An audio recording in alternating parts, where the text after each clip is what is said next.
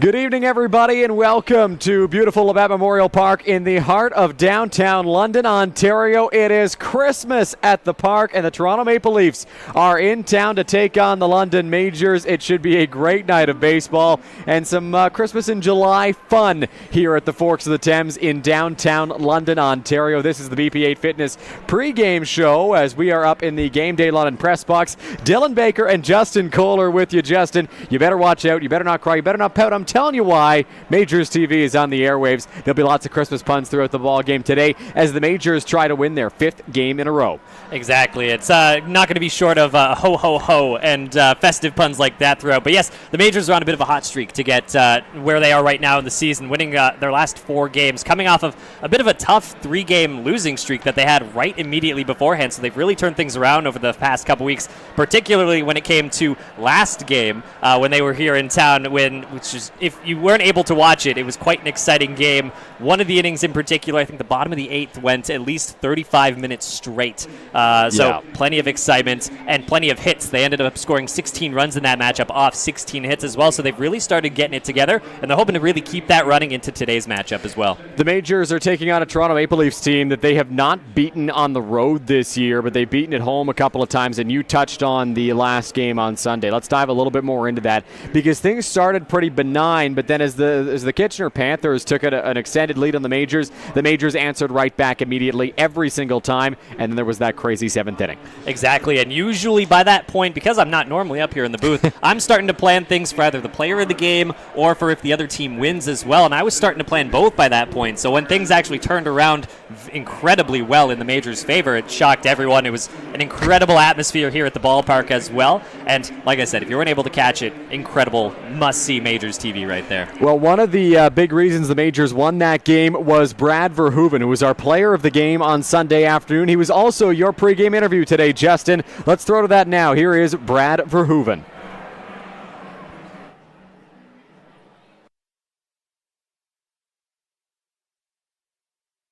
All right, so I'm here with Brad Verhoeven. Brad, right off the bat, how's your week so far? It's been good. Just worked all week, and now we're here playing baseball on a beautiful Friday. What a nice way to cap off a week. So it hasn't been too long since I've actually talked to you last, with you being the player of the game just in the last game last week. So you've had a little bit of time to decompress since then. How do you take having a great, solid game like that, and what do you think about heading into the game after that? I just got to keep it going. Just take what I did good last game and bring it into this game and keep it going. Makes a lot of sense. Trying to just keep the momentum rolling a little bit forward, 100%. And so the team has officially gone through 27 games with just a few left, under about a month. And with that, the kind of dynamic of the team has really changed, even just from how everybody is in the clubhouse. Can you describe where you guys are at from a familial aspect now versus where you were at the start of the season? We're certainly much a tighter group now, where we've come together as one and really put this season together as one, as a whole team. I like it. That's kind of how you win. Ultimately, you kind of have to be one solid unit. So that makes a lot of sense. And so, last but not least, I know all of us up in the booth and everyone at Helm have started thinking about the postseason, with it now officially less than a month away. How do you balance thinking about the games that are right in front of you, the games like today, the games that are throughout the course of a weekend, versus how you're thinking about the games way down the line coming up in the postseason?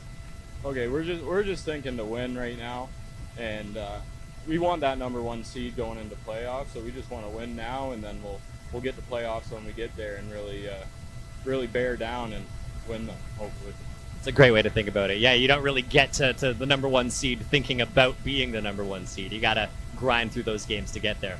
And so perfect. Thank you so much. Really appreciate your time. Best of luck in today's game. Let's send it back up to the Game Day London press box to continue with the rest of the game. Justin and Brad, thank you. Back here in the Game Day London broadcast booth with Justin Koehler. Justin, for the Maple Leafs, they are in the basement right now, the Intercounty Baseball League, and are trying to bounce back from a loss last Sunday. Exactly. Realistically, for today's game, it's a game of 2 different storylines, with the Majors really battling for that top seed, kind of like Brad said in the interview, and the Maple Leafs are in the opposite position, trying to get into the playoffs in some way, shape, and form. Right now, they're in last place, trying to get back into at least the 10th spot there, just to make it in and to get things going. Like you said, last game they took the loss 7-2 against Chatham.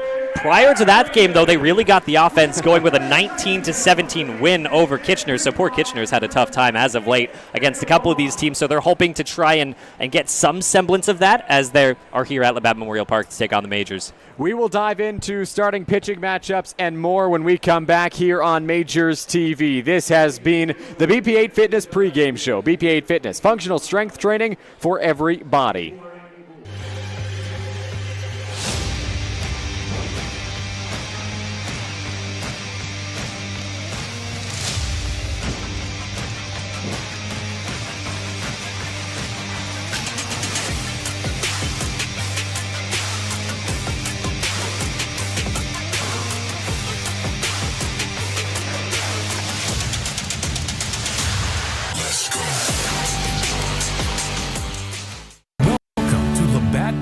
In London, Ontario, the world's oldest baseball grounds. Now through Labor Day, book your guided tour and walk the same field as Ty Cobb, Fergie Jenkins, Honus Wagner, and some of baseball's most legendary players. View artifacts from over the years inside the original 1940 clubhouse. Experience baseball history in London, Ontario. Book your guided tour at Labatt Park Tours.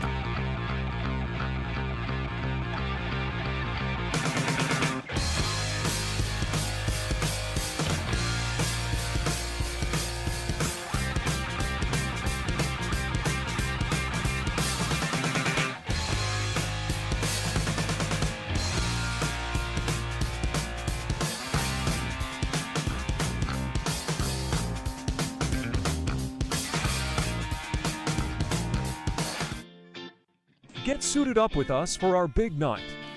We went to Collins Clothiers. They had suits and tuxedos in various colors and styles. The staff helped us pick exactly what we wanted. They custom fit our suits for the perfect fit. They even matched us to our date's dress. It was so much fun trying on suits with the boys on the VIP night. They even got us pizza while we tried clothes on. For prom kids, of course, are going to be the best dressed. We felt so confident and looked amazing.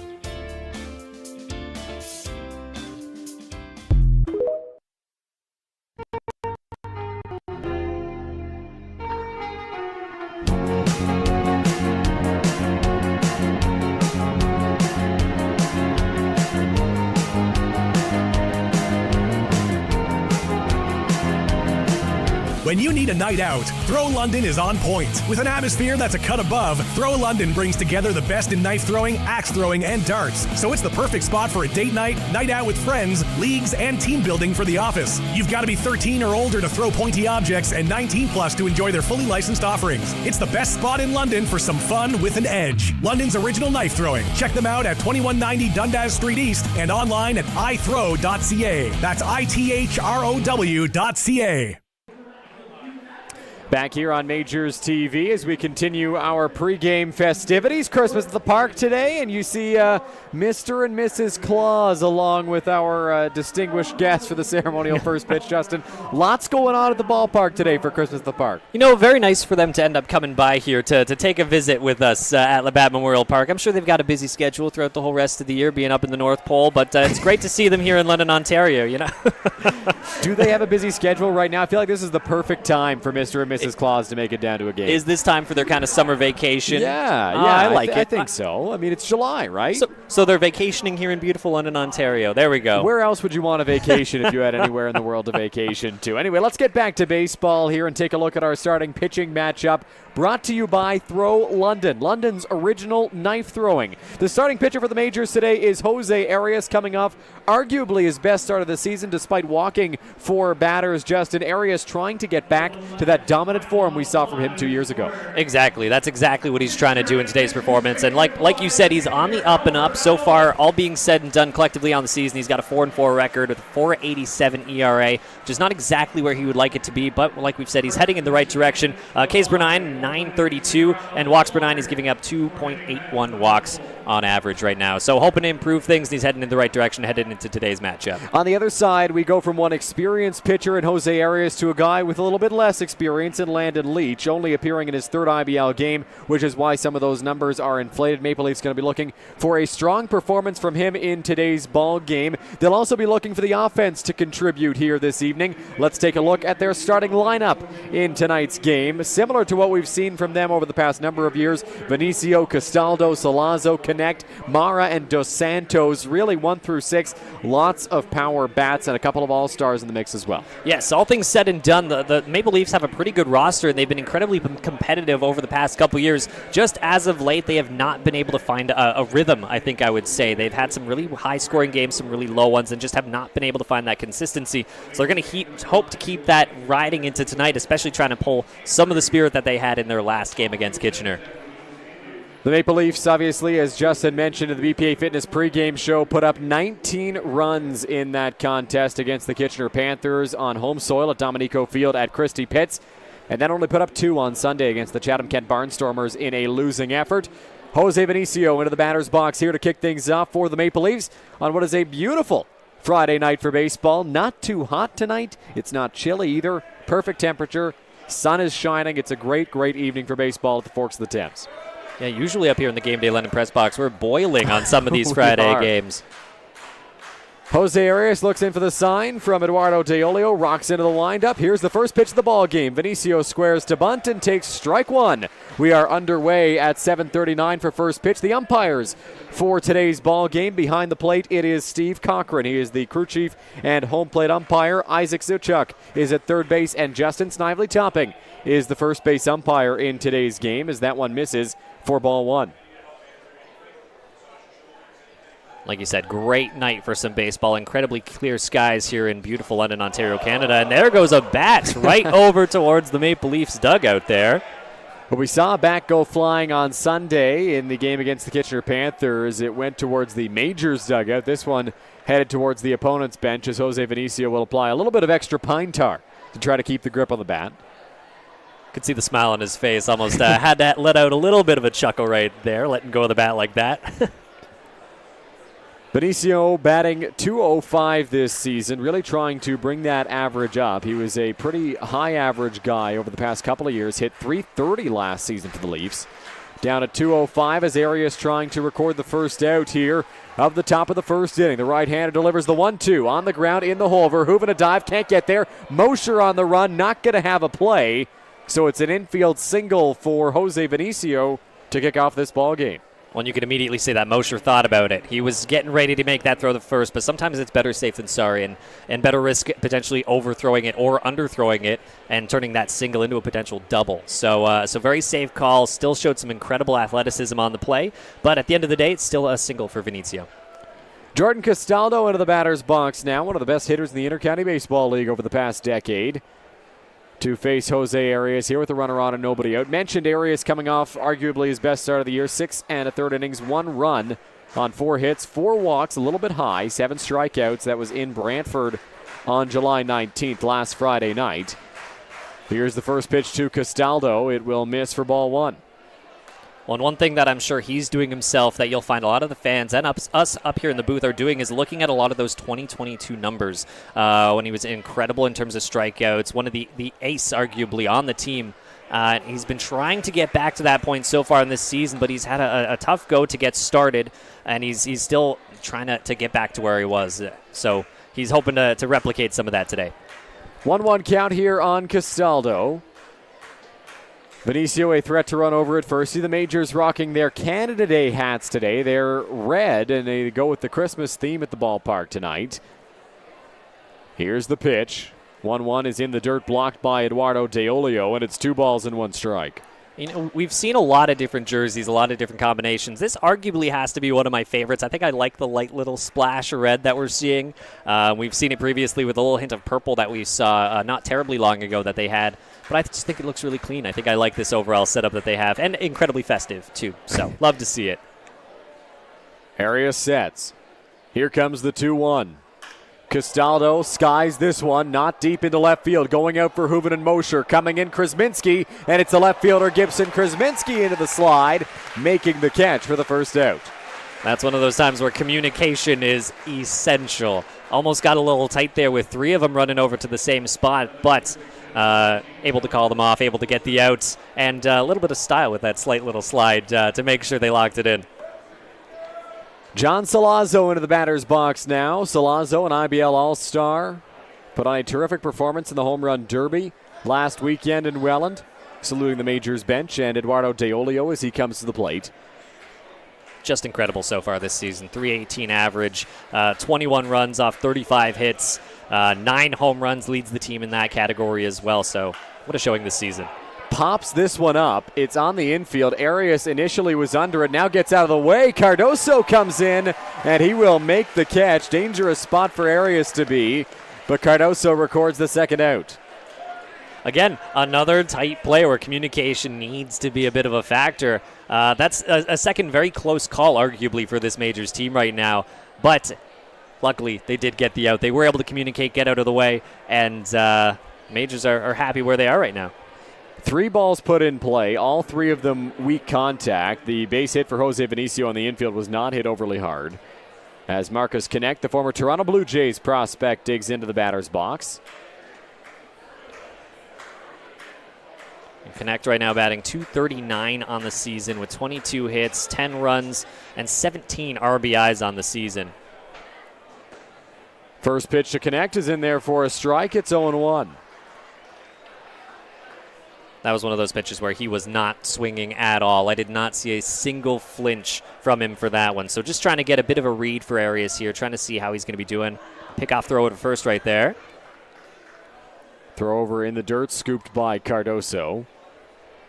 Just check it on Jose Vinicio, see if the Maple Leafs want to push it a little bit with 2 away. That's what you got to do. And if you're in a position like the Maple Leafs are so far on their season, you kind of got to get a little bit creative, particularly on the base pass. And sometimes you do have to try to manufacture some of these runs a little bit. 0-1 count. Vinicio dancing, fakes a break, doesn't run. That pitch is off the plate outside, and it's 1-1 now. Maple Leafs shortstop was bouncing over at the first base bag and then took a couple of steps before putting on the brakes. He's doing exactly what you got to do. Even if you're not going to steal, sometimes just dancing around in between first and second is enough to draw a bit of attention, maybe throw the pitcher off from their next pitch as well. Breaking ball off the plate outside, and now 2-1 on Marcus Connect.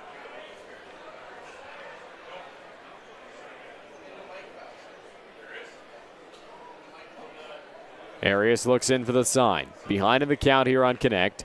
He's thrown 12 pitches so far in this first inning. He kicks and deals. Breaking ball, no bite from Connect. Trying to stay away from the fastball, it looks like so far. Yeah, a little bit, and he's definitely been leaning a bit outside the zone, kind of going away from some of the batters so far right now. Just trying to get a bit of a gauge, I think particularly for a bit of the curve and a bit of the slider there, just to see where it's at. Not quite mixing in the fastball yet. We'll see how the game progresses, if that's just what he's leaning to or if he's just trying to kind of warm up those pitches. But it's still early on. He might just be testing the waters a bit. Perhaps being cautious with Connect at the plate as well. On the move, Vinicio from first. Pitches a called strike throw from Deolio. Not in time. Good effort there from Tristan Osika to haul that one in. He's a little slow to get up over at second base. Vinicio's got a stolen base. Well, the throw just went a little bit wide, so it was a bit awkward for them to get there to get the ball. Luckily, the ball did not end up going into the outfield, which it very likely could have on a throw like that. So just a bit offline for Deolio. Kind of awkward positioning for the fielders as well, not being right there for it. But still a stolen base, incredible speed from him, so not terribly shocked that the Maple Leafs have one on second right now. 3-2, 2 out. Here's the pitch. Breaking ball, swing and a miss, strike 3. Jose Arias battles back against Marcus Connect and sets him down swinging to retire the side in the first inning. The Maple Leafs get one hit, but strand Vinicio at second, and overall, great start for Jose Arias. Very clean start, 15 pitches across the board, which is kind of exactly what you are hoping for on average from these guys on the mound. That's kind of the average you want per inning. Kind of anywhere from 12 to 15 is considered pretty good. Any less than that, you're getting into pretty elite numbers. Any more than that, and you're going to kind of limit how far you can get in the game. So 15 pitches, very clean, the one strikeout in there, and like you said, very soft contact that we saw throughout from the Maple Leafs. Lots of soft contact in that first inning as taking over on the mound is Landon Leach for the Toronto Maple Leafs. Let's take a look at the lineup that he's going to face in today's ball game from the London Majors. Gibson Krasminski in the leadoff spot. We highlighted him on Sunday and the success he's been having as of late. Ty Mosher batting in the 2-hole. And then that elite part of the order, Cardoso, DeOlio, Reichstein, Joseph, Majors pack a punch in the lineup. It's a very dangerous lineup so far for this team, either in first or second for a lot of different hitting categories so far on the year, and that comes down to how reliable this core has been throughout the entire course of the season. And then you still, after Joseph, get to Osika, Garner, Verhoeven, very solid contact guys who can kind of place the ball where they want to in a lot of cases as well and have some surprising pop as well. So all the way from top to bottom, this Majors roster is pretty dangerous, to say the least. We saw Osika go yard a couple of weeks ago. Champ Garner went deep earlier this year in Chatham-Kent, and I don't know if Brad Verhoeven has a home run this year. Does he? I know he had one last year. He had one last year in Kitchener. I'm not sure if he's got one this season. I don't think he does. But yes, power throughout the entire Majors lineup and an ability to put runs on the scoreboard. It was really good to see the offense get going on Sunday because there had been a stretch where really they had struggled at the plate in the big moments. Not the case on Sunday afternoon. Yeah, it was something I had the chance to talk to Roop about, of what this team still needs to kind of improve on heading towards the postseason, and definitely hitting in a timely fashion was the number one thing that he said, and I think that can really be reflected with what a lot of the fans have been seeing as well so far this season. But that game was just an immense kind of spark of life with the 16 hits. Even in their previous game, I believe they had 10 hits as well, which when I talked to Roop, they had just come off of games where they had 6 hits, 7 hits, very low numbers. So to see them on the up and up progressing to how they played last game is exactly what you want to see, particularly as we're really starting to get down to the stretch in this season. Majors only have a few more weeks left in their regular season campaign before it's playoff time. Gibson Krasminski will lead things off. Their final home game of the regular season is on August 16th. Their final game of the regular season overall is on August 18th. That will come in Kitchener as Gibson Krasminski strides into the batter's box. You know what, Dylan? Time flies when you're having fun. Maybe that's the lesson for the season right now. Landon Leach into the windup. Here's the first pitch. That one will sail up and away for ball one. And there's definitely some key players that we found ourselves talking about quite a lot over the past little bit, and that's predominantly been Caden Cardoso and Gibson Krasminski here. That one misses in pretty much an identical spot. It's 2 balls and no strikes to Krasminski, who, as you mentioned, has been a key player for the Majors this year. Batting .322 on the season as a long ball and 18 runs batted in. Leach into the windup, working quickly. The 2-0 Krasminski line drive to center field. Connor Lewis is there, and he will record the first out. Some nice power off that one, just not the location you're going for. That's one of the tough ones where there's a man who only had to move a few steps over to make the play. So you can't really be angry with an at-bat like that, but of course he's wanting a bit better result from it. Ty Mosher into the batter's box now for the London Majors, the shortstop in today's ball game. Mosher's really seen his playing time tick up as of late, and with good reason. He's been a pretty successful hitter at the plate. Incredibly elite. He's the number 3 guy in terms of average so far in this roster, with a .340 average right now, 16 hits as well, 5 RBIs, and 9 walks as well. So he's really good at getting on base in any way, shape, and form. And like you said, just been an incredible player for this team so far, particularly with a couple of the injuries that we've had to be dealing with so far, at least the Majors have so far this season. 2-0 hitters count here on Ty Mosher. Looking to get things started here with 1 out, and that one will miss for ball 3. So 3-0 count here with 1 away. And there are the ball 4 chants. Right on time here. And there's ball 4. So Leach issues a free pass to Ty Mosher, and if you looked at our stats graphic in the BP8 Fitness pregame show, our Throw London pitching matchup, you would have seen that Leach this season has had a bit of a high walk number. He's walked 4 guys in 3 innings. Now, granted, he's only pitched 3 innings, right? It's a small sample size, but yes, a lot of walks. He's thrown 7 pitches already in this ball game, 1 strike, and that was the line out for Gibson Krasminski. Well, and especially right at the top of this game to get it going. Of course, you're potentially thinking this could just be a little bit of jitters, trying to sink in. But if you're these number 3, number 4 batters, that's the message you've got going for is getting a lot of pitches outside the zone, particularly for Moshe right there. Not many were incredibly competitive either, pretty far out of the zone. So kind of a big red light in a lot of these cases where you're just trying to get the scope for this pitcher in the early innings before seeing how things go a bit later. 7 balls, 1 strike. 1-0 count here on Caden Cardoso. Here's the pitch. Can't find the zone with that either. 2-0 count now on Cardoso. And 8 balls to just 1 strike for Leach. You can kind of see what he's trying to do right now. After missing a few outside the zone, you're almost trying to slowly inch your way back in to find where the end of that strike zone is, and then going from there in terms of where to locate these pitches. That one finds the zone, so after 6 straight balls, he gets a strike in there on Cardoso, and it's a 2-1 count. Leach looks in, peeks back at first. A breath in the 2-1.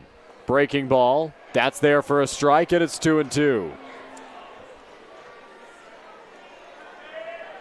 Cardoso would almost like that exact pitch back. That was almost right down the middle there in the zone. And that's usually the kind of pitch that Cardoso can absolutely clobber. So he's hoping to either get another pitch similar or might wait it out and see if another one goes a bit outside. A long hold from Leach. Here's the 2-2 breaking ball. Cardoso fights it off to a pretty packed grandstand down the third base line, and a fan gets to walk away with a souvenir. Yeah, what a good turnout today for Christmas at the park. Everyone's incredibly festive. Everyone clearly in the Christmas holiday spirit so far right here in London. A hat giveaway as Fanshawe College is the presenting sponsor of this Christmas at the Park. 2-2 home once again. Cardoso lifts the breaking ball in the air on the infield. Jose Vinicio behind the second base bag makes the catch, and there's 2 away. That's a tough one. Bit high in the zone, just got a little bit too underneath it and clearly just clubbed it right up at that point. Not much you can do, and everyone exactly still trying to get a bit of a sense for what Leach is doing, for kind of how his pitches are going to go right now. As he's starting to sink into it, we're at a point where the Majors might be having a tough time reading it, because if they're expecting ball after ball after ball, they might be trying to sit on some of these strikes thinking they might get a call to go their way and end up just biting a few strikes on them and then being put in the situations that Cardoso was just put in right there. Eduardo Deolio into the batter's box now with 2 away. Ty Mosher still stands over at first base, and I believe a balk has been called on Leach. Yeah, I'm not seeing many objections to it, not many angry people, so I think everyone kind of knew that was a bit of a balk. It was called pretty early as well, with Deolio actually taking a bit of a step back as well, kind of to acknowledge it. I don't think Leach came set. That's my guess on the balk call there. He worked pretty quickly, and working from the set position, I would assume that's what was called. That one's in the dirt. It skips away from Mara, but not far enough for Ty Mosher. The one thing I'd love an explainer on is the balk calls, right? I mean, we can guess. I just looked at the replay on our screen here on YouTube, and it didn't look like it was a balk for not coming set. So I'm not sure what it was called on, but a balk nonetheless allows Mosher to get to second base. One of those times where us up here in the booth, we kind of have to figure it out as we go, in a bit of a sense. Backing away is Dan Mara at second as Leach looks back. Here's the 1-0 home. Deolio on the ground, gets jammed. Vinicio to his left, it gets through his legs. Around third, getting a wave home is Ty Mosher. And the Majors are on the board first. They lead it 1-0. It's a tough one for the Maple Leafs. It almost looked like a routine play on that one for them as well. It just ended up getting right underneath the glove a little bit. And what could have been a quick out for Deolio at first turns into a nice run for the Majors here today. Deolio did not hit that baseball very hard at all. Jose Vinicio had to go a bit of a long ways to play it up the middle. It went right between his legs, and the result is a reach-on error for Eduardo Deolio, and a run for the London Majors as Byron Reichstein will step into the batter's box. Reichstein, one of the many Majors players who got festive pregame as they walked into the ballpark. We'll get to some of those pictures later on in the broadcast today. That one off the plate outside for ball 1 to Byron. Team's definitely full of spirit, every sense of the word. It's not the first kind of little event. I remember back to kind of Canada Day when they were very festive, arriving to the ballpark as well, and no different today for Christmas at the park. 1-0 home. 2-0 count now.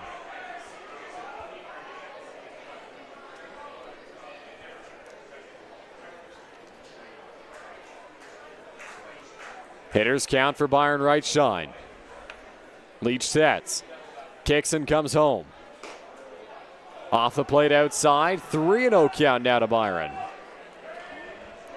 Been pretty consistent all season, batting .250 right now, and a pretty close strikeout to walk ratio as well. 20 walks to just 23 strikeouts. So we've talked about him before. One of the key guys of just getting on base. And that is ball 4. So that one misses. That is pitch number 18 in the ball game today for Landon Leach, and that is ball number 13. He's only thrown 5 strikes, and Reitstein reaches on a walk. Just a tough time locating. You keep seeing him throwing away from these left-handed batters, going right away from them and just not getting the calls that he's hoping for. A lot of them had been pretty close. I think he's not incredibly far off. It's just not been able to find the edge of the strike zone, and that's a big problem, particularly when you're getting right up and going on a game where the Maple Leafs are really needing to win these to try to get into the postseason. Sam Green out there to talk things over with Leach and head back to the dugout. Leach, 18 pitches as mentioned, ball to strike ratio, 13 balls, 5 strikes. And 2 of those strikes were balls put in play. 3 of those strikes are balls put in play. It's at the point where if you're not going to be able to locate some of these breaking pitches that you're trying to go for towards the end of the zone, almost try and put them a bit in play, close to the middle of the zone. Try and trust your defense a little bit. If you're not able to get the location, the command that you're gunning for, try and trust the guys behind you a little bit. Starling Joseph into the batter's box here. A chance to add on for the Majors. Deolio stands at second, Reitstein at first. First offering from Leach is a breaking ball, and that doesn't find the zone. It's 1-0. Hard not to think back to the home run derby when it comes to Starling Joseph right now. Arguably, I'd say one of the more entertaining players in that contest. And what a fun All-Star game that was had a little bit ago. 1-0 count here to Joseph, trying to put on a similar show at Labatt Park tonight. That one sails inside, and it hits Joseph. So he will take his base on the hit by pitch, and that will load the bases for Tristan Osika. And again, missing in the exact same spot, the same consistent spot that he's been missing in so far to get this game going. Just a bit outside, a bit in on Starling Joseph there. He hasn't had to worry about it quite as much because of how many left-handed batters are on this Majors roster. But when you get to the likes of Starling Joseph, who's a right-handed bat, that's an exact pitch that you almost have to be a bit careful of. And it's clearly become a consistency so far in this game. So Tristan Osika into the batter's box. Now the ball chants are not going to continue, but technically that's 6 straight balls, and that is ball 7 from Leach.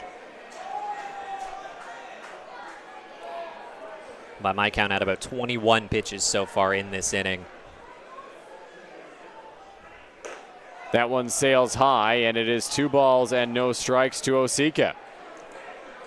If you're the Majors, you almost have to have a bit of a mental red light right now. Absolutely. With how many back-to-back walks that they've had so far in the game right now. 2-0, that finds the zone, and it is strike 1. 2-1 count here on Leach. You know, it was a very kind of close first few batters, very normal, especially with the flyout from Kuzminski, the pop-up from Cardoso. And Osika did not really like that call right then. Hoping that would get called a bit more in his favor. But to get the inning going, it looked like a pretty routine outing as far as regular pitching goes, but has just fallen apart over the past couple batters. 2-2, cut on and miss for strike 3. So the Majors load the bases with 2 out, but leave them stranded. They get 1 in the inning on the error, and they lead 1-0 after 1. You're watching the Majors and Maple Leafs on Majors TV.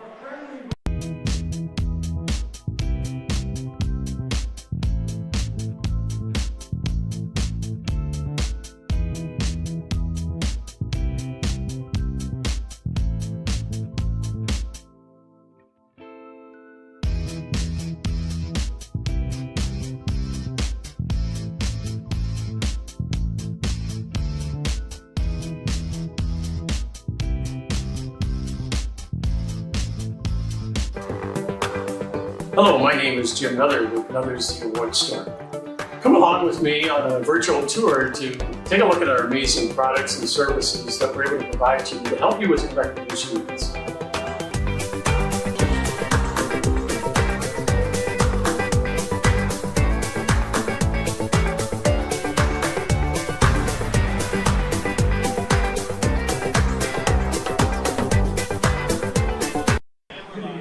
Second inning about to get underway here from Labatt Memorial Park. Majors and Maple Leafs on a Friday night from the Forks of the Thames. Majors took a 1-0 lead in the first inning. I see some autographs getting signed here early on, but it really felt like the Majors missed a bit of an opportunity and could have gotten more. Yes, exactly. With how that pitching performance was right there from Leach, you kind of want to be a bit more productive, particularly leaving the bases loaded to end the first inning. It's the exact situation you want to be in to try and score runs early and really get the momentum in your favor. And they did that slightly. They were able to get the one run in off the error, but you definitely want more in the first inning. But the Majors will take it, currently sitting up 1-0, and a very almost lopsided feel so far after the first inning.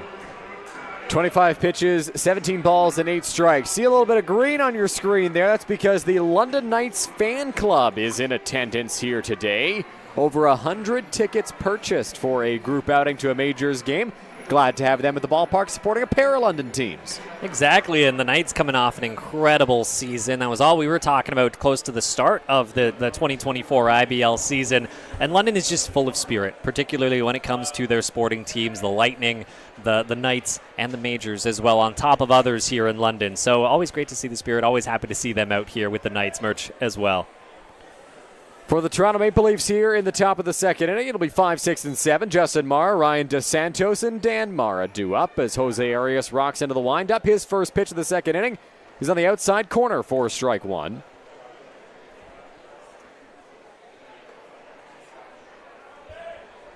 The 0-1 home. Breaking ball. Drops in there for strike two. And Mara, the starting catcher for today, is batting .239 right now. 16 hits, 10 runs as well. So very good at getting around, being a bit productive on that side for the team, and 12 RBIs as well so far this season. 1-1 count here on Justin Mara as Arias comes to him with the offering. Sorry, it's 0-2. The scoreboard said 1-1, and that fooled me, but it is an 0-2 count as the second offering was called a strike as well. One incredibly interesting about Mara right now is he has an even strikeout to walk ratio. 17 walks and 17 strikeouts right now, so incredibly elite, great numbers when it comes to getting on base. Line drive, center field. Champ Garner takes a couple of steps in, breaks back a little bit, and hauls that one in for the first out of the second inning. You can kind of wash, rinse, and repeat exactly what I said about Gibbs and Kuzminski on that exact play. Very well hit, just tough location. Was able to barrel it up just to the wrong part of the outfield. So hard to be upset with that at bats. And it's quick one out here for Arias. Ryan DeSantos into the batter's box now, an IBL All-Star this season. Having a great start to his year. I don't know if it's the start anymore. Squares around a bunt, pops this one foul, 0-1. You know what, it's still particularly for all of us here at the ballpark, it still feels almost in a way that it's the start of the season. Time really does fly, particularly when you're here watching these Majors games, and the season can just go over in the blink of an eye almost, it feels like, throughout the summer. Majors have 15 games left this year over the next 3-4 weeks as that one finds the zone on DeSantos. It's 0-2. It will be a busy time for the Majors. A lot of makeup games as well for London. Here comes the 0-2 from Arias. A breaking ball that DeSantos does not bite on, and it's 1-2. You know what? I'll almost take the fault for that one, particularly for the for the Majors games here at Labatt. First few games this season, I definitely jinxed that we had some great weather, and we were kind of dipping around the bad weather that was going for some of the other ballparks here. And very quickly after, were we hit with a few bouts of rain here at Labatt. Well, the Majors have a makeup game on Tuesday night against the Welland Jackfish. They still have to make up a game against the Guelph Royals from all the way back on May 25th. The 2-2 home to DeSantos is in the dirt, and the count will run full. And then they've got to go resume that game against the Chatham-Kent Barnstormers. They've got a game that was canceled against the Hamilton Cardinals on July 14th that they've got to play. So lots of baseball still to be played here for the London Majors. Every time I hear that there's only technically 15 games left this season, it still catches me off guard. So immediately you saying that, it's still the mental, oh, wow, that's it. That's all that's left. And then, of course, we get into the postseason. That one misses high to Ryan DeSantos, so he's a one-out base runner here for the Toronto Maple Leafs, and they've got a man aboard for Dan Mara. What a great competitive at-bat right there, able to draw the walk. Arias has been pretty consistent so far in this outing through an inning and a third right now, and getting on base is exactly what you need, particularly from Dos Santos, who leads the Maple Leafs in stolen bases right now with 11. Definitely a threat to run. Has been caught 3 times this year. We'll see if he's on the move as the Maple Leafs try to tie this ball game back up. Good contact hitter at the plate, and Mara maybe a hit and run. Not running on the first pitch, and it's a called strike 1. Well-located pitch right towards the bottom of the zone there. We're seeing some pretty good stuff here from Arias to get the game going. 0-1 count, 1 out. Arias kicks and deals. That's there for a strike, 0-2. Mara asking if that's the extent of the strike zone and nodding along with what he gets from the home plate umpire, Steve Cochran. And if you're Arias, if you're getting those calls right on the bottom of the strike zone and you're getting the calls your way from the umpire, of course you're going to keep throwing there. If that's going to get you consistent strikes, why not? 0-2, swing and a miss, strike 3. Jose Arias has his second strikeout of the ball game, and there's now 2 away with the runner at first. Great pitches, and of course, almost expecting for another pitch down in the zone because they're going his way. So to kind of throw in the breaking pitch going a bit outside is exactly what you're mentally, that position you're wanting to put these Maple Leafs in, trying to swing at a pitch that you think's going to be in, and then it just has that late break on you to get out of the zone. Connor Lewis into the batter's box now for the Toronto Maple Leafs.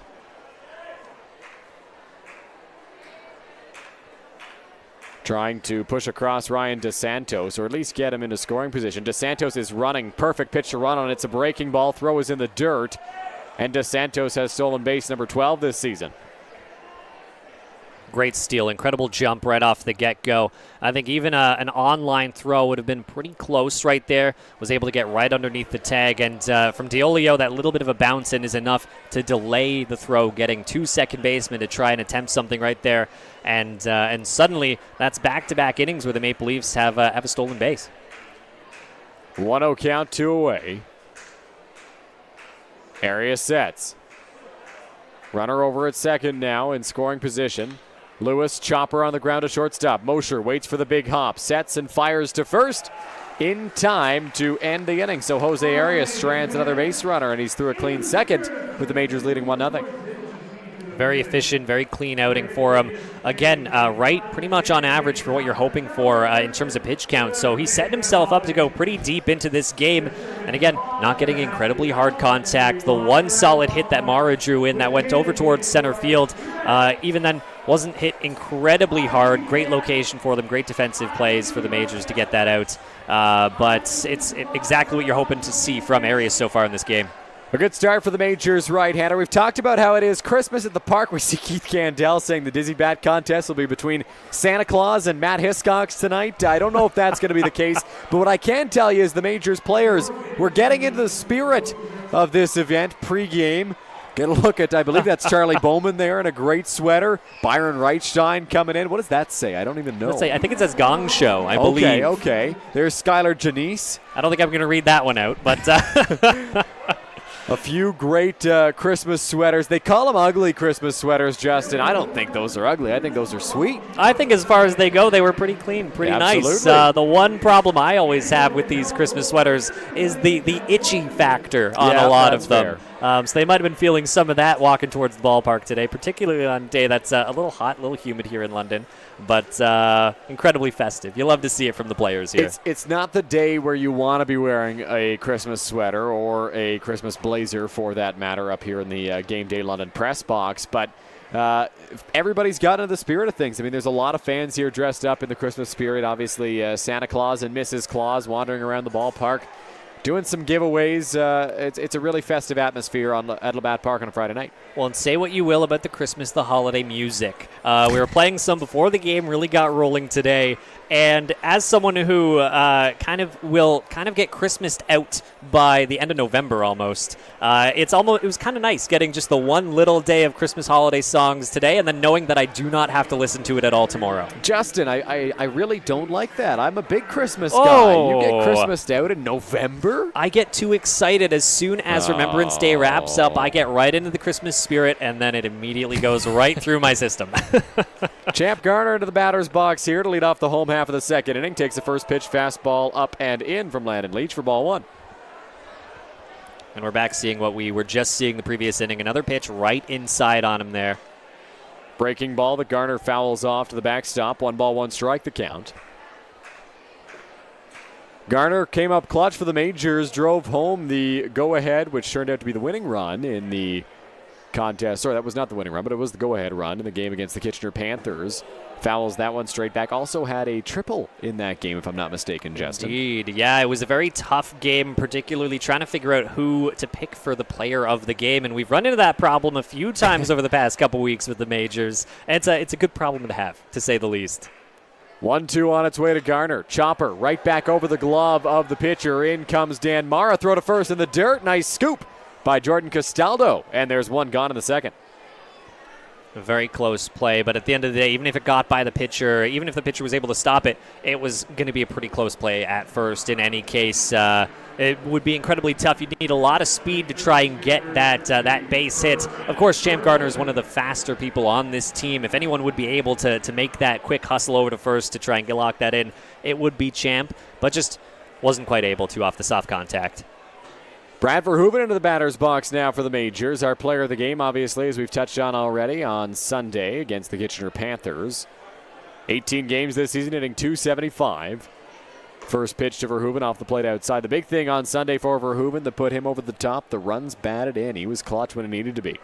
Exactly. I think at the end of the day, he ended up having 4 RBIs in the contest, and a lot of those came early when the Majors were really looking for some of that momentum as well.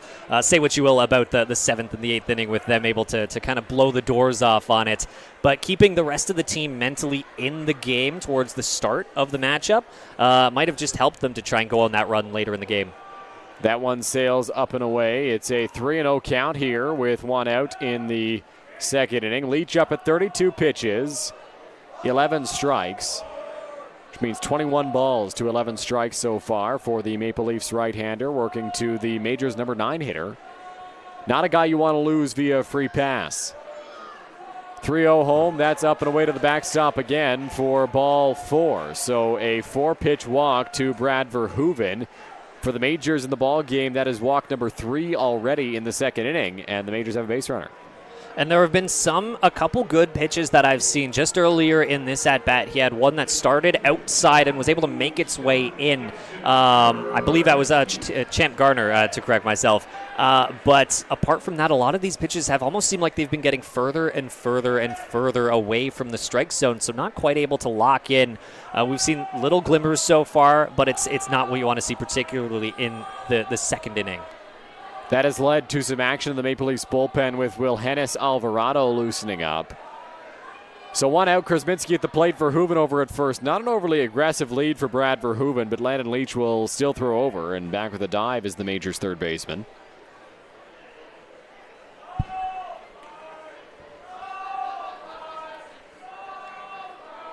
Ball 5 chance getting going. Leach peeks back at first.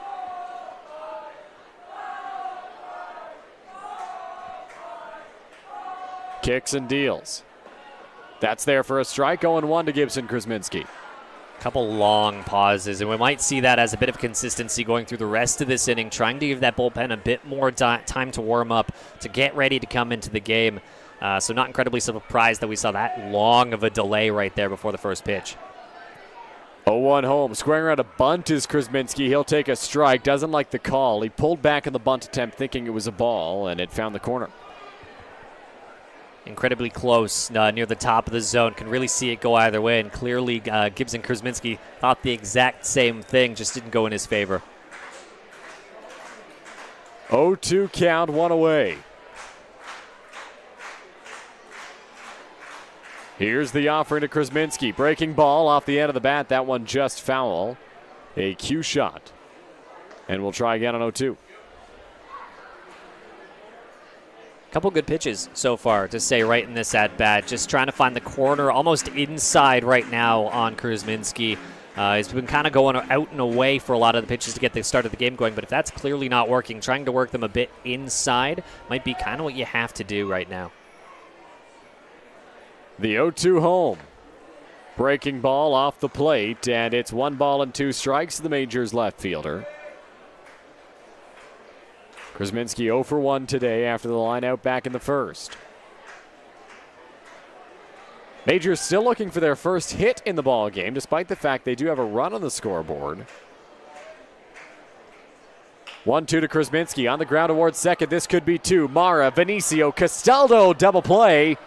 And the Maple Leafs will get out of this second inning unscathed. It is 1-0 London after 2 complete from Labatt Park. You're watching the Majors and Leafs on Majors TV.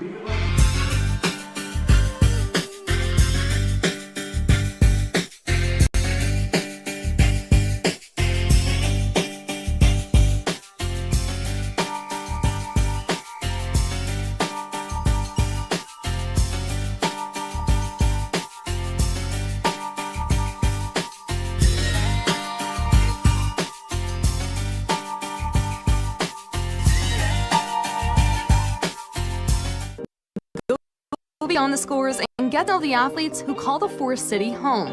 Joseph's one. Game Day London brings you in-depth stories and conversations about London's major teams and the athletes.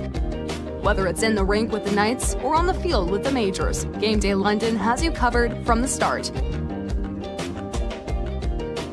For fresh and engaging sports coverage, visit GameDayLondon.com, a proud sponsor of Majors TV. Third inning about to get underway as you get a look at some of the Majors gloves positioned on that dugout fence on our Game Day London mobile camera. Big thanks to Game Day London for that terrific look of the ballpark. A pretty healthy crowd and a cool shot there, Justin. I see a glove for Christian Coombs. That's the only one I can read. Everybody else's has the name turned away from us, but some cool gloves on hand for the Majors. Always hard not to bring Braden Farrington into the discussion when you're talking about gloves. I know I was talking with him before the game, and he said just how much attention he got back at the All-Star game for his gloves. It was something that I know a lot of Majors fans and apparently a lot of other fans in the league were looking forward to seeing. He said he got in some good conversations with a lot of Welland fans, particularly about his glove when he was there, and he says, hey, if you're cheering for me now for this All-Star game, you better cheer for me when I'm back in town next. I don't know if the Welland fans are going to be doing that, but they know a good time over there. And Farrington switching the gloves as much as he did certainly was a good time at the IBL All-Star game. The number 9 hitter into the batter's box for the Toronto Maple Leafs is Julian Johnson, former London Major. He is the designated hitter today for Toronto. Johnson right now batting .250 on the season. A bit limited in terms of playing time so far right now. Only 6 games, 8 appearances right now. And so far he has 2 hits on the season, exactly leading to that .250 average. But he's also, in those cases, drawn 4 walks so far. So pretty impressive on that statistic. 4 walks, 5 strikeouts for Johnson so far this year. That one's there for a strike, and it's 0-2. Johnson, a potent bat for the Majors back in the 2021 championship run. The 0-2 on its way from Arias. Called strike 3 on the outside corner. Arias freezes Johnson and gets a quick first out. What a great pitch, and that one almost started a bit away and actually curved back in towards Johnson right there, which is not what you normally expect to see a pitch doing. So incredible stuff, incredible breaking on some of these pitches, great location. What an outing right now in these first couple innings for Jose Arias. Back to the top of the order, the lone man to get into the hit column today, Jose Vinicio.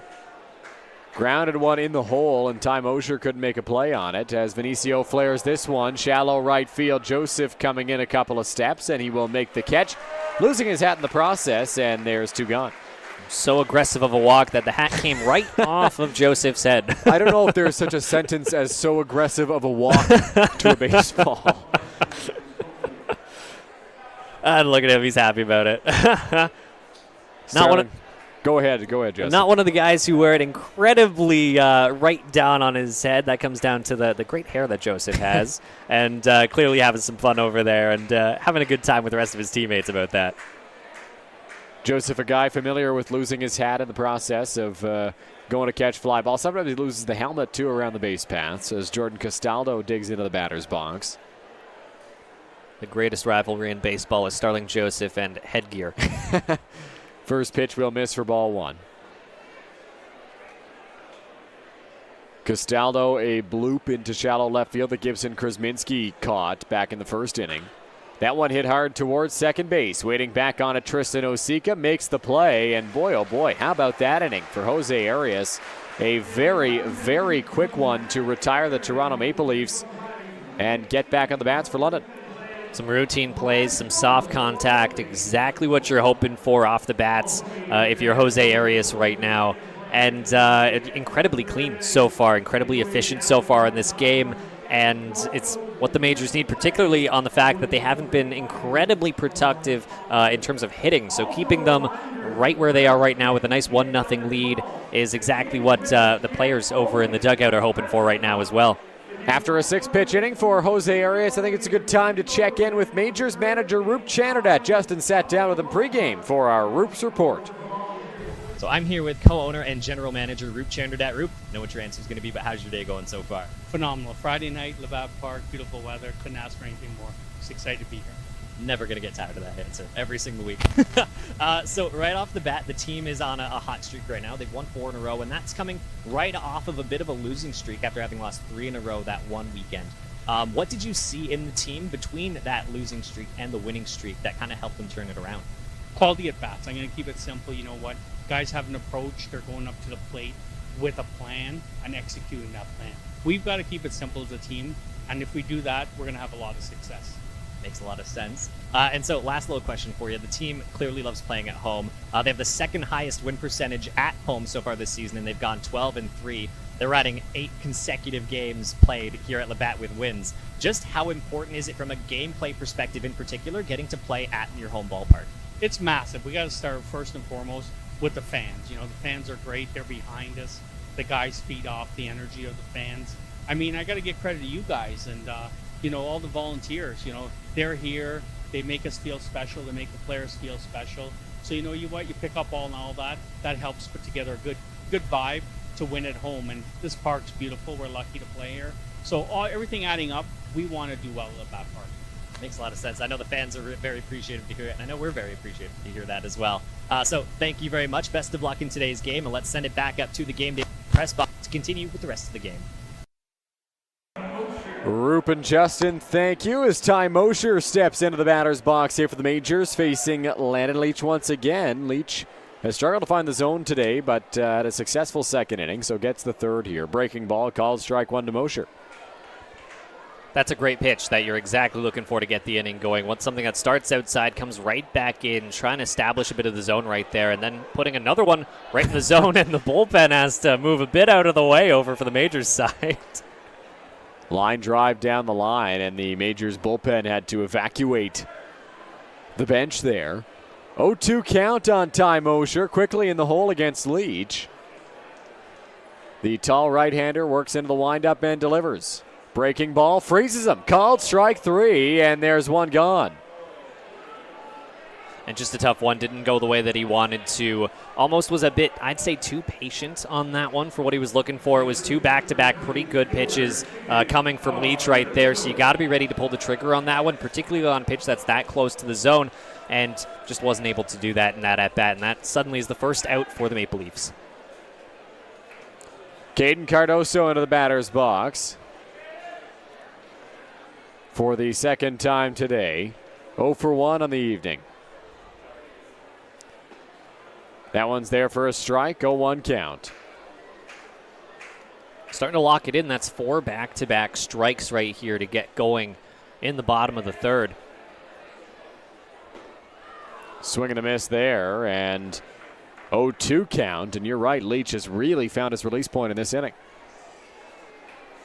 I think the biggest difference is he was trying to do a bit too much work on the outside part of the zone, trying to establish where the edge is, but I think he's gone working inside. almost a bit too far inside for that exact pitch, but he's starting to head into the right direction that he was probably hoping to get earlier in the game, but better late than never in this particular case. And it's a good way to keep the Majors on their toes, particularly right now, just after the lineup has really turned over. 1-2 count here to Cardoso. The pitch is chopped on the ground towards second base. Dan Mara to his left, throw to Castaldo at first, and there's 2 gone. Routine play for the Maple Leafs right there. Just right grounded over to second. Make the easy play to first right there.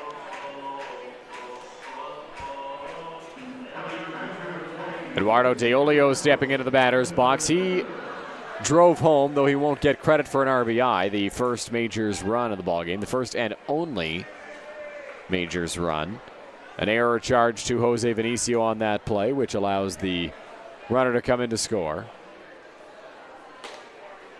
First pitch to Deolio is in there for a strike, 0-1. Again, right in the zone. It almost feels like a completely different pitcher right now in this inning, just in terms of where he's trying to locate these balls and with how he's approached these batters so far in this inning. 1-1 count here to Deolio. In the first inning, he threw 32% strikes, was at 53% strikes in the second, and so far 77% in this third inning as that one's fouled back by Deolio there. Another strike for Leach in the frame. Now 8 of 10 pitches that he's thrown have been in the strike zone. So he's heading in the right track. Of course, he probably wanted to limit just how many pitches he's thrown over the first 2 innings. So still might be a little limited on just how far he can go in this outing. That one chopped off the plate, and it will go foul. It's 1-2. And so far, if he's able to keep this up, he's actually been able to get some pretty soft contact from these Majors bats so far. Still no hits on the board for this Majors roster right now. 1-2, 2 out. Leach into the windup. Here's the offering. Pitch number 50 in the ball game is fouled straight back to the backstop. And we'll try once more on 1-2. Deolio's good keeping it alive right now. Leach is really working in and away on some of these pitches, so it's kind of tough to get a read on exactly where it's going to go, but he's been making pretty good contact to at least get the bat to the ball on both the away pitches and the pitches that are a bit inside as well. That one inside there, and it's 2-2 to Eduardo Deolio.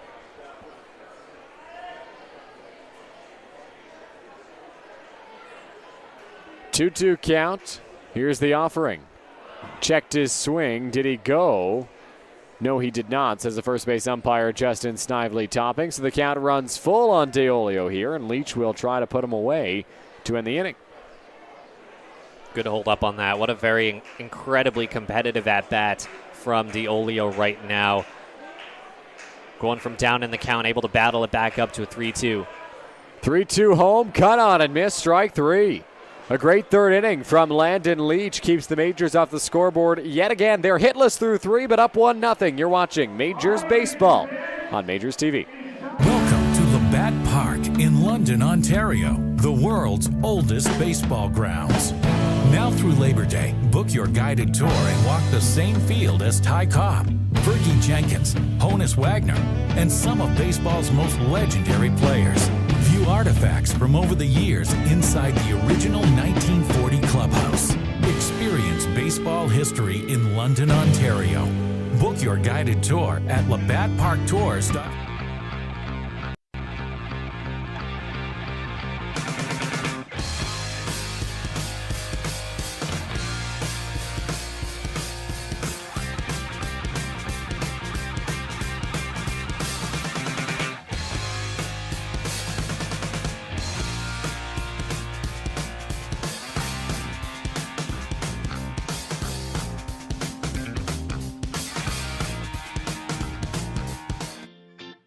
Get suited up with us for our big night.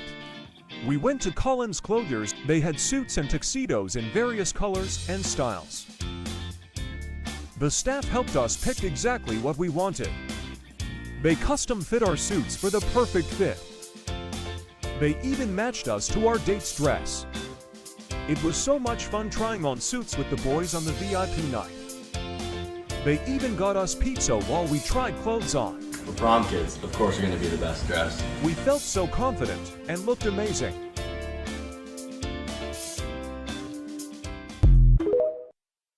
When you need a night out, Throw London is on point. With an atmosphere that's a cut above, Throw London brings together the best in knife throwing, axe throwing, and darts. So it's the perfect spot for a date night, night out with friends, leagues, and team building for the office. You've got to be 13 or older to throw pointy objects and 19 plus to enjoy their fully licensed offerings. It's the best spot in London for some fun with an edge. London's original knife throwing. Check them out at 2190 Dundas Street East and online at ithrow.ca. That's ITHROW.ca.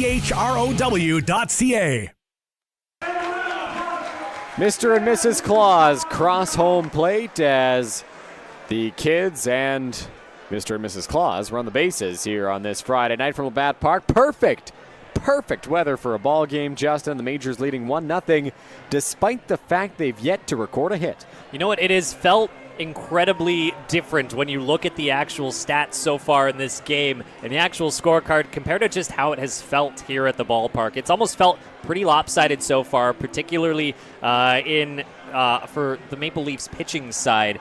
But all things said and done, there's only been one hit so far in this game, yet the Majors are the ones who are leading right now. So it's been very strange just to kind of get the general feel of how this game is exactly going to go. But it might just be a battle of pitching versus a battle of offense so far in this game. And we'll find out which will come out on top.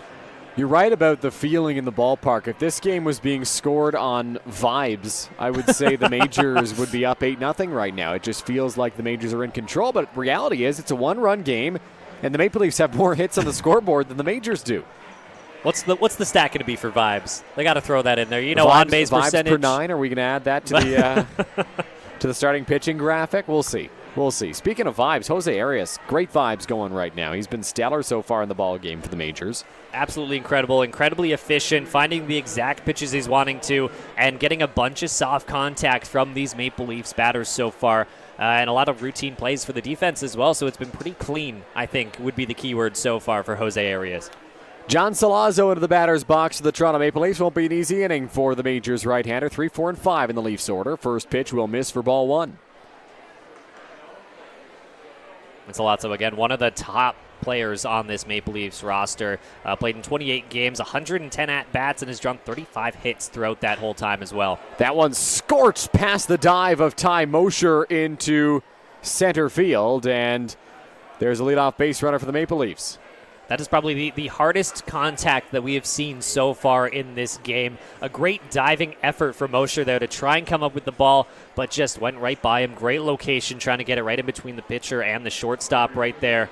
And exactly kind of what you were almost expecting in terms of the power from him, from what we were just talking about with him on the team. And that's a base hit for the Maple Leafs.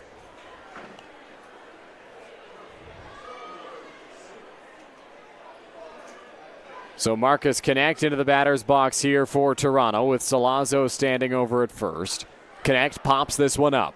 Left field, going out Mosher. Shallow center now, gets turned around, and he makes the catch. Had to make Salazzo think a little bit. Took a pretty deep jaunt over towards second base right now. Had to quickly hustle back, not knowing if that was going to end up touching the grass or not. But great on Mosher. Some great athleticism shown so far in these first 2 at-bats right here to get it going. So Justin Mara into the batter's box.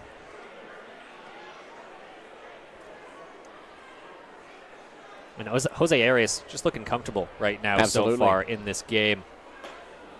That one inside for ball 1. Mara, again, showed no signs of swinging at that exact first pitch, trying to gauge it out right here.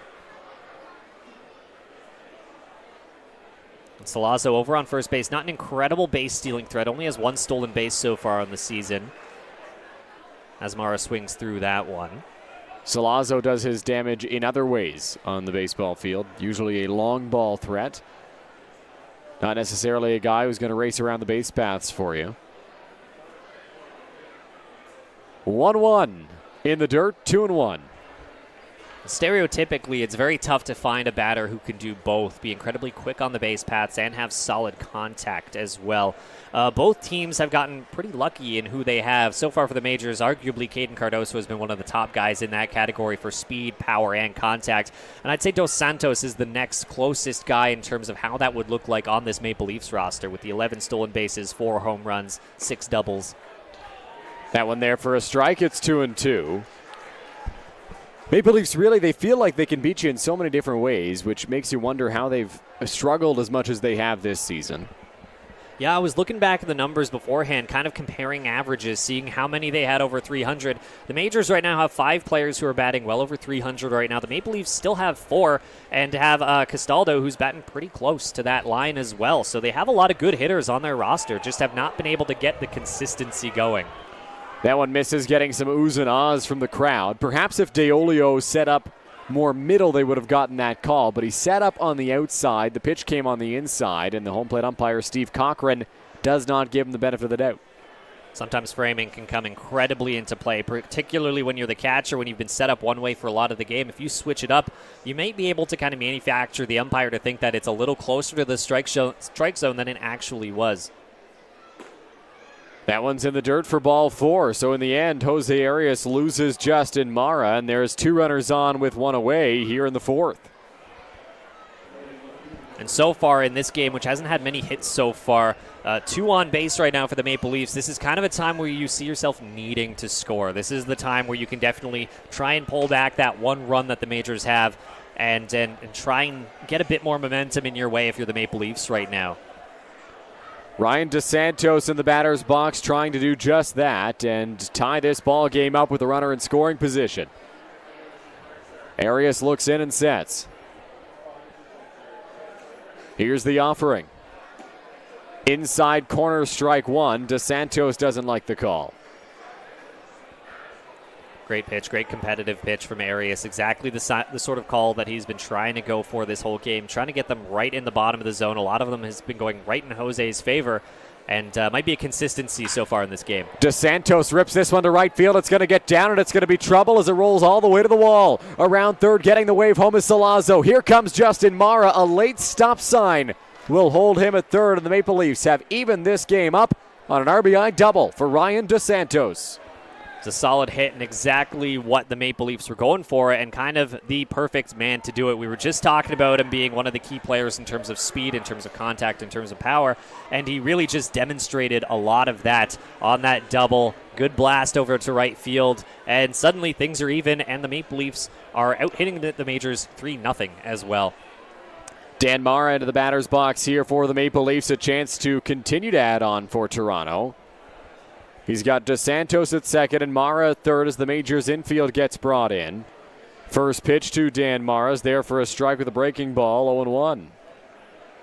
With Dos Santos over on second, there's no chance for a double play as well, which is exactly the kind of situation that the Majors would like themselves to be in right now, but just need to try and get these outs. A strikeout would be pretty key right here.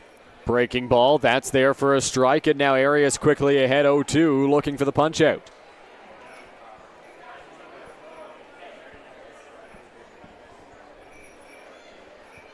You hear some jingling up here in the press box. It's because Curtis Hiscox, the game day operations man, is in an elf costume with a jingle bell attached to him.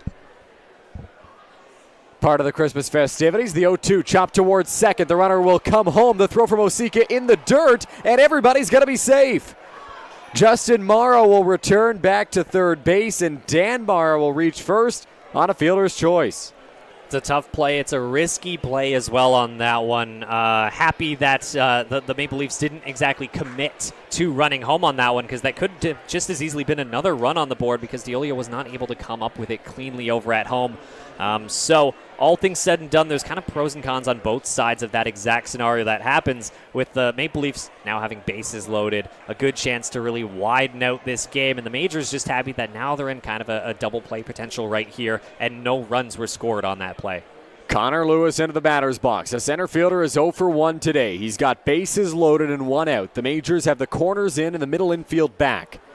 Jose Arias, the right-hander, kicks and delivers. Breaking ball, cut on and miss for strike 1.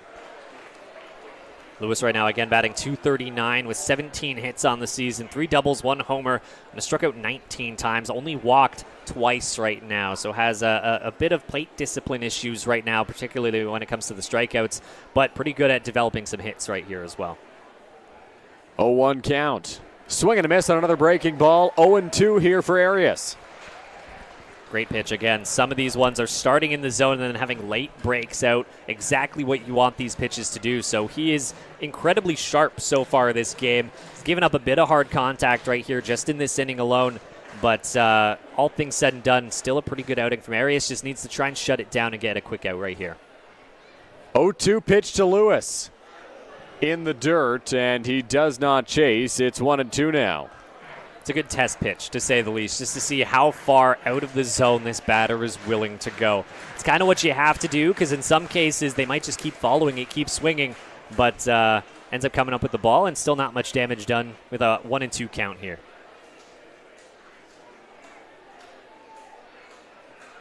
The 1-2 from the right-hander. Called strike 3. Outside corner freezes Connor Lewis, and there's 2 gone now in the top of the 4th. That was what you need. Exactly like I said, a strikeout is exactly what you're trying to go for right there. Either way, with how that pitch selection was going, a lot down in the zone, a lot of way, he kind of set himself up either to try and go for a strikeout or to get some soft contact to try and get a double play to get out of the inning. So he's doing exactly what you kind of fundamentally need to be doing as a pitcher in that exact situation with bases loaded, 1 out. But he'll take the strikeout, and they're just 1 out away from getting out of this bases loaded jam. The infield will now play back against Julian Johnson. First pitch breaking ball gets called for the swing, and it's 0-1.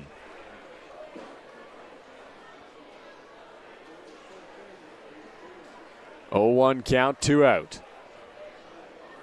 Like I said earlier, Johnson will be a little bit tougher to get the strikeout right now. Pretty even in terms of the strikeout to walk ratio.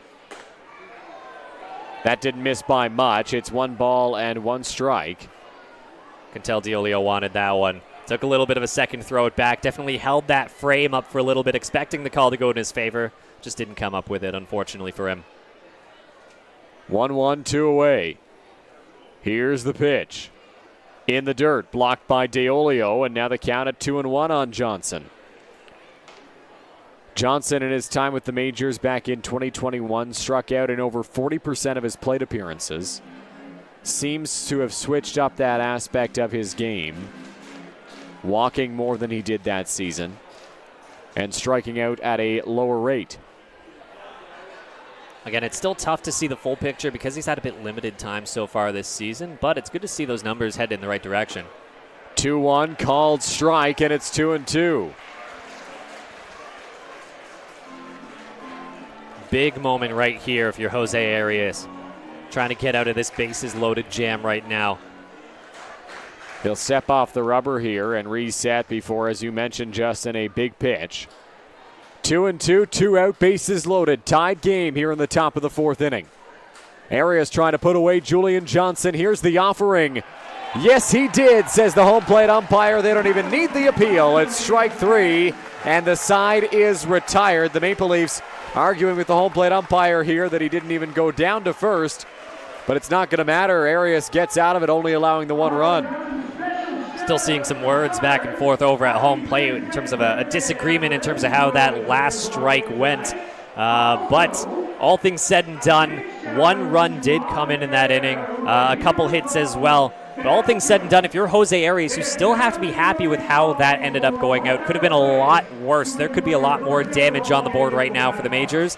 But incredible timing to get that out. And great showing from him so far.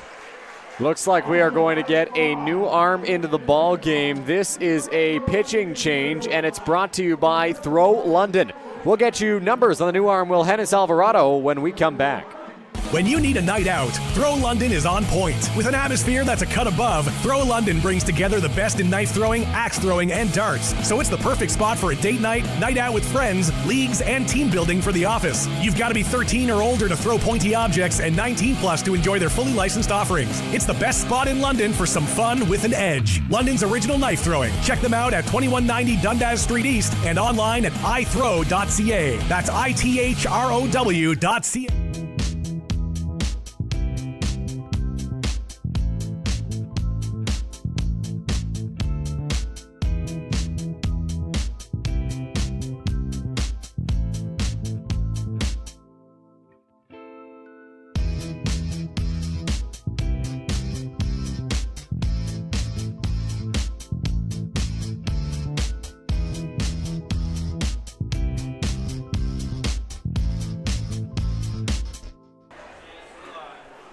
Back here on Majors TV, the left-hander Will Hennis Alvarado, the native of Aragua, Venezuela, comes into the ball game in relief of Landon Leach. So far right now, he's got a 7.14 ERA on the season, so that leaves a little bit to be desired. He's had a good amount of playing time, definitely one of their key relievers right now. 11 games, 8 games started as well, giving up 65 hits, 44 runs right now. Has struck out 34 throughout all that time as well, and only given up 16 walks. So pretty positive when it comes to those strikeouts and those walks, but just giving up a bit more runs and a bit more hits than he's hoping to right now on the season. Alvarado pitched 3 scoreless innings, allowing just 1 hit against the Majors back in the season opener on May 12th at Christie Pitts. Has not faced the Majors since then. Had a .236 earned run average last year. But as you mentioned, Justin, 7.14 this season. Trying to bring that down here. He'll face 5, 6, and 7 in the Majors order. It will be Reichstein, Joseph, and Osika. First pitch is ball 1. Pitching has been one category that the Maple Leafs have been struggling kind of in general for so far this season. The lowest ERA, apart from Richardson, who so far hasn't allowed a run. The next up is 3.48 right now, which usually you kind of want your average pitcher, particularly starters and your elite relievers, to be somewhere in the realm of 2 to low 3s as well. And a majority of these Maple Leafs pitchers are about 4.5 or above north of that as well. That one will miss, and it's 2 balls and 1 strike here to Reichstein.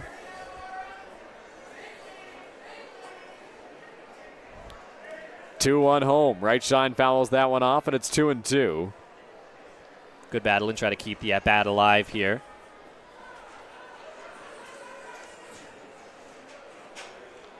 Quick look at the out-of-town scoreboard today. 2 games on the go in the Intercounty Baseball League aside from this one. The Barrie Baycats are in Hamilton taking on the Cardinals. Barrie leads 2-0 in the bottom of the 4th. That one will miss to Reichstein, 3-2. In Brantford, they had a sun delay before they got things going at Arnold Anderson Stadium, but the Welland Jackfish lead 3-0. Their second consecutive day with a 3-run first inning as they play the top of the 2nd. Impressive, and that's how you kind of got to get a game going right in your favor with the momentum right there as Byron Reichstein draws a walk. Kind of on par with what you'd expect for how Byron has done so far this season in terms of his walk numbers. One of the key guys across the IBL so far this season in terms of getting on base and putting that right on display right here to get going in the bottom of the 4th. Reichstein aboard, and that'll bring up Starling Joseph here in this bottom of the 4th inning. Joseph got hit by a pitch and reached base in his last trip. That was all part of the soft contact error that drove in the run off Diolio, though the walk from Reichstein, the hit by pitch by Joseph. So we'll see if that ends up following suit. You hope not for Joseph in terms of getting hit by a pitch, but hope he finds a way to get on base. Here's what they're going for. That one fouled off the catcher there, Justin Morrow, and 1.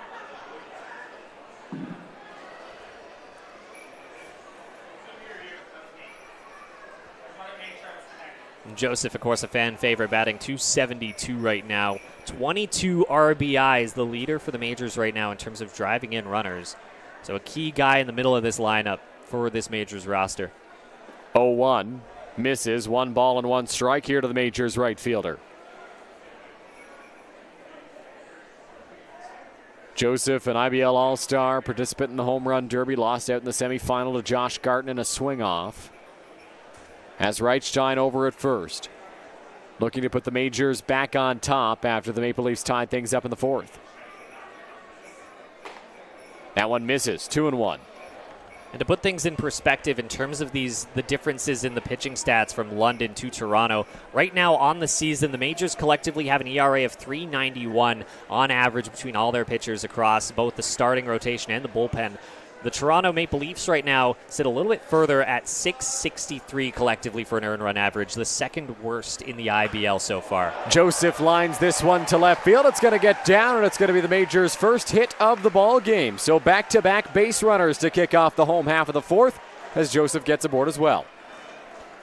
Great hit. Starling Joseph has one of my favorite follow-throughs in terms of his swing across the entire roster so far. And that gets some clean swings, some great contact, and nice little bloops just like that to get a nice single and to get on base. It doesn't need to be the hardest piece of contact when you got the fundamentals in your swing right there to kind of get you going. Pinch hitter here for the Majors. Tristan Osika is out of the ball game for London, and Drew Lawrence will come into the contest here. I would assume the only change defensively would be Lawrence takes over in left field and Gibson Krasminski shifts from left to second. 2 on, nobody out. The bunt may be on. The Leafs are thinking it is with the corners crashing hard. Lawrence tries to lay one down, bunts it straight foul. It's 0-1. We've talked about Lawrence a lot this season. He's been one of the tough ones who've had to deal with a couple injuries so far across the season. So a bit limited playing time, only played in 16 games right now, but has been incredibly productive when he's actually in the lineup. Batting .378 right now, the second highest across the majors right now.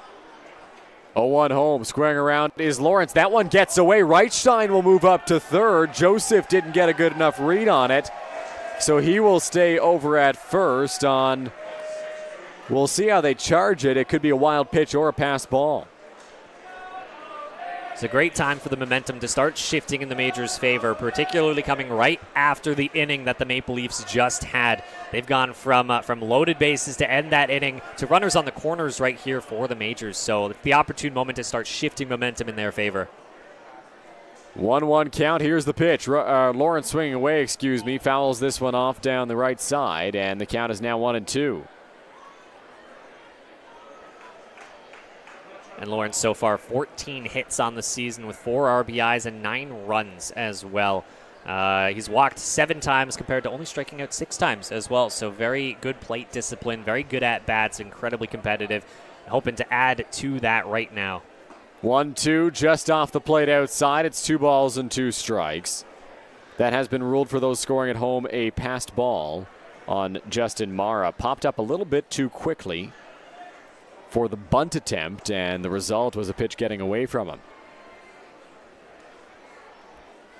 Left-hander kicks and deals with the 2-2. Didn't quite find the zone, and the count now runs full on Drew Lawrence. 3 balls and 2 strikes. I wasn't too sure if Lawrence thought that was in the zone for a second. Kind of took a step towards the dugout there, but going right in his favor, and suddenly it's a full count here for Drew Lawrence. Full count, nobody out. Joseph standing over at first, Reichstein at third. Joseph on the move, chopper towards second. Mara looks to apply the tag, misses it, throw to first. Will get Drew Lawrence there, but a run will come in to score for London, and the Majors regain their lead. It's 2-1. Almost looked like a pretty routine double play right there, but the ball took an incredibly funny hop over towards second base right there, and that bought enough time for Joseph to end up kind of getting around the tag, able to get over to second, preventing a double play, and gave enough time for Reichstein to come in for another run to bring it to a 2-1 ball game for the Majors. So Champ Garner into the batter's box with 1 out and a runner in scoring position after Joseph got around the tag from Mara. Garner 0 for 1. Swing and a miss. 0-1 the count.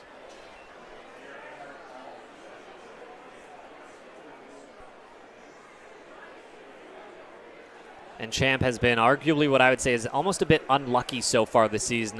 We've seen it a couple times where some of these batters have had pretty good contact but hit them right to some of these outfielders. And Champ, more often than not, at least in terms of what I've been noticing so far from him, has run into that exact scenario quite a few times. He's been able to pop it over to right, over to left, up center, and has had a bit of a tough time coming up with it. But incredible contact, incredible at putting the bat to the ball, and great speed, of course, from Champ Garner. 1-1 home to Garner. Beautiful breaking ball finds the outside corner, and it's 1-2.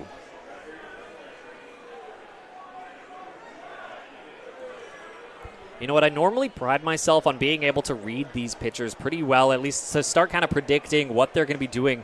Alvarado has been really pitching quite around the zone, almost to the point where it's tough even for me to start reading where he's going to be going right now on a lot of these pitches.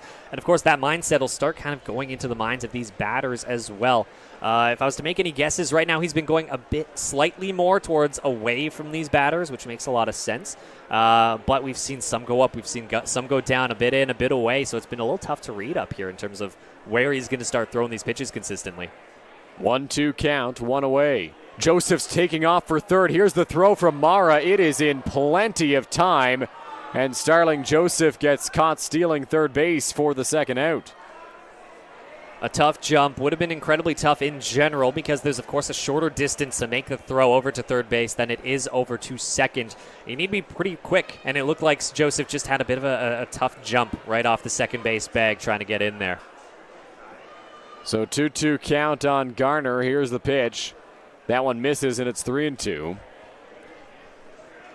Have to wonder, was that called, or was that just Joseph going on his own? It looks pretty expected almost, just in terms of what he thought, at least in his head. That one misses for ball 4 to Champ Garner, so he will take a 2-out walk. And that will bring up the spot of Brad Verhoeven, but I believe we're going to get a pinch hitter here in the fourth inning for the Majors, and Victor Plaz will step into the batter's box. And Plaza has been one of the key guys in terms of consistently being in the lineup. Him and Cardoso and Diolio are the only ones who have been in 27 games so far this season. So not seeing him in the starting lineup almost shocked me a little bit. But he does find a way to get into the game here right now. So far he's batting .295 on the season with 28 hits. 2 home runs, 3 doubles as well, and 13 walks.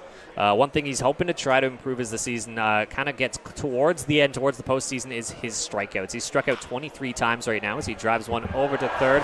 Gets right through him as well as Champ's making the turnaround from second over to third. Diving stop gets right by him, and that's Victor Plaz into second as well on a nice little double.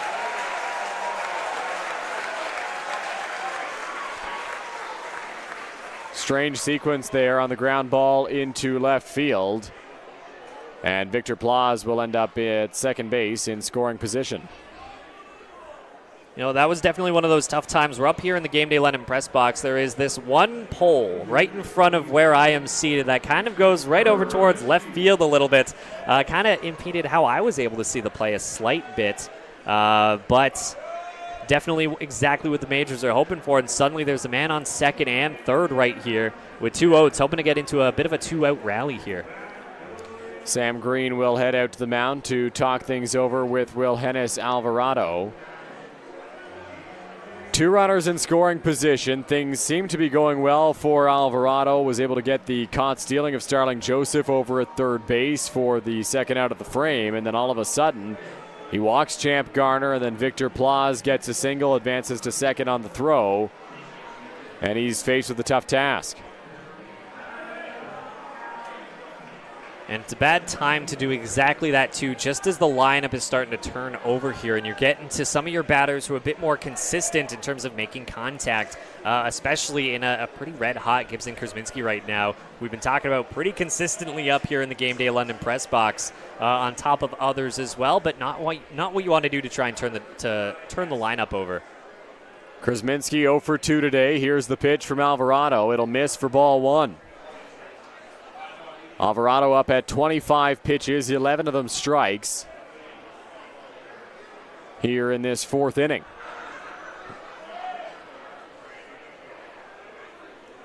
Krasminski trying to add on to the Majors' lead. Here's the pitch. Doesn't find the zone with that one either. It's 2-0. And of course, if you're the Maple Leafs, you're going to try and get a strikeout here or some soft contact, but I wouldn't be terribly shocked if they were trying to do something to pitch around a little bit. They do have an open base on first, so walking someone right here would not score a run and potentially set them up for force outs at second and third as well. Ground ball to shortstop. Vinicio gobbles it up, throws to first. That is in time to get Gibson Krasminski. And in the fourth inning, the Majors regained their lead. They're up 2-1 after 4 on Majors TV. Justin Koehler on the call when we come back.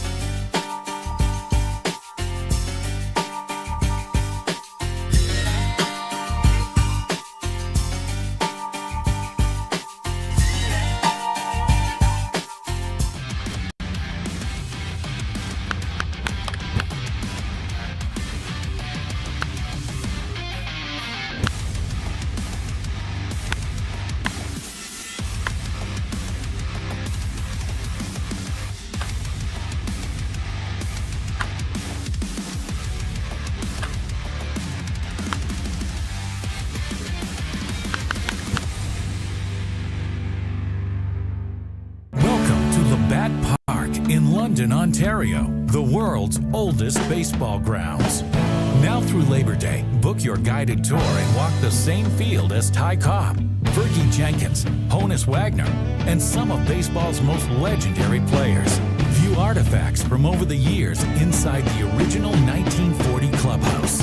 Experience baseball history in London, Ontario. Book your guided tour at labattparktours.ca.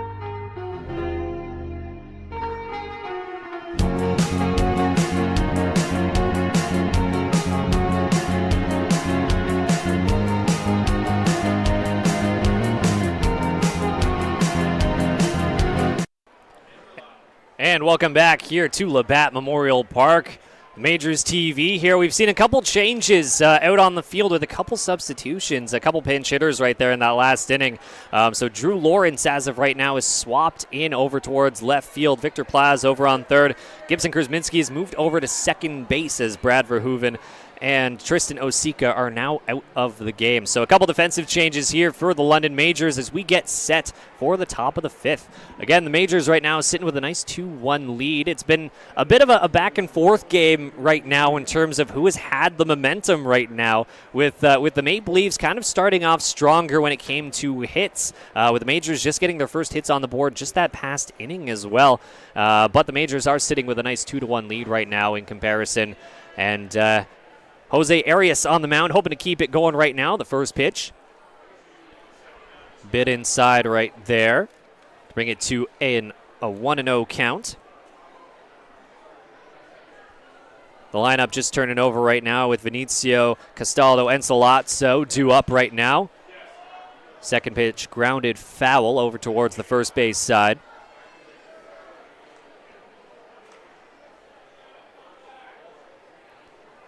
And Vinicio right now batting .205 on the season, so hoping to get a bit more contact on the ball, but incredibly quick to say the least. And he pops one right over towards center field. Cham Gardner right in position and makes the grab to get the first out here in the top of the fifth. So that'll turn it over to Jordan Castaldo right here.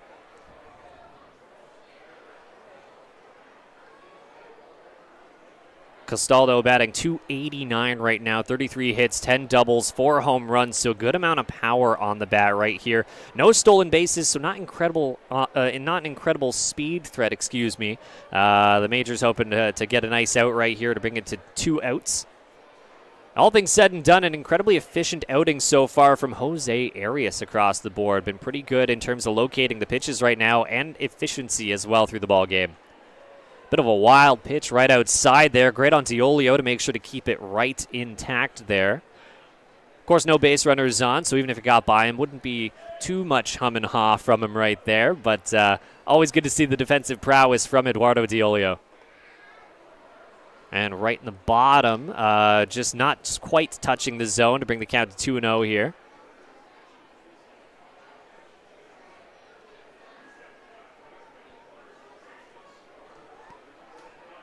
And the 2-0 on the way. Another pitch right outside right there. Jose seems to be leaning towards that a little bit. If his pitch repertoire stays consistent to how it's been so far, he's almost using that pitch a bit to his advantage, pitching a bit outside to kind of allude to that slider that can break in as one comes in for a strike there to bring it to a 3-1 here. As I mentioned, he works a bit of a curveball, a bit of a slider as well, which he's used a few times in this game already. And it's not the end of the world for him to throw a couple of these pitches outside the zone because he knows that if he gets that in the mind of these batters, they might miss that slider as it comes right back in towards them. Another strike right on the board to bring it to a full count, 3-2 here. Castaldo incredibly efficient when it comes to plate discipline as well. So far he's got 27 walks compared to 26 strikeouts. Pretty much exactly what you're hoping for from a plate discipline perspective, having more walks than strikeouts. And the 3-2 full count coming in right here. And fouls it off over towards the fans on the third base side there. Goes out of the park. Always a little worried about the cars. That is exactly where I park my car. So any of those foul balls always keep me a bit on the edge of my seat, along with a few of the fans here at Labatt Memorial Park. Another 3-2 count on the way for Jose Arias. And ground ball over to Gibson Kurzminski, who just moved over to second, makes the easy play to Cardoso, and that's 2 outs right now on the inning. Again, pretty efficient. We've been consistently seeing that soft contact right now. A couple of anomalies just in the last inning where Toronto was able to get the 1 run on the board and load the bases as well. A couple bits of hard contact, but consistently throughout the rest of the course of the game, we've been seeing some pretty soft contact from the Maple Leafs, and that's something that I believe the team has been seeing throughout most of the course of the season as well. Not quite able to lock up a lot of the power. Some good contact hitters, but leaving a bit to be desired. First pitch just outside the zone for a ball there. And out to the plate is John Salazzo again. Right now, he's kind of one of the better hitters in terms of power, in terms of contact, batting .318 on the season. And swing and a miss on that one, which just dips down away from the zone right there to even the count at 1-1.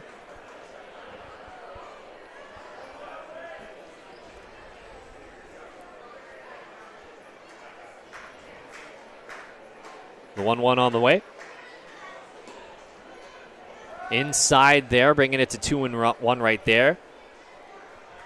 One nice thing to say in terms to add on with how Jose Arias has been pitching is he's been very good at working both sides of the plate. We've seen a couple pitches go out and away from these batters, and just then we saw some going in. And another ball to bring it to a 3-1 count right here. But definitely one of those pitchers who work a lot in and out. You'll kind of see a nice mix between pitchers, particularly when you're comparing starters to relievers, in terms of some very much going kind of north and south in their pitches, some going a lot more east and west. And that just comes into how they're set up on the mound, where they like throwing, and their pitch repertoire as well. And that one is in there for a strike. One of the consistent spots that Jose Arias has, again, liked so far in this game, right at the bottom of the zone to bring it again to another full count here in the top of the 5th.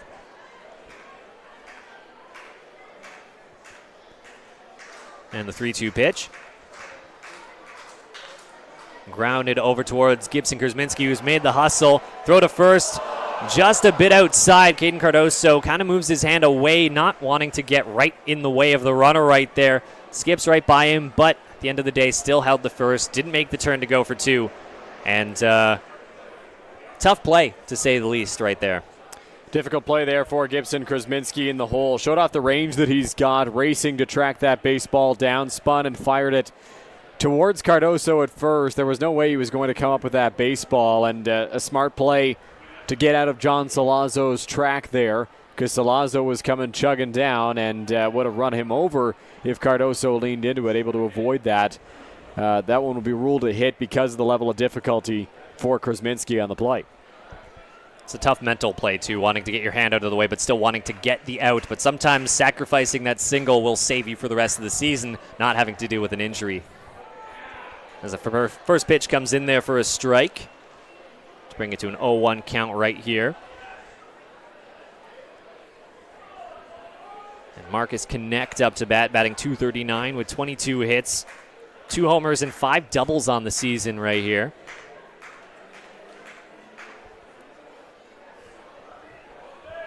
And tied for 3rd on the Maple Leafs in terms of strikeouts with 26. Dos Santos is the leader in that particular category with 33. Not the category you exactly want, but some good movement on that pitch, but just breaks outside. Bring the count to 1-1 right here. Good offering there from Jose Arias, the breaking ball, making a clear and concerted effort on the last 2 batters to work them low in the strike zone. He did that to Salazzo, got the ground ball he was looking for, and so far has been working low to connect as well. Arias with the 1-1. And grounded over to Mosher, who makes the play, throws it over to first. Long throw trying to get the out. Would have been tough to try and make the play over at second, just with how much Mosher had to move over to try and get the ball. But again, incredible athleticism from Mosher on these defensive plays, able to get to it, at least stop it from rolling into the outfield, preventing these runners from advancing to second and third here, keeping it to 1 and 2. But that's another hit for the Maple Leafs right here. Again, the Maple Leafs out hitting the Majors right now 5-2, but the Majors ahead 2-1.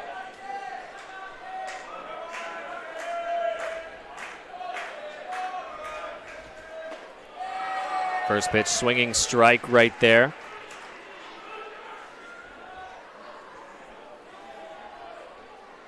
Justin Morrow with 16 hits right now, 12 RBIs, 17 walks, even in terms of strikeouts and walks with 17 each.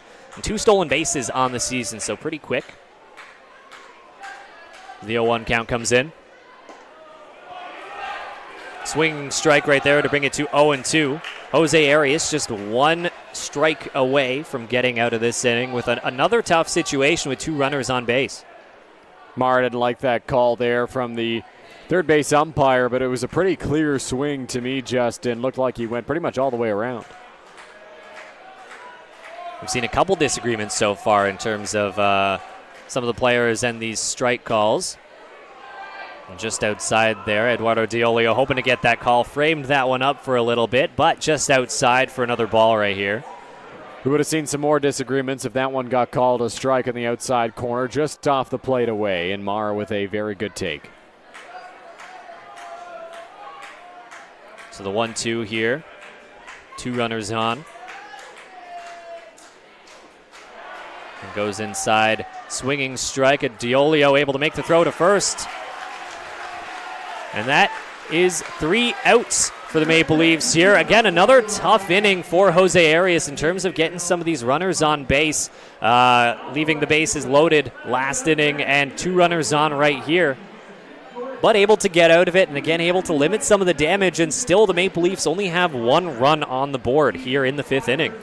5 hits on the scoreboard for the Toronto Maple Leafs in this ball game, but a lot of them have been very weakly hit. The only one off the top of my head that strikes me as a hard hit ball was the Ryan Dos Santos double that drove home their tying run, their first run of the ball game. But aside from that, everything has been weakly hit. It's been on the infield for the most part. There was that Krasminski play where he spun and fired. Couldn't record the out. That gets recorded as a hit. There's that play in the hole for Mosher. 2 plays in the hole for Mosher, including the first hit of the ball game for Jose Vinicio. So Arias has done a great job of generating weak contact for these Toronto Maple Leafs hitters. Not a lot has been a high exit velocity baseball off the bat, and he's been pitching very successfully up to this point. If you're Jose Arias, you got to be happy with your defense right here. They may not have been able to come up with every single out, but they've stopped a lot of these hits from making their way to the outfield grass, potentially extending some of these hits. And if Ty Mosher in particular hadn't been playing the way that he's been playing so far in this game, it could be a very different ball game in terms of just where these base runners are. And we've talked a lot about leaving the bases loaded. 2 runners on this past inning. It could be very different if the defense hadn't been playing the way that they've been playing right here. Despite the fact that they're not recording outs on some of those plays, they're keeping the ball in the infield and keeping guys to 1 base as opposed to potentially 2. So some really key plays, as you mentioned, from the Majors defense. Something Arias has to be happy about. Something Roop probably is pretty happy about as well. And one player that pretty much everyone has been pretty happy with so far this season is Caden Cardoso. Been one of the standout players consistently throughout the season. Of course, one of the high times was the hitting streak to get the season going, and been playing incredibly well as of late as well. His past 5 games, he's batting .600, believe it or not, 9 for 15 with a 1351 OPS. And Dylan, that is an astonishing number, to say the least. Absolutely it is. Caden Cardoso has been red hot over his last 5 games, including 6 stolen bases. He's been picking his spots really well, has not been caught in that span or at all. As the first pitch comes in for a strike here for Ty Mosher as we get started with the bottom of the 5th inning.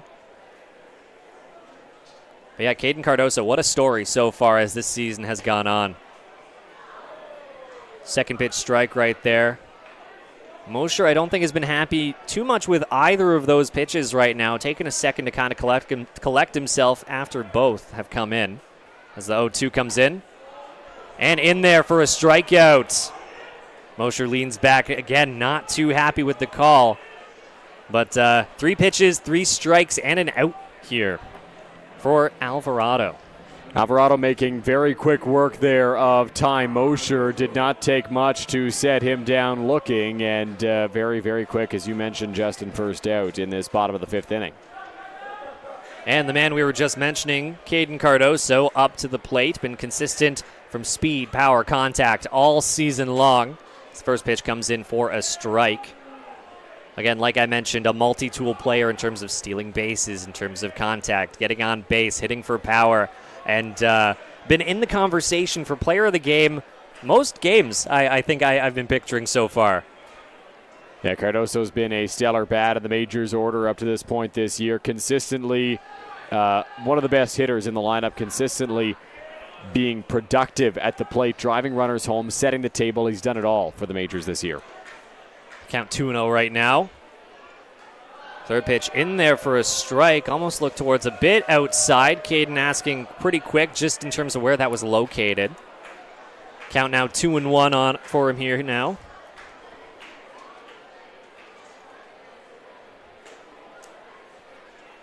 Next pitch down and away for a ball, making it 3-1 here.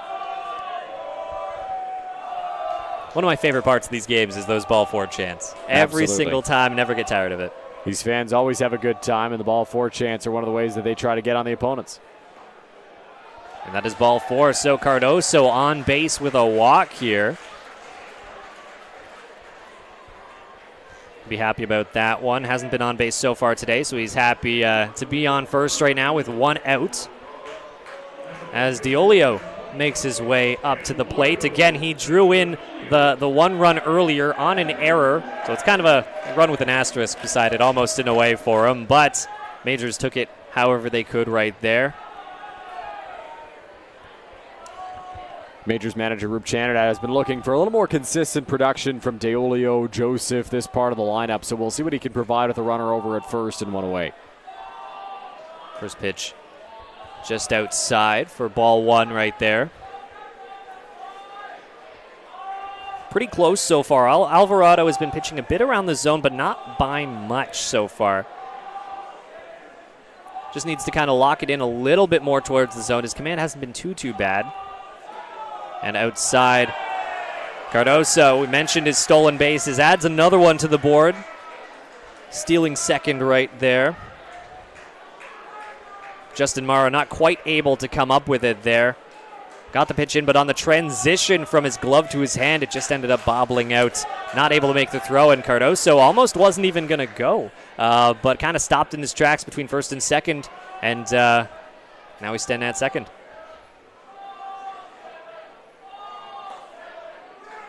And that's ball three. As now the ball 8 chants are sure to kick in right here. Diolio right now for the London Majors in a great hitter's count. You'd assume with a guy like him at the plate, he's going to get the green light to turn loose if he feels he can hit one. And a 3-0. And outside for a ball. That is back-to-back walks right here to get going. After the first out in the bottom of the fifth here. And yeah, you mentioned it, Diolio probably still had the green light on that one, particularly with the game at 2-1, just a one-run difference.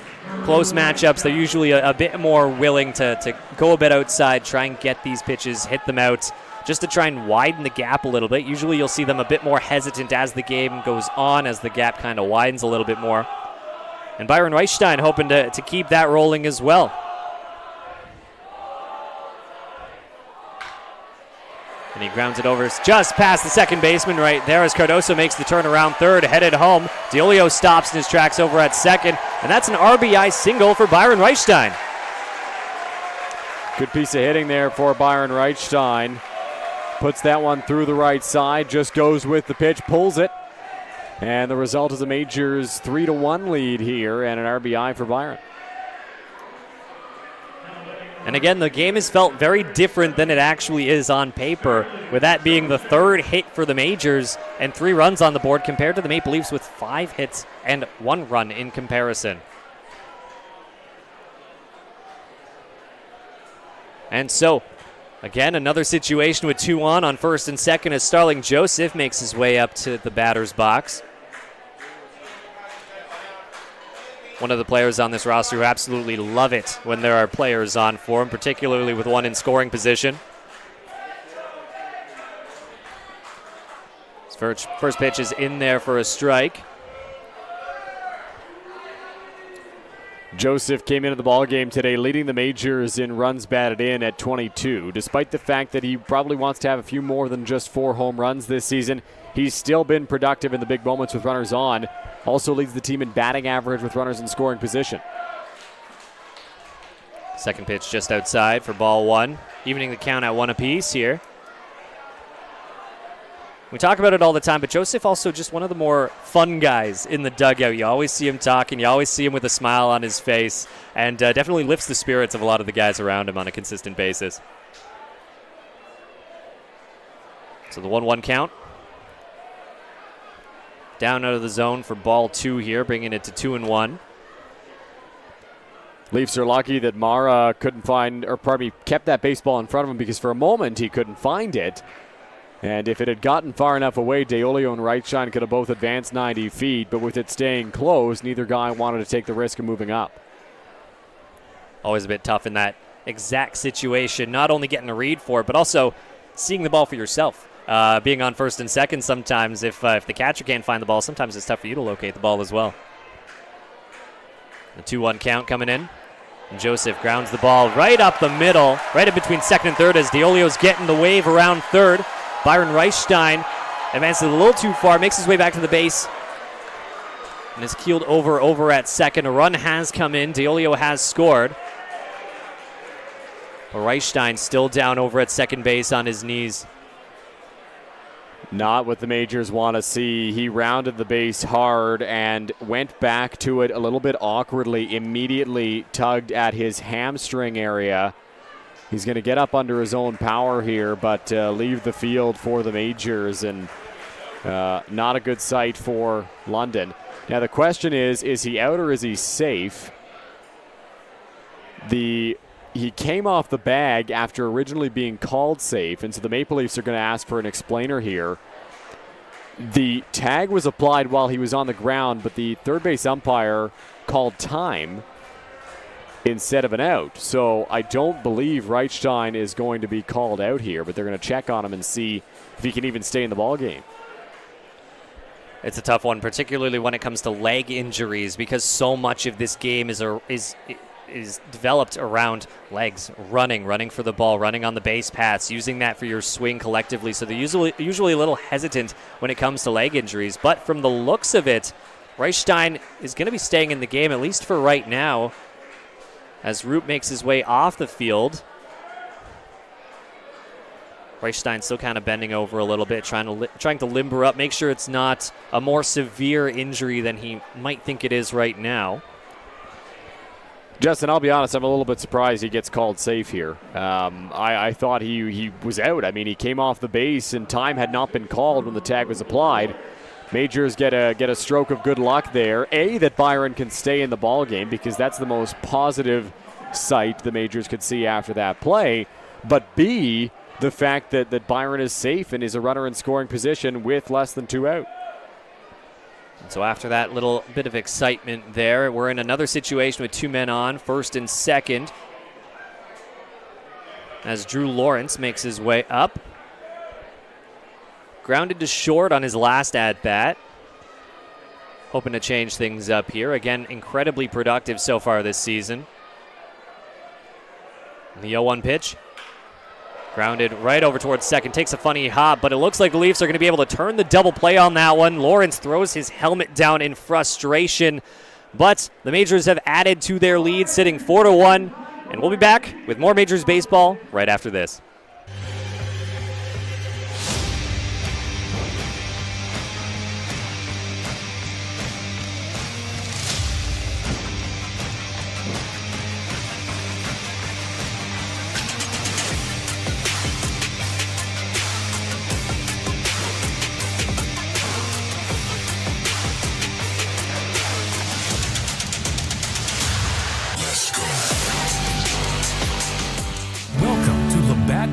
In London, Ontario, the world's oldest baseball grounds.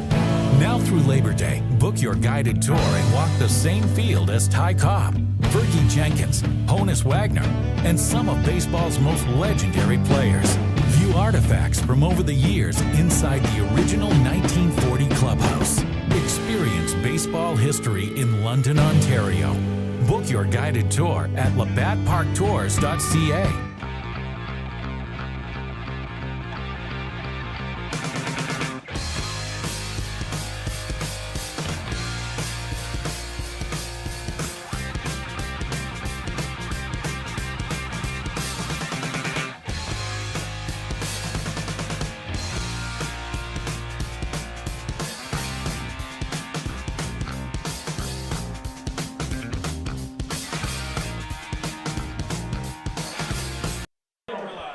Back here on Majors TV for the top of the 6th inning between the Majors and the Toronto Maple Leafs. 4-1 our score after the Majors put up a pair in the home half of the 5th inning and look to continue building off of it here in the 6th.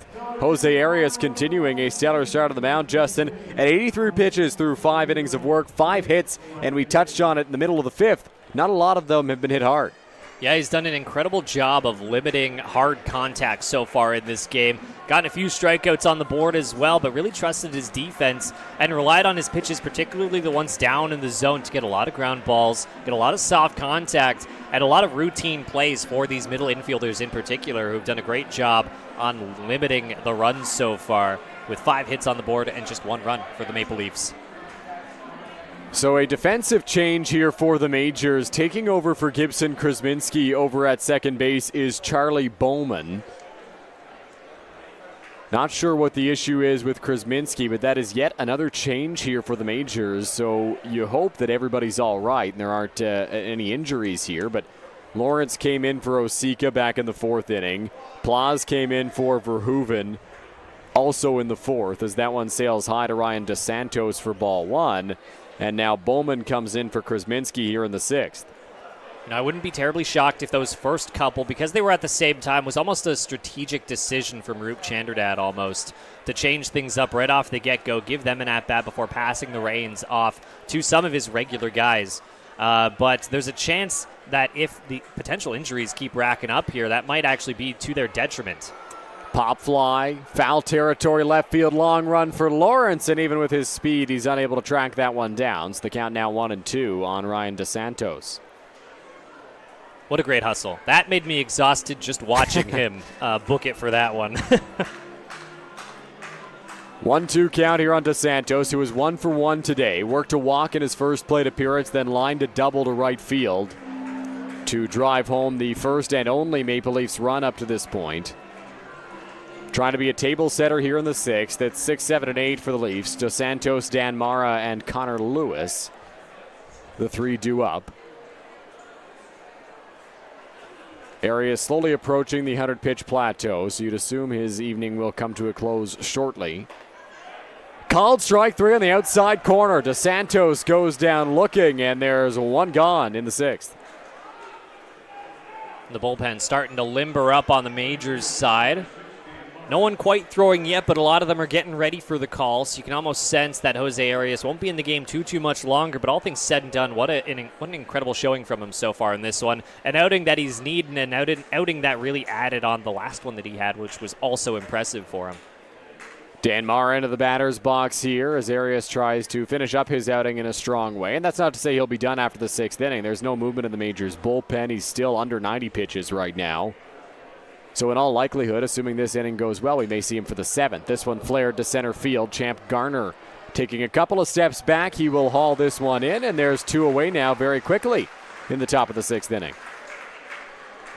Seen that a couple times right here, and even though he had a couple innings where he left some runners on, gave up a few hits, he's very happy. I'm sure Roop's very happy to see a couple quick outs here on the board, and again, might help him continue into the next inning and potentially further depending on how he goes.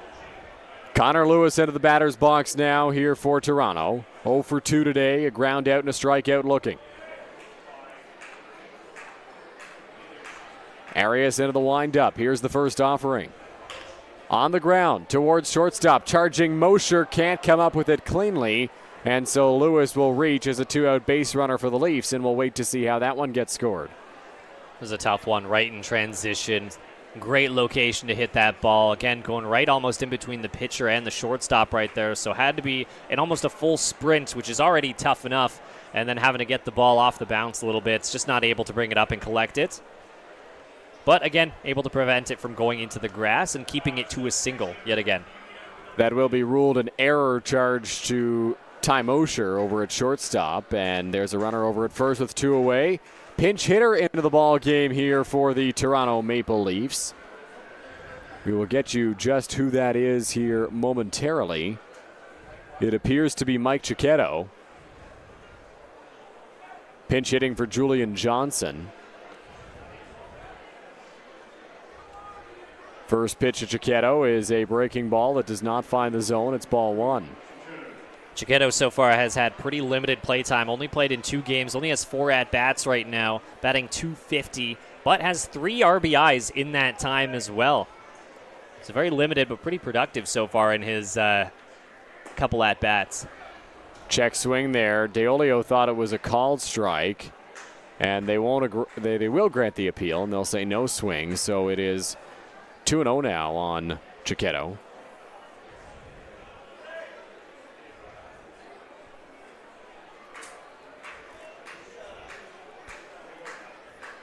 Cicchetto so far has 1 hit, 1 walk, and 2 strikeouts in his 4 at-bats so far this season. That doesn't find the strike zone either. Arias coming close, but not quite finding it, and it's 3-0 now on Cicchetto. Lewis getting his lead off of first after reaching on the error. The 3-0 pitch. That's there for a strike, and it's 3-1.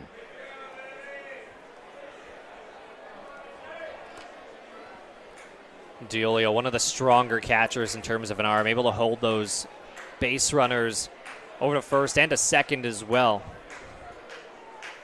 Very much prides himself on his defense. Cicchetto fouls this one straight back, so that'll make it a full count with 2 away, and Connor Lewis will get a head start on the pitch.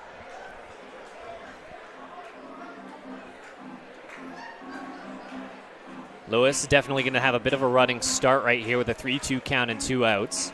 Not incredibly quick, no stolen bases on the season so far for him. 3-2, 2 away. Time called at the plate by Cicchetto before this next pitch. It's a big one.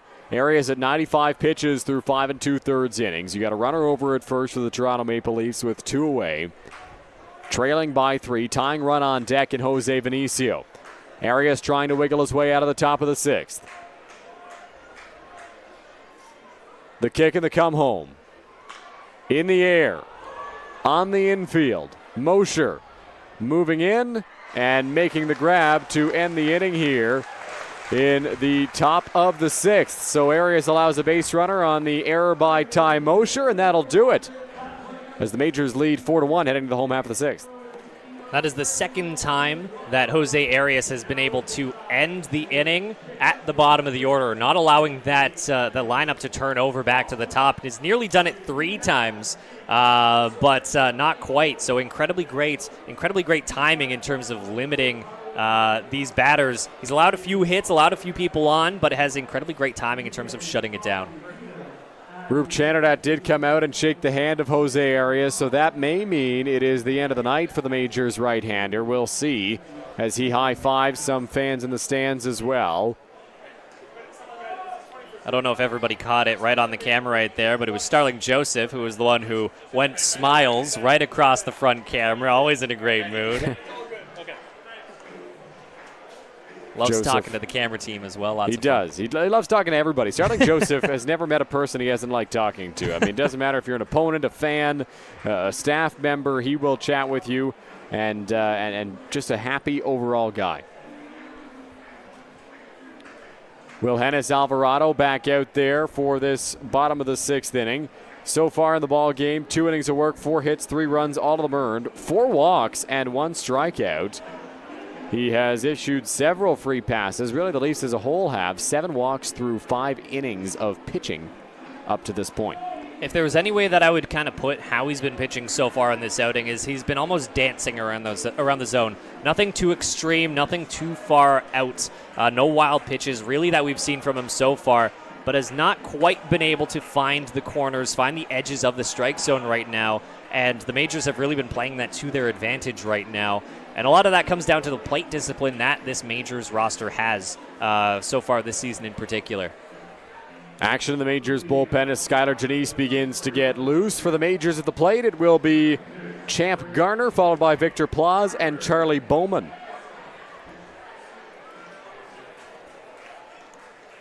Bowman, of course, taking over for Gibson Krasminski in the ball game.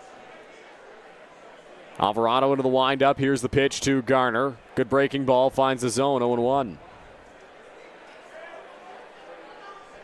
I mentioned just how good the Majors were at getting on base a minute ago, but they actually are number 1 in the league for on-base percentage with a 381 OBP right now. Next highest is the number 1 team with Welland, batting with an on-base of 376. So a good little difference. And one other stat line that I saw that's gotten really close between a couple teams is average between London and Welland. Garner lines this one to center field, taking Connor Lewis back, still going back, and he will track this one down out in center field. A nice running catch for the first out of the bottom of the 6th. And as I was mentioning, the Majors, even though they're sitting in 3rd right now, just below the Baycats, just below Welland, the Majors are actually just 0.2 of a difference between them and the Welland Jackfish in terms of their average, with Welland right now batting 291 collectively and the Majors batting 289 collectively. So a lot of that comes down to, even though they have a bit lower average in comparison in terms of getting hits, they've been incredibly great at getting on base with a lot of walks, and that's why they're just a couple points down in average, but well above in terms of on-base percentage. Victor Plaz into the batter's box for the second time. That one the called strike.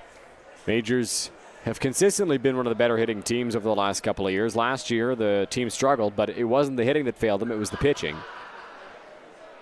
0-1 home. That's there for a strike. And even with the pitching, they had Owen Boone, who dominated the entire league last year. Just he was the only arm you could consistently rely upon. But the offense was stellar last year, has been great once again this year. 0-2, fouled off by Plaz, and he'll stay alive. And even though we're well into the 2024 season, a lot of these players were here in 2023, of course, and went through that season and still have what happened throughout the course of 2023 in their minds coming off the back-to-back championships from 21 and 22. So there's definitely a bit of a chip on their shoulder coming into 24. Ground ball to third. Salazzo deep down the line. Strong throw to first, and he records the second out. What a great throw. That's always one of the most impressive things that you can do in baseball, at least in my opinion, is making that throw from third to first. Sometimes you have a bit more breathing room in terms of making the throw from the outfield in, but on third, if you miss that throw a little bit, it's not just rolling further into the infield, it's going potentially out of play, it's going past the first baseman, and it's incredibly tough and a lot further than I think a lot of people give it credit for how far third base is away from first. So Charlie Bowman into the batter's box now for the London Majors. Steve Cochran, the home plate umpire, writing this one down in his notes. He didn't catch that Bowman was brought on as a defensive replacement in the top of the 6th inning.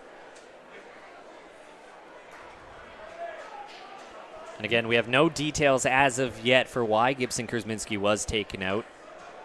Bowman gets this one down the third base line. On the run throw from Salazzo will get by. Bowman around first. He will charge for second. He's rounding second hard, but putting on the brakes. Now he's going to make a run for it. Here's the throw, and it's in time to get him. The hesitation costs him around second base as he gets thrown out at third, and that will end the home half of the 6th inning. We are through 6 complete here from Labatt Park. Majors lead 4-1. When you need a night out, Throw London is on point. With an atmosphere that's a cut above, Throw London brings together the best in knife throwing, axe throwing, and darts. So it's the perfect spot for a date night, night out with friends, leagues, and team building for the office. You've got to be 13 or older to throw pointy objects and 19 plus to enjoy their fully licensed offerings. It's the best spot in London for some fun with an edge. London's original knife throwing. Check them out at 2190 Dundas Street East and online at ithrow.ca. That's ITHROW.ca.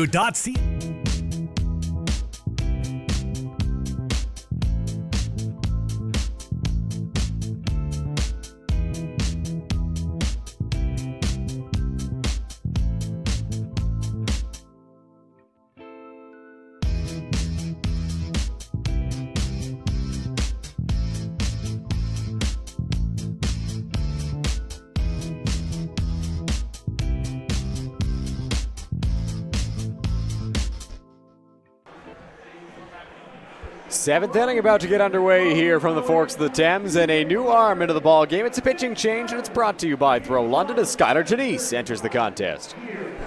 Janice right now has made 9 appearances so far this season, pitched 13 and a third innings, and has one of the better earned run averages on this Majors roster with a 2.02 right now. Pretty elite right now. Not too far away from Victor Payano, who has a 2.23 ERA right now. But Janice right now so far has only given up 2 walks, struck out 15 as well. Given away only 3 earned runs, 5 runs in general, and only 12 hits as well. He will have to deal with the top of the Maple Leafs order. It'll be Jose Vinicio to lead things off, followed by Jordan Castaldo and John Salazzo. And I believe there is more action in the Majors bullpen as Travis Keys is getting loose out there. Not terribly often you see Travis Keys appearing in a relief appearance here. Benicio squares around a bunt in the first pitch, takes a strike at 0-1. And we don't know that Keys will come into this ball game, but throwing out there right now. He has done it twice before. He's played in 11 games, started 9 of them, so he has had a couple relief appearances so far this season. So it wouldn't be terribly unheard of, but he is warming up. Flare to right center field. Coming on is Champ Garner using his speed to make it look easy, and there's one gone. Sometimes he makes it hard to tell just how actually difficult it is to be a center fielder sometimes, just with how fast he is able to track the ball down, get right to it. If you were to throw me out there, I wouldn't perform half as well. I don't think I would either, Justin, as Jordan Castaldo steps into the batter's box for the 4th time today, 0 for 3 up to this point. So far he's had a fly out to left field, he's had a ground out towards second, and then a ground out to short as well. Right-hander Janice sets. Here's the pitch. Castaldo hit pretty well center field, taking Garner back. It's over his head, and it's all the way to the wall. Around first, digging for second is Jordan Castaldo, and he will pull up there. It's a 1-out double for the big Leafs first baseman. Incredibly well hit. Garner is incredibly quick on the team, but not quite able to make his way all the way back there. Just well hit. A good mix of power on it. Able to make its way back to the wall. It's a nice double for the Maple Leafs here. So John Salazzo into the batter's box now after the double for Castaldo. Big runner in scoring position here for Toronto. Tying run is on deck in the form of Marcus Connect should Salazzo reach. That one fouled off of the catcher Deolio. It's 0-1. Salazzo 2 for 3 in the ball game today. Each of those 2 have been singles. One in the infield, one a hard hit ball to center.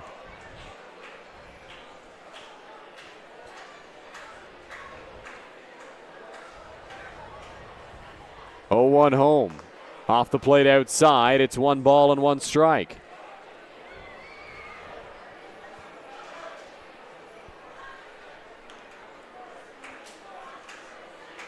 Good appearance so far from Janice right now, apart from that hard hit ball right up towards center.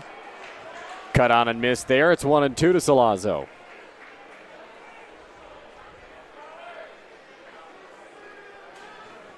One-two count, 1 away as Janice tries to put away one of the tougher bats in this Maple Leafs lineup.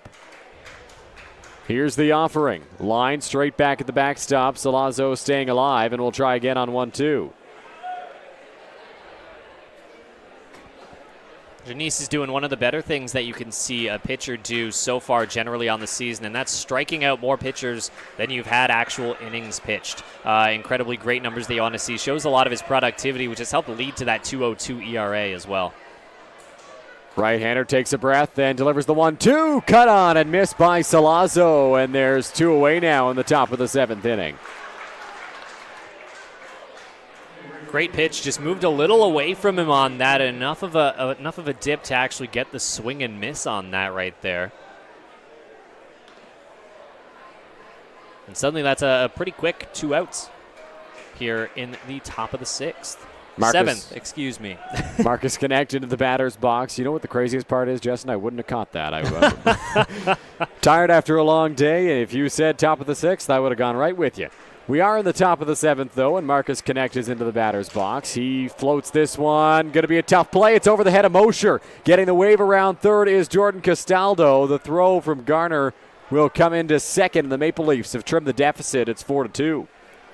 Very smart move not to try to make that throw all the way home right there. It's always tempting for a center fielder to try and attempt it to get the out to prevent a run from going on the board. But in doing so, most of the time, far fewer than the opposite, that throws a little bit offline. It's a pretty far throw from center field to home. And not only is that throw off and a bit offline, run comes in, but then the first baseman's over on second as well. So pretty smart call to try and hold the runner over at first, keep the double play intact. Tying run at the plate now in the form of Justin Morrow, who's hit his fair share of long balls here at Labatt Park. Takes a called strike one there from Skylar Janice. Janice just needs one out here with the force on. And they're on second or first here.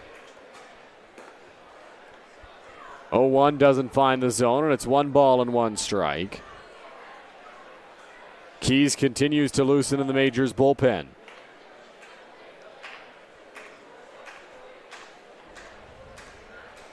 The 1-1 home. Upstairs, and it's 2-1.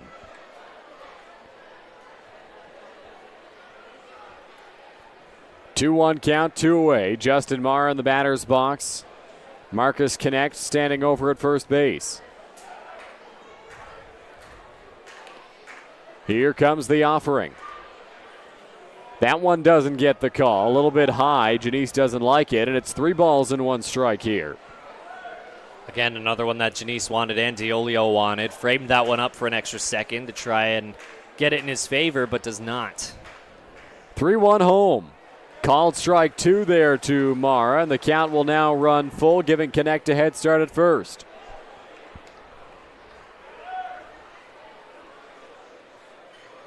(3-2), 2 out, 2-run game, tying run at the plate. Quick throw over from Janice. Not a bad idea with Connect knowing he's on the move, trying to catch him off guard. A good mentality from Janice right now, going from pitch to pitch. Those last 2 pitches, all things said and done, were pretty similar, pretty close. But that little minute movement inward, you're able to get the strike call on that one. Here comes the 3-2 pitch. Fouled off of Diolio at the plate. He's going to take a second. Second one this inning, he's taken up high. This one off the mask.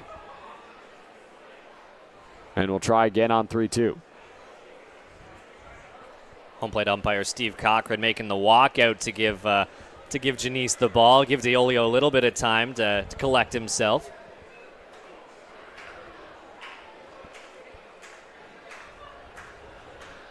3-2, 2 away. Janice trying to put away Mara after the foul ball. Here's the righty's offering. Called strike 3. Janice freezes Mara to end the top of the 7th inning and keep the Majors up by 2. Mara stayed a little bit at the plate for a minute there, again disagreeing with the call. We've seen that a few times here so far in this game with some disagreements with the calls that home plate umpire Steve Cochran has been making right now.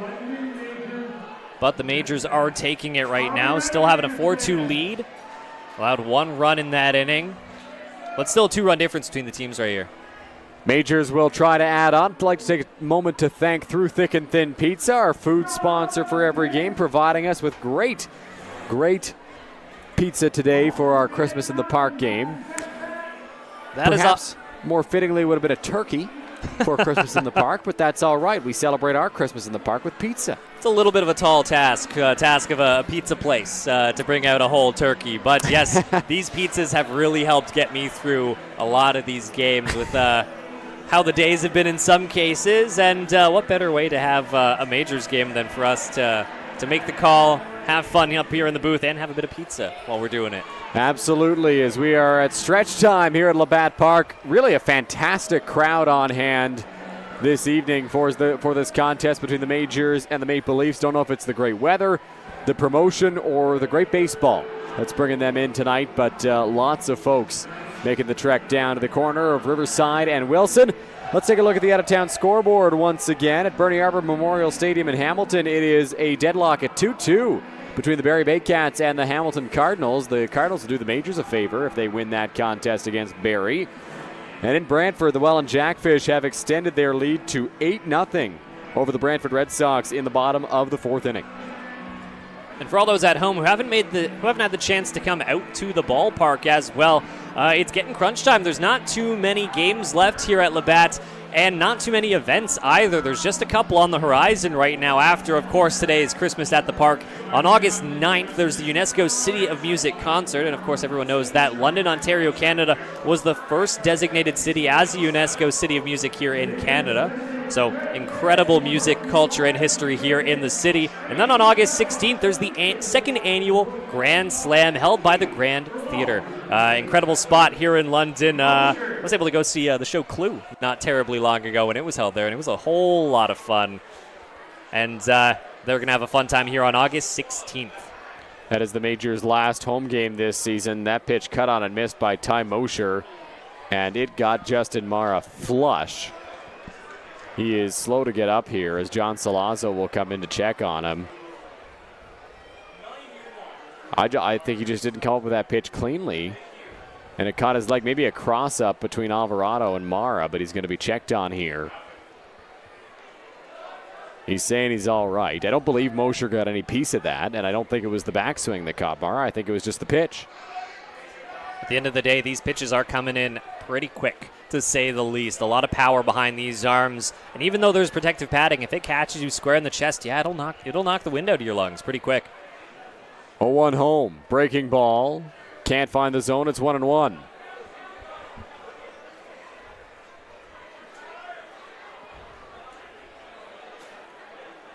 One count, rocking into the windup. Alvarado. Here's the pitch.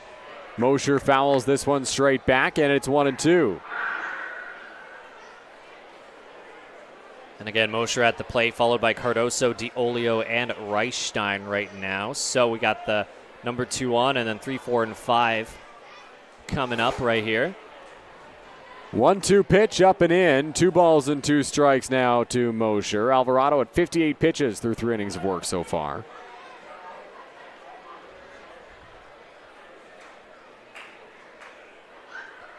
Leafs left-hander trying to put away Mosher here. Ty skies this one right field. Not hit overly deep. Marcus Connect takes a couple of steps in, and he will make the catch for the first out of the home half of the 7th.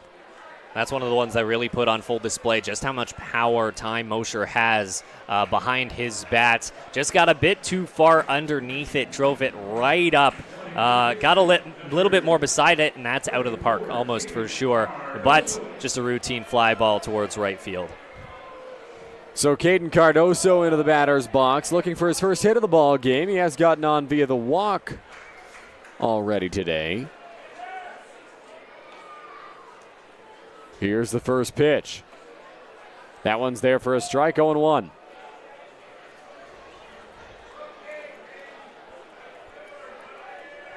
Cardoso almost knew from the get-go of this season that he'd be pretty productive. I remember talking to him pretty early on about what he was hoping for, and he got the player of the game pretty early on to get the season going. And one of the things that he said to me is, hey, this is exactly what I'm going for every single game that I'm playing here at home.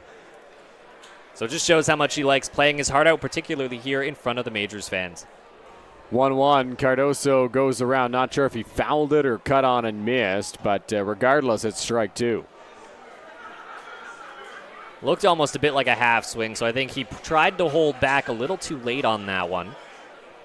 Could see the slight frustration in his face there. So now the count's at 1-2 here. That one inside, and it's going to hit Cardoso. Tried to get out of the way of it. It already turned his body for the swing, and I think it caught him on the inside part of the hip. He is slow to get to his feet here. And Majors manager Roop Chanadette will check on him. It's the second hit by pitch we've had so far this game. Right over in the first inning, Starling Joseph was hit.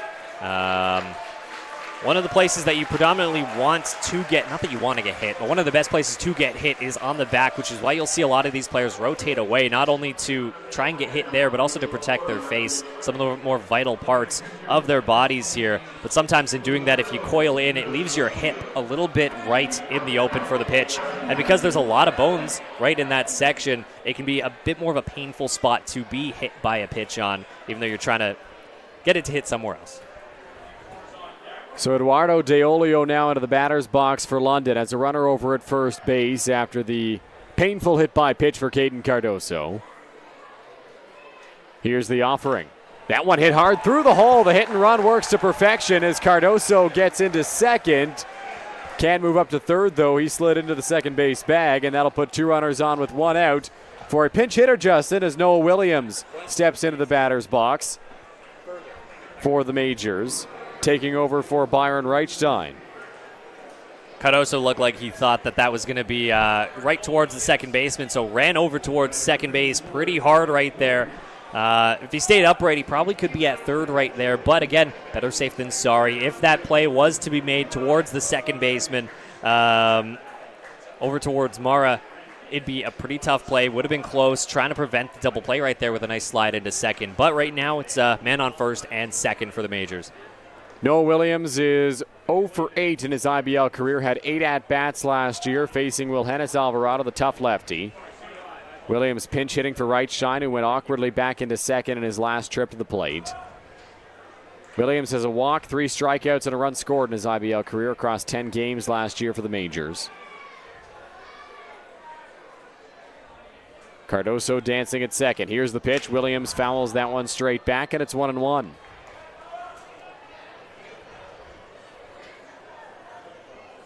Another potential chance for the Majors to try and widen the gap right here, leading by 3 runs, but of course, always down for more in a winning position like this. With 2 on and just 1 out here. Cardoso at second, Deolio at first. The 1-1 home. Off the end of the bat towards Salazzo. Salazzo to Mara for 1. On to Castaldo, not in time. Williams beats it out, and so there's runners on the corners now with 2 away. Very close play over at first there.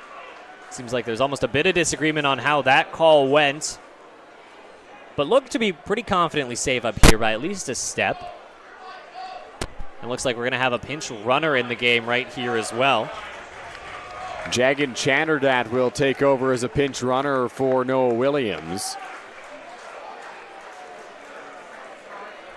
So runners on the corners, 2 away for Starling Joseph, who is 2 for 2. A chance to add on with a little more insurance for the Majors.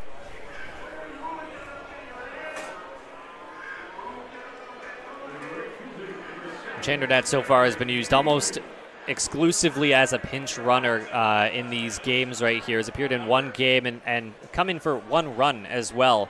So pretty productive in his limited play time here so far. So Chanderdat at first, Cardoso at third, and we're going to get a mound visit here for the Maple Leafs. I believe that is Sam Green, the pitching coach. So I don't think that Alvarado will be taken out of this ball game in this spot. Just going to talk things over on how they want to approach Starling Joseph here. It's a pretty big spot. It's a 5-2 game.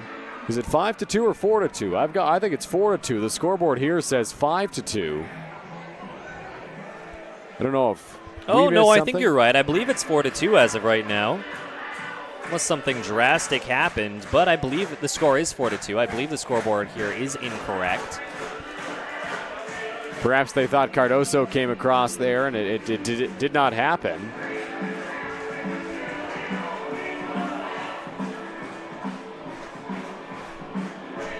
And Starling Joseph making his way up. Again, like I mentioned, loves these positions with a runner in scoring position. 2 on runners at the corners right here. Joseph in the batter's box. Trying to come up clutch for the Majors here. That one's there for a strike, 0-1. Joseph did not like that one at all. Had a whole spin move on that one, almost in disagreement. You saw some of the groans from the audience on that one here as well. Cardoso at third. Chantard at first. The 0-1 home. Joseph chops this one foul, and now it's 0-2. Travis Keys continues to warm up over in the Majors bullpen. Just 2 games this weekend for the Majors, so it's possible Keys is not on the pitching plans for Sunday, and this will serve almost as a side session if he comes into the ball game. Next game, I believe, again, is scheduled against the Maple Leafs as well. I believe it's 2 in a row. Joseph chops this one towards second. Mara to his left, throw to first in time, so will Hennis Alvarado wiggles his way out of this jam to keep it a 2-run game. It is 4-2 Majors after 7 complete from Labatt Park. Welcome to Labatt Park in London, Ontario, the world's oldest baseball grounds. Now through Labor Day, book your guided tour and walk the same field as Ty Cobb, Fergie Jenkins, Honus Wagner, and some of baseball's most legendary players. View artifacts from over the years inside the original 1940 clubhouse. Experience baseball history in London, Ontario. Book your guided tour at labattparktours.ca.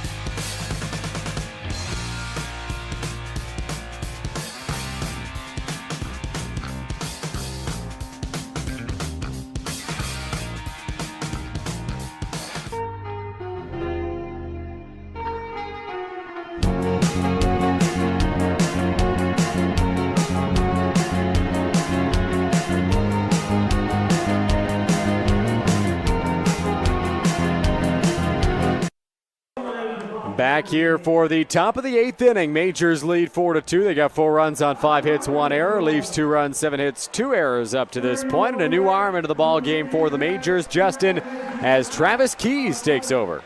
Yes, again, we mentioned it, regularly a starter here with the team, but has had a couple relief appearances. So far as a 3.14 ERA. He was the All-Star Game starter as well. So one of the key arms in the rotation right now for the London Majors. Has 59 strikeouts, right now leads the team so far in that category. He's given up 21 walks as well and just 19 earned runs throughout that time as well. So an incredible player for the Majors and incredibly productive from a pitching standpoint so far this season. Keys looking to perhaps get a 2-inning save here for the Majors. Not sure if the plan is to work him just in this 8th inning or if he's got the 8th and the 9th as well. He will face 6, 7, and 8 for the Maple Leafs in this 8th. It'll be Ryan DeSantos, Dan Mara, and Connor Lewis. And Dylan, we mentioned it right then, just before the break. The next game, again, is against the Maple Leafs, continuing this weekend. But they actually have a bit of a challenging stretch just a bit after that. Of their 6 games after that, the next 5 are against teams that are above 5th place right now. And multiple of which are against the Welland Jackfish and the Barrie Baycats. I believe 4 of the next 6 are against those 2 teams. So it's going to be a challenging stretch just over the next couple weeks for them. First pitch is a strike to DeSantos. Majors need to get their wins in where they can because they are certainly not guaranteed against anybody, but especially not guaranteed against the top teams in the Intercounty Baseball League this season, in Welland and Barrie, as you mentioned. 0-1 to DeSantos, floated center field. Garner coming in, and it will drop in front of him. So a bloop single for Ryan DeSantos off of Travis Keys. And the Maple Leafs have a leadoff base runner. Nice little bloop hit right there. Not much you can really do about that from an outfielding perspective. The only way to have gotten that would be to position all of the outfielders in a little bit, and at that point you risk a whole lot of outfield grass if that goes over your head. So in this particular case, like I said, not much you can really do about a hit like that. So DeSantos over at first. 12 stolen bases this season, including 1 earlier today. And Dan Mara in the batter's box. Here's the offering from Keys. Misses for ball 1. We'll see if there's movement over on the first base bag here. It's always tough when there's a lefty on the mound because they directly have a sight line of first base, able to see if there's any movement heading towards second. That one hit hard through the hole. It's a base hit for Dan Mara. So back-to-back hits here for the Maple Leafs, and the tying run is aboard. Cuts its way right in between Plaz and Mosher there at third and short. Well hit ball, well spaced out right there. They've done that a few times, but minded the gap a little bit further this time than they have on previous pitches.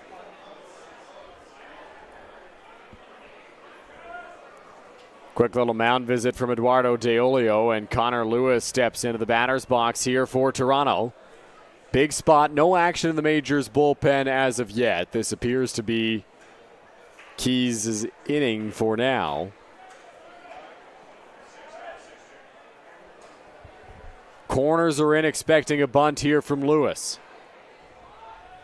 Squaring around, getting down a good one. Keys off the rubber. He will flip to first to record the out, but both runners get moved up on a perfect sacrifice bunt. Great idea, great mindset. It's something that the Majors themselves have actually done a whole ton this year as well. They actually lead the league in sacrifice hits, with 17. The next closest is Hamilton with 11, so pretty wide margin. All said and done, though, only 7 of those have actually been sac flies, so a lot of those have been sac hits, sac bunts, trying to get these runs across, and it's been a very good tool in the Majors' arsenal so far this season. Mound visit here from Majors manager Roop Chanderdat with Travis Keys. And I do think that this mound visit is less about Keys and more about what he wants the defense to do in this situation. Second and third, one away. Probably, yes, talking things over with Keys about the next offering, but mostly talking to Bowman and Mosher and Plaz about what he wants them to do should a ball get hit in their direction. It's pretty straightforward for Cardoso. He'll just go to the bag and record the out, you'd assume, unless they are dead set on catching Dos Santos at the plate. It's always a tough play when there's no force, when there's a man on second and third, no one on first, because you can't just throw the ball to the closest bag. You have to be in the right position, make the correct throws if you want to get one of those lead runners out, if you're not just making the routine throw over to first. So it's something where communication is key between all these infielders on where they should be and where they need to be. Mike Cicchetto into the batter's box, takes a called strike one. 0 for 1, took over as a pinch hitter earlier on and popped out to tie Mosher. The corners are in for the Majors. The middle infield is back. And way back, Bowman and Mosher. Here's the 0-1 home. Breaking ball, no bite from Cicchetto. It's 1-1. So it seems like Plaz and Cardoso are really trying to keep a mind on the potential bunt opportunities here. Pushed pretty far in, and meanwhile the middle infielders are positioning themselves to try and make to get a better time to probably make the throw over to first base there, have a bit more reaction time being a little further back. 1-1 home. Cicchetto bounces this one foul, and now 1-2 with one away.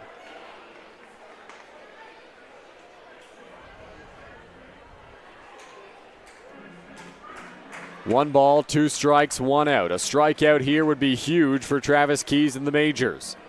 Tying run is in scoring position over at second base in the form of Dan Mara. Ryan Dos Santos stands at third. Mike Cicchetto trying to put one or both of them across the plate. Here's the 1-2 pitch. Line drive right back up the middle. It's a base hit. In comes Dos Santos. Mara getting the wave. Here's the throw from Garner. He'll get a late stop sign at third as Garner fires a strike to the plate, and it will keep the tying run 90 feet away. Great positioning, incredible at bat, able to get that out to the grass. Nothing the infield can do. No matter what, you're pretty much guaranteed a run right there. Good on Garner to get it in as fast as he did to prevent another run from coming in. But a clutch hit at a clutch time for the Maple Leafs here. A pinch runner coming in for Mike Cicchetto. It'll be Charlie Towers taking over at first base. So Towers in to run for Cicchetto as the Majors bullpen begins to stir. Double play is in order. Will be tough to turn with Vinicio at the plate. Tying run over at third base. Hamilton has taken the lead in the Barrie Bay Cats 5-2 in the top of the 8th inning. So the Majors would love to win this game if Hamilton can hold on and win it, especially at Bernie Arbor tonight. Keys at least has double play potential right here, so don't be surprised if we see a lot of pitches down in the zone right here to try and induce a double play. First pitch on the ground, in the hole, it's a base hit. Coming in to score is Mara. Getting the wave around second, going to third is Towers. The throw from Joseph is cut off by Plaza, and Vinicio will get into second base. Again, another key hit and some incredible speed from Towers right there. Immediately knew no matter what he was going to try and get to third on that play. And just incredible speed rounding that second base bag. The Majors are suddenly in a tough spot with the ball game tied at 4 runs apiece. And the Maple Leafs out hitting them 11-6 in that time as well. So Jordan Castaldo into the batter's box here for the Maple Leafs. Not the guy you want to see at the plate as Daniel Gore is loosening up in the London bullpen. Infield is in. The game is tied. The go-ahead run at third base in the form of Charlie Towers has lots of speed. First pitch to Castaldo in the dirt. DeOlio keeps it close. And again, that last hit was pretty much almost what I said was going to happen, where he threw it towards the bottom of the zone. But if I can predict it, these players can also predict it. They face pitchers like this every single day. And they're going to intentionally walk Castaldo here. So they'll put him on with a free pass, and they're going to take their chances with John Salazzo, and the bases loaded. That makes some sense. If you're the Majors, you want a double play here, trying to get out of this as fast as you possibly can. If they let in a run right here, the second one is not going to be too much harm or foul, considering they'd already be down. So at least putting the man onto first gives them the chance to try and ground into a double play and get out of this inning before that damage happens in the first place. Corners are in. Middle is back. Majors need a double play ball or a strikeout here. The pitch from Keys. That's there for a strike, 0-1. Like I mentioned, in terms of strikeouts, Keys is the leader on the Majors with 59 right now. But on the other side, he also leads the team in walks as well with 21 so far. 0-1 home. Salazzo in the air. Left field. Lawrence moving back. Tagging from third is Towers. He's got good speed. The throw from Lawrence is cut off by Plaz. And the Maple Leafs have taken the lead on a sacrifice fly for John Salazzo. Plaz cutting that ball off just in case the Maple Leafs decided they wanted to try and advance a little further on the run instead of being first and second, maybe positioning it to second and third. But that cutoff limits them. The Majors allow the run. It would have been incredibly tough to try and prevent that at home anyway. But in any case, the Maple Leafs, now lead 5-4. So Marcus Connect into the batter's box, 2 for 4 on the day. Still a chance to add on and get an insurance run for Toronto with Vinicio standing at second. Here's the offering. In the dirt, DeOlio keeps it close yet again, and it's ball 1.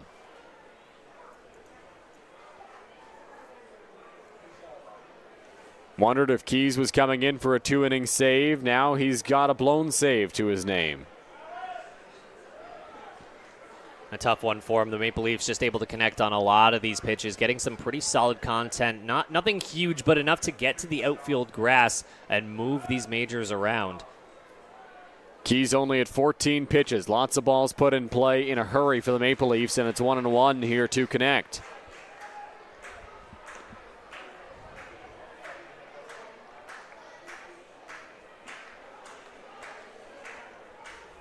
Keys hoping to settle down a little bit, trust his defense.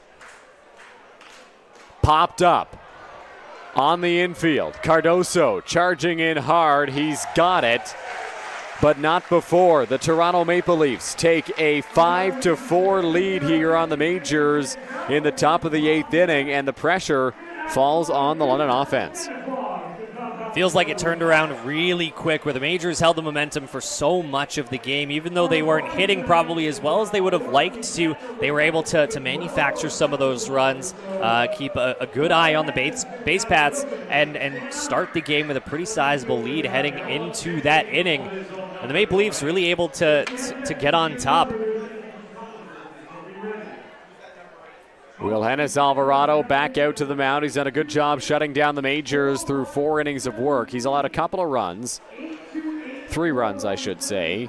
4 walks, 1 strikeout, but over the last couple of innings, he's generated some weak contact and been successful. Landon Leach got the start and almost served as a bit of an opener. Pitched 3 innings, and now Alvarado's thrown 70 pitches across 4. London's had a lot of substitutions in this ball game, potentially a couple of injuries. The lineup is weakened, that's for sure. When all said and done, the Majors have had a lot of opportunities to have it be a larger score than it currently is on that side. It's with how they've been doing hitting. We talked about it in the pregame show, but over the past few games, they've really been excelling on hitting and hitting in key times, and they've been struggling a bit more to do that in this game. During their previous losing streak a few weeks ago, where they lost 3 in a row, they had a tough time scoring more than 7 hits, going 7 hits and 6 hits in their 2 games over the weekend. And so far they sit with 6 hits. Of course, they do have 2 innings to try and increase that number, to try and change the tide. But so far, all on paper in terms of the stat line, in terms of the scoreboard, momentum's really in Toronto's side right now with the Maple Leafs with 11 hits compared to 6. Drew Lawrence, Champ Garner, Victor Plaz for the Majors here in the bottom of the 8th inning. Trying to get something going. You look back and you touch on it, Justin. Not coming up in the big spots. Runner over at third base in the bottom of the 7th inning. 2 out. Starling Joseph grounds out. There have been moments throughout this ball game where the Majors have needed more and just not gotten it. You think Osika earlier on in the ball game, bases loaded, 2 away, and he strikes out. Majors have had their chances, and they've just got to hope it doesn't come back to bite them in this ball game. Here's the pitch from Alvarado. That one hit hard down the line. It's a base hit for Drew Lawrence, maybe more. Lawrence busting out of the box, charging hard around first. He will go for a double here, and he's in there safely. He's got a 2-base hit. That is the exact hit when you need it, and this Majors crowd really knew it. A lot of people on their feet right there. A lot of cheers heard as well. And that is exactly what the Majors need to try and turn things back in their favor after having a pretty tough top of the inning right there. Big lefty closer Dustin Richardson up in the bullpen. And home plate umpire Steve Cochran wants to talk things over here with Justin Snively topping. And not sure what's going on here. I believe they're charging this as a mound visit. And potentially this just being done to waste a little bit of time for Richardson. It seemed at one point that the Maple Leafs were trying to get the late tag on Lawrence over at second, thinking his leg might have left the bag. So that might have been part of what they were talking about right there. Of course, we can't really know for certain up here in the Game Day London press box. But in any case, it is a mound visit for the Maple Leafs right now. And an incredibly timely hit for Drew Lawrence. You would expect it will be a bunt here for Champ Garner. Plaz on deck, tying run at second. Majors have to be playing to at least tie this contest up and then go from there. Maple Leafs thinking along the same lines with Salazzo and Castaldo crashing from third. And first, I should say. Garner gets this one down to the pitcher. Alvarado's going to go to third. The throw, it gets by. Lawrence getting the wave home as it goes towards the Majors bullpen. Here he comes charging for the plate. He is safe. Garner's at second. This game is tied. What incredibly smart base running from Drew Lawrence right there. Of course, the Maple Leafs try to get the out over at third, but sometimes there's a big risk that comes along with that, trying to make that out, and it really does bite them right there. It actually looks like it goes... Excuse me, I was going to say it goes out of play, but Garner was just making his way over to drop off equipment. What an incredible, timely hit to even this ball game up at 5 runs apiece. So the sacrifice bunt, Alvarado takes the risk, goes to third, and the throw gets away from Salazzo down the left field line. So now the Majors are in the exact same spot they just found themselves, but now with the go-ahead run over at second base in the form of Champ Garner. Alvarado still working out there with Richardson loosening in the bullpen. Plaus trying to come up clutch for London. We'll see if he squares around. Tries to get the bunt down. Pitch misses for a ball. Mara thought about throwing, elected not to. Dropped the ball, which didn't help. It looks like he might have been trying to argue potential interference on that one, with Plaus making his way forward in the box, potentially limiting a possible throw over to second right there. That can be called, but he's got to attempt the throw, and he didn't. That's the problem there. 1-0 count. We'll see if Plaus squares around. Garner at second. Not an overly big lead. Does have speed over there. Plaus squares around, gets it down towards first base. Castaldo gave it a look, throws to first, and the go-ahead run gets pushed up 90 feet on a beautiful sacrifice bunt for Victor Plaus. Exactly what you were looking for, and exactly what I mentioned is something this Majors team has done quite a lot this season, and that is sacrifice hits and sacrifice bunts in particular have really been playing to their advantage so far this season, and it's come in at an incredibly clutch time here in this game. So the top of the order coming up here for the London Majors, and the Toronto Maple Leafs are making the call to the bullpen. It's a pitching change. It's brought to you by Throw London. London's original knife throwing will get you numbers on the new arm next. When you need a night out, Throw London is on point. With an atmosphere that's a cut above, Throw London brings together the best in knife throwing, axe throwing, and darts. So it's the perfect spot for a date night, night out with friends, leagues, and team building for the office. You've got to be 13 or older to throw pointy objects and 19 plus to enjoy their fully licensed offerings. It's the best spot in London for some fun with an edge. London's original knife throwing. Check them out at 2190 Dundas Street East and online at ithrow.ca. That's ITHROW.ca.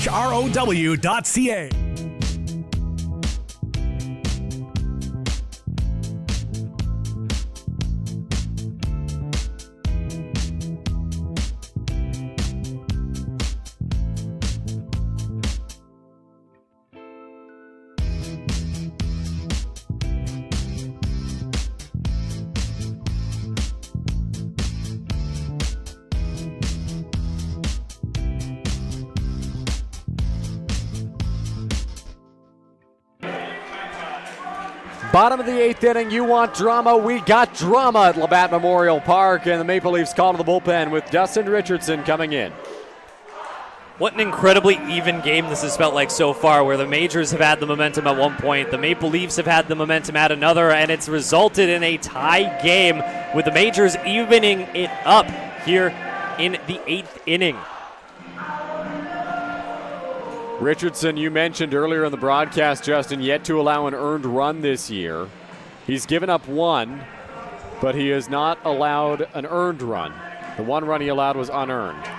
And incredibly efficient. He's only given up one walk so far in his appearances. And on the other side, struck out 14. He's appeared in 7 games, 7 2/3 innings pitched, and has just been lights out. 2 saves on his record so far this season as well. So Charlie Bowman into the batter's box. Took over for Gibson Krasminski as a defensive replacement. Comes in a big spot. The Maple Leafs infield is in. Champ Garner is over at third base. Wonder if the Majors get creative here and may put on a squeeze. Garner breaking for the plate. It's a suicide squeeze. Bowman bunts it foul.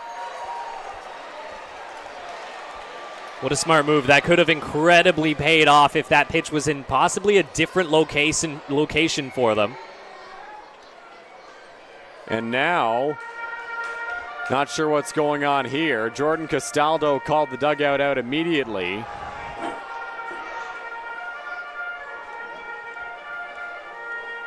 Richardson took a bit of a funny walk over towards their catcher right there. Not a mound visit, and I think they're going to check on Dustin Richardson to see if he's all right. Richardson, a couple of years ago, threw a pitch here at Labatt Park and seemed to have injured himself, and I think that they're going to take Dustin Richardson out of this ball game, or at least get an arm loosening in the bullpen. And this is not what they want. This is not what they need right now. Richardson has been one of their key guys out of this bullpen. Incredibly efficient, and what a tough potential blow for this Maple Leafs team in an incredibly tight matchup right now. So 5-5 game. Richardson throws one pitch, It gets bunted, foul by Charlie Bowman, and Richardson's night is done. Adam Mara into the ball game. We'll take a break and be right back here on Majors TV.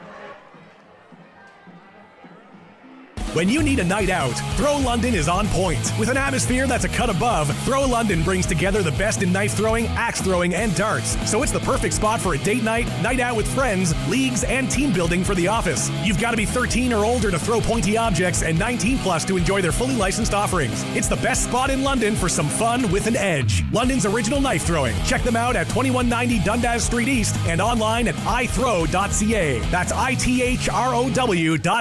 Welcome to Labatt Park in London, Ontario, the world's oldest baseball grounds. Now through Labor Day, book your guided tour and walk the same field as Ty Cobb, Fergie Jenkins, Honus Wagner, and some of baseball's most legendary players. View artifacts from over the years inside the original 1940 clubhouse. Experience baseball history in London, Ontario. Book your guided tour at labattparktours.ca.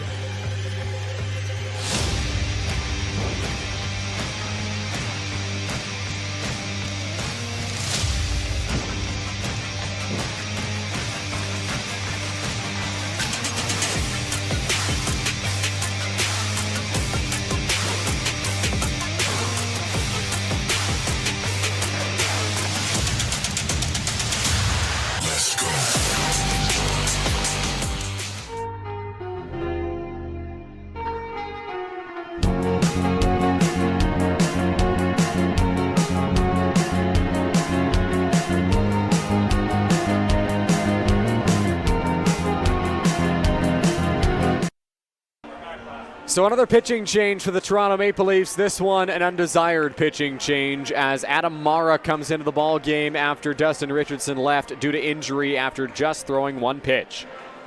Incredibly unfortunate for this Maple Leafs team. One of their key guys throws just one pitch. We'll try and get you more details if we can on the situation with what happened to him. But in the meantime, as you mentioned, there has been a pitching change right here.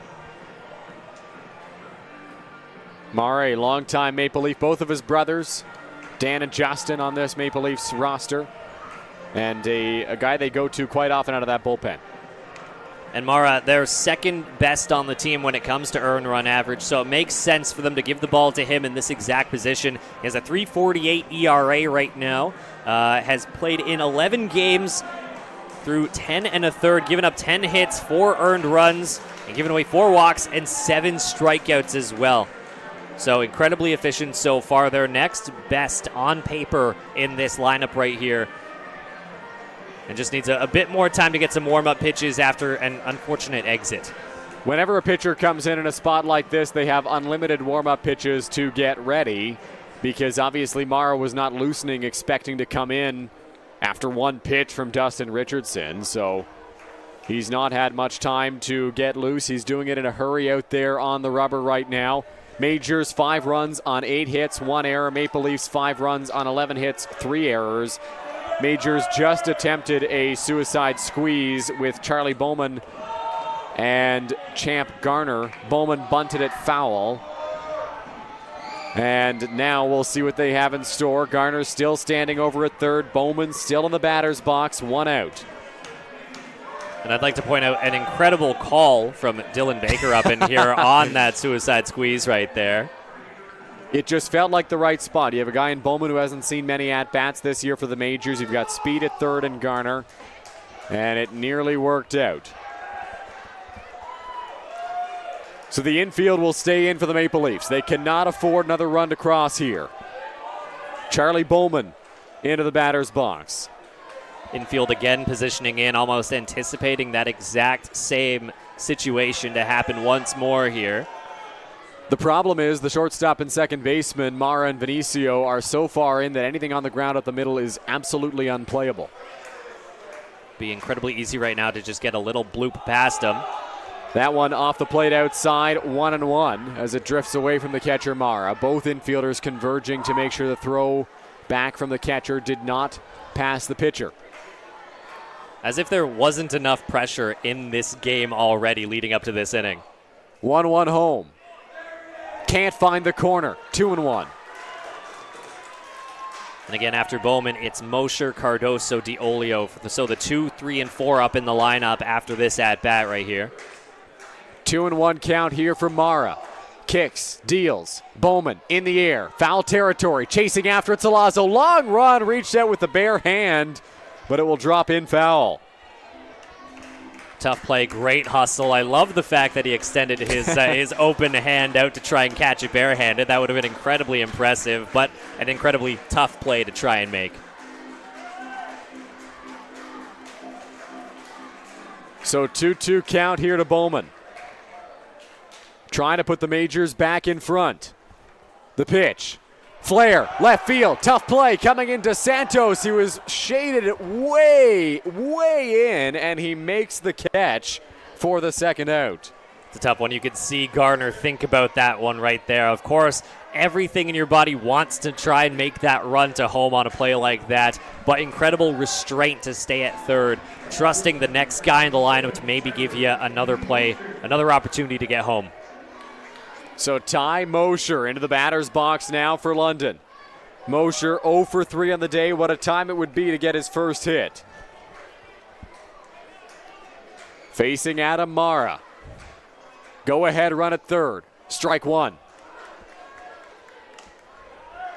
Mara has given up a couple hard hits so far this season. He's given up 2 doubles right now, which Mosher might be hoping to try and capitalize on.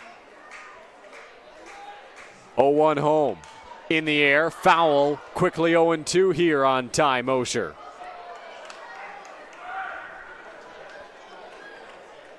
No real action in the Majors bullpen, so you think maybe Keys gets the 9th as well after a bit of a rough 8th. 0-2, 2 away. Here's the pitch. Mosher in the air. Left center field, drifting away from Lewis. He's chasing after it, and he's got it. What a job by Adam Mara, coming in with the go-ahead run at third base with no warm-up pitches and 1 out. He gets out of the jam for the Leafs and keeps it tied. 5-5 after the 8th. Don't go anywhere on Majors TV. Go beyond the scores and get to know the athletes who call the Forest City home. Joseph crushes one. Game Day London brings you in-depth stories and conversations about London's major teams and the athletes. Whether it's in the rink with the Knights or on the field with the Majors, Game Day London has you covered from the start. For fresh and engaging sports coverage, visit GameDayLondon.com, a proud sponsor of Majors TV.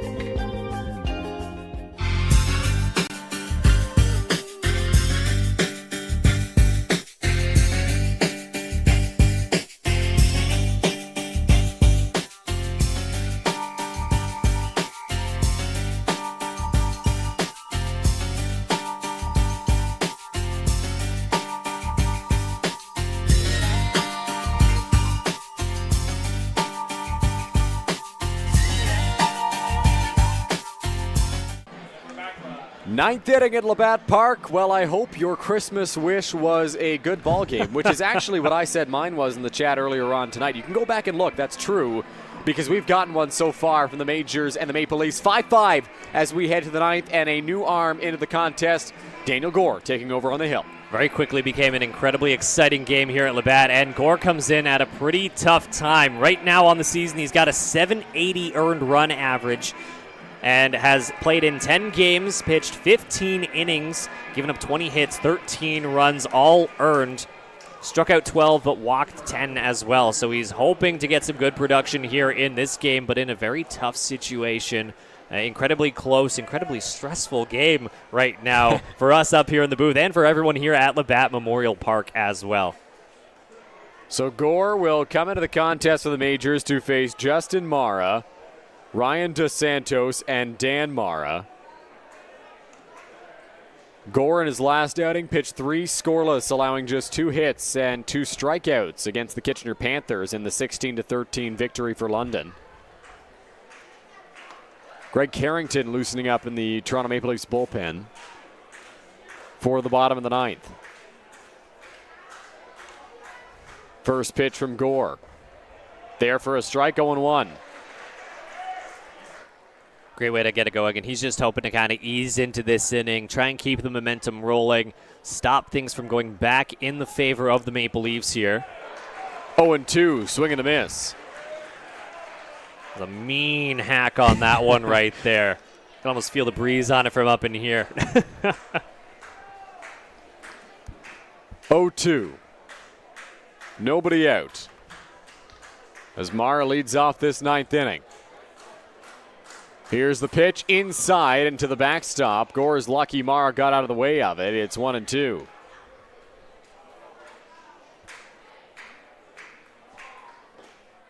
It's a tough pitch to try and make in a tough situation. If you're going to throw outside, at least it's the first ball. Still 2 strikes. 1-2, cut on and miss, strike 3. A strikeout of Justin Mara, and Gore's got 1 down here in the top of the ninth. Some great pitches, incredibly competitive across the board, which is why you can get away with some of the occasional erratic pitches that can come across, sometimes slightly wild ones. Of course, it's a great opportunity for that to happen with no runners on, but then it also sets you up in these batters' heads, not potentially knowing what the next pitch is going to be coming in your direction. So some great pitches, able to get a great strikeout to start the inning here. Ryan DeSantos into the batter's box. He's got a double tonight. Swing and a miss, 0-1. DeSantos actually 2 for 3 on the evening. And Gore right now just looks to be overpowering these batters a little bit. They've all been pretty late swings on the ball right here. Getting some good swing and miss so far in the top of the ninth. 0-1, swing and a miss, 0-2. Gore must be listening to us, apparently, from the sound of it. He'll step off the mound and take a breath. Trying to get back-to-back strikeouts. So he can play a little bit around if he wants to, try and induce a swing and miss on a pitch that maybe goes a bit outside. 0-2, chopped on the ground. Cardoso will chase after it. It's a foul ball, and so we'll try it again on no balls and 2 strikes. What a fun game this became. All said and done. 3 runs in the top of the 8th for the Maple Leafs. Majors answer back with 1 to tie it in the bottom of the 8th. And here we are, top of the 9th, 5-5, pitch from Gore, just inside. You could see Steve Cochran thought about ringing him up, but did not give him the call. That was right on the edge. He thought about that almost as much as you can if you're an umpire, but ends up ruling it as a ball. Don't see that incredibly often here. 1-2, Gore into the windup, hesitation. Here's the pitch. In the dirt, and it's 2-2. You see Gore going a lot towards the bottom of the zone. You often see that a lot from relievers who have a bit more breaking pitches in their arsenal, trying to play down in the zone, get some swing and miss. So even if they do get some contact, it's not very often you get hard contact that goes towards the outfield. To get a lot of ground balls, trusting your defense a little bit on a lot of these pitches. 2-2. Here's the offering. Breaking ball doesn't get the call. Count runs full on DeSantos. I really like that pitch. Just across the board. Might not have come across for the strike, but just in terms of how it started, how it finished, the actual movement on that pitch is incredibly impressive to see, and I adore seeing that pitch from Gore. 3-2. Fouled off by DeSantos, hits it a long ways, and we'll try again on the full count pitch. It's almost getting to the point in this game where every single at-bat is becoming the most important one in this game. Each kind of building off the pressure of the previous at-bat right here. 3-2, 1 away. Here's the pitch. Off the plate, ball 4. So DeSantos works a 1-out walk, and the go-ahead run is on base for Dan Mara.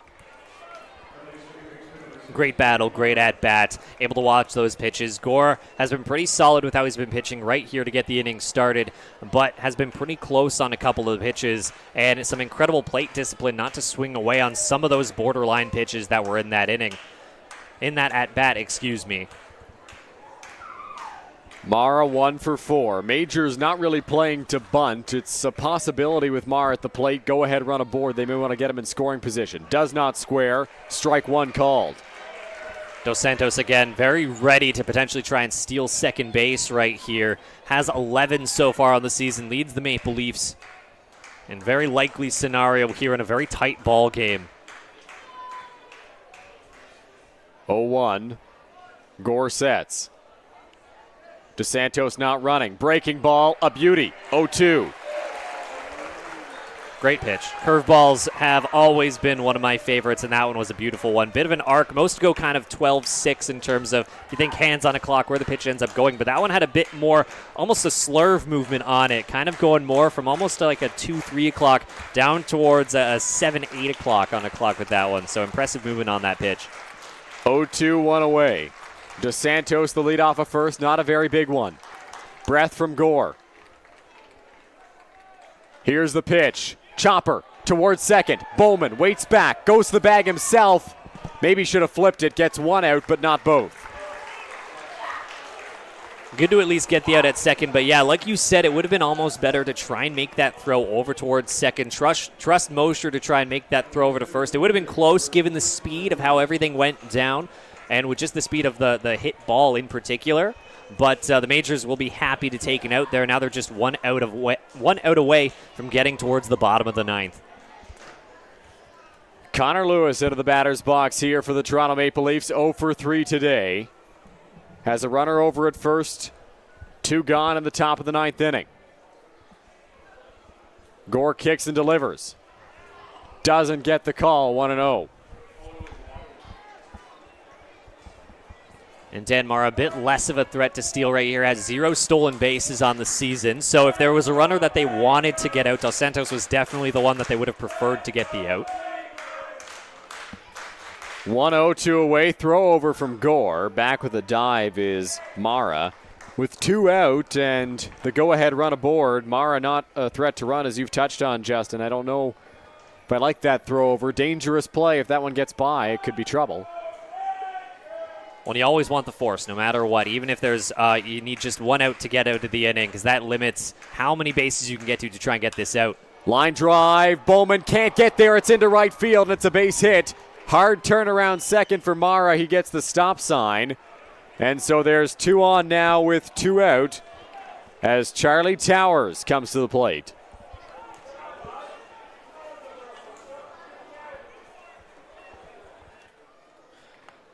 For those at home who are a little bit curious, usually Dylan and I, when we're up here in the Game Day London press box, are seated for a majority of the game. For reference, neither of us are seated at this exact moment. It has been an exciting one at Labatt Park. We are both standing, as are some of the fans here at Labatt Park. Charlie Towers in the box. Dan Mara at second. Connor Lewis at first. Gore peeks back and delivers. Towers floats that one foul, 0-1. No fan could make a catch on it.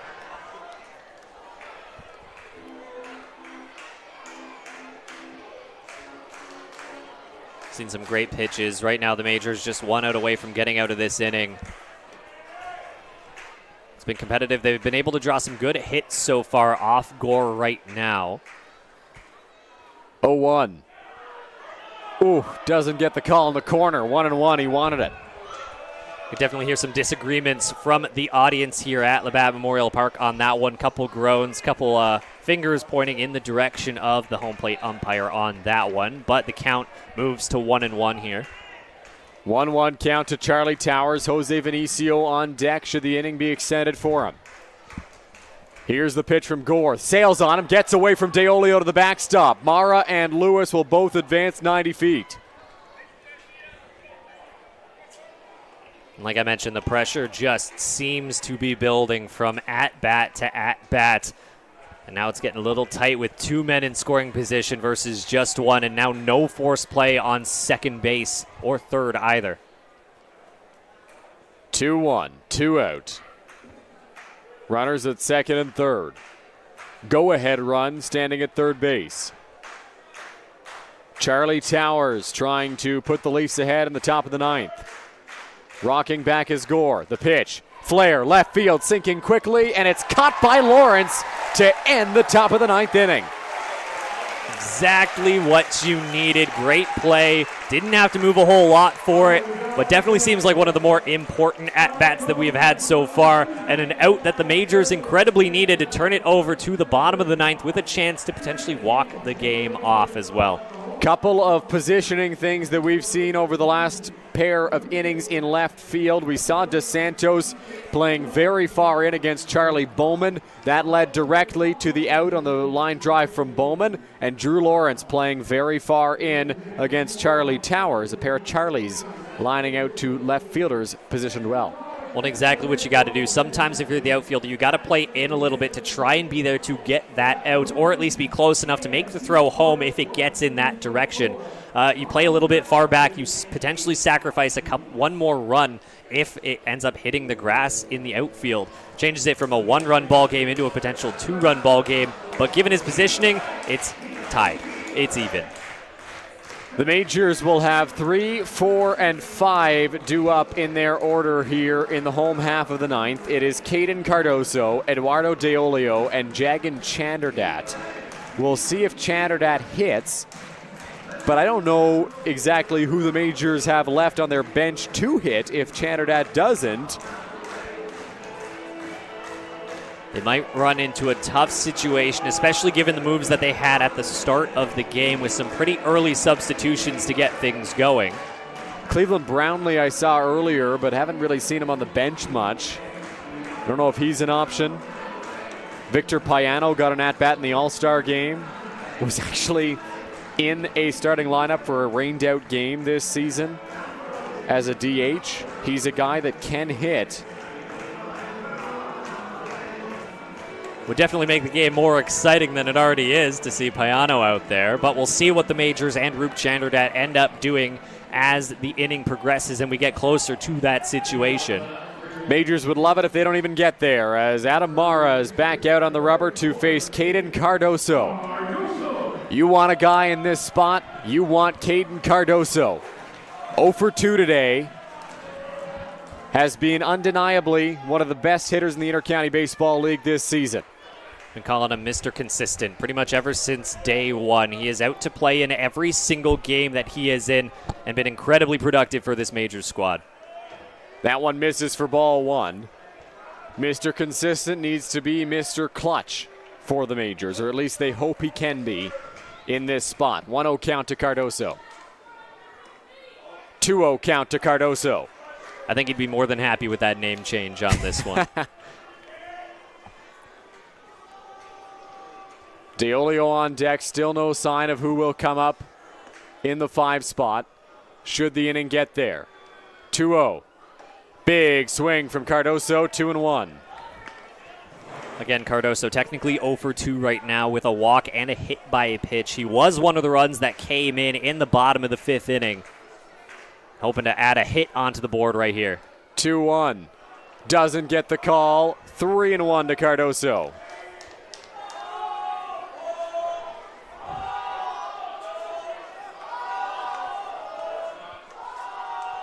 Cardoso took a breath. Here's the pitch. Big swing, comes up empty again. 3-2. Full count here, and a stressful full count here at Labatt Memorial Park. The 3-2 home. Cardoso scorches it foul. Again, putting that incredible contact and incredible power on display in that swing. Even though it went foul, if that was anywhere in the field, that would have been just a solid hit right towards the outfield grass. Depending on location, could be at first or second, but it's just a foul ball. Popped up. Just past the cut of the infield. Dan Mara makes the catch, and there's one away now in the home half of the ninth. If you're the Maple Leafs, that might have been one of the hardest at-bats that you were hoping to get through right there with how well Cardoso is able to get the bat to the ball. So a bit of a sigh of relief for any Maple Leafs fans out there, as now there's one out and Eduardo Deolio on to the plate. So Deolio will step into the batter's box as Jagan Chanderdat grabs the bat and will head to the on-deck circle. Pitch to DeOlio in the air, right field, not deep. Connect coming in, he makes the catch, and there's 2 gone now in the bottom of the 9th. Tough one, good display of power, but just got a bit too far underneath it. Didn't have to move much over in right field to make the play on that one, and it's very quickly down to 2 outs here in the bottom of the 9th. So Jagan Chanterdat into the batter's box now for London. See what he can do against Adam Mara.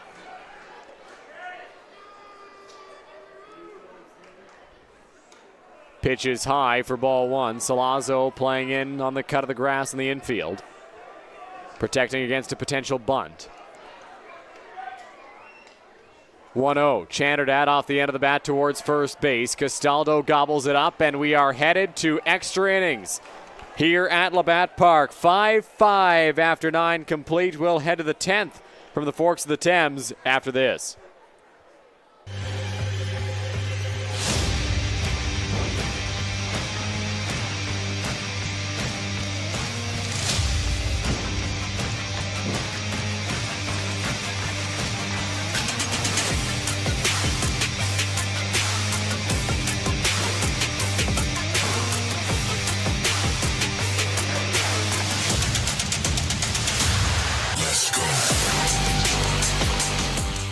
Welcome to Labatt Park in London, Ontario, the world's oldest baseball grounds.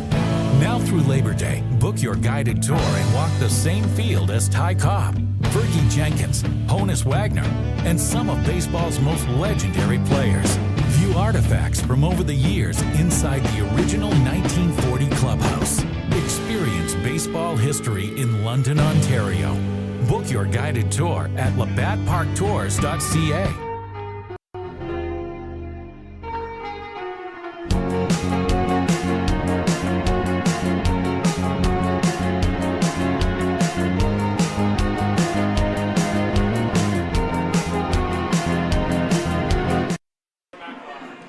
Tenth inning is where we head here at Labatt Memorial Park, and a new arm to take over for the Majors. Justin, it is Jared Lund onto the mound.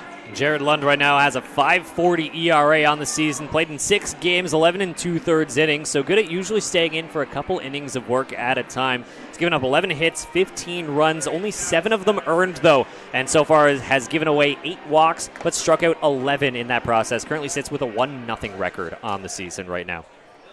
Charlie Towers is the runner placed over at second base for the Maple Leafs, and that just feels like a dream guy to have out there with the speed that he's got. Jose Vinicio, the switch hitter, will step into the batter's box for Toronto with the expectation that a bunt will be coming as the Leafs try to push across at least 1 run in this inning. A long talk over at the mound here for the Majors prior to this inning getting going. It's a very tough part of the lineup right now, especially like you mentioned with Towers and his speed over on second base. Vinicio as well has plenty of speed, plenty of gas in the tank as well on that front. So if he makes his way over to first, he's a potential steal threat over to second too.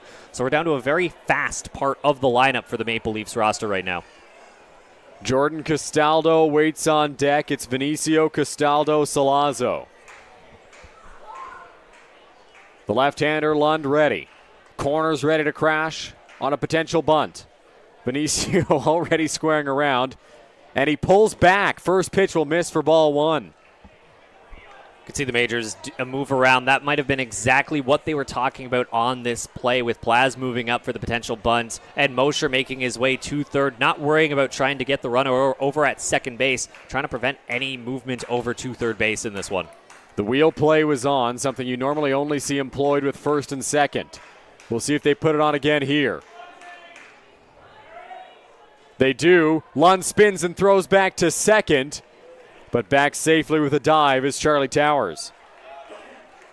Towers, good speed, good positioning, not being too far away from the base. It was a pretty close call. Had to slide right in there to avoid the play. Good movement, good quick movement from Lund on the Majors end as well, trying to get that play, but still safe over at second base. 1-0 count here to Vinicio. He'll square around a bunt early yet again. Majors crash. Vinicio pulls back, and he puts it through the middle. It's a base hit. Around third, getting the wave is Charlie Towers. It's bobbled in center by Garner. Here's the throw to second base. Did they get Vinicio? They do! So the run will come across. Vinicio gets thrown out at second, and the Maple Leafs lead 6-5.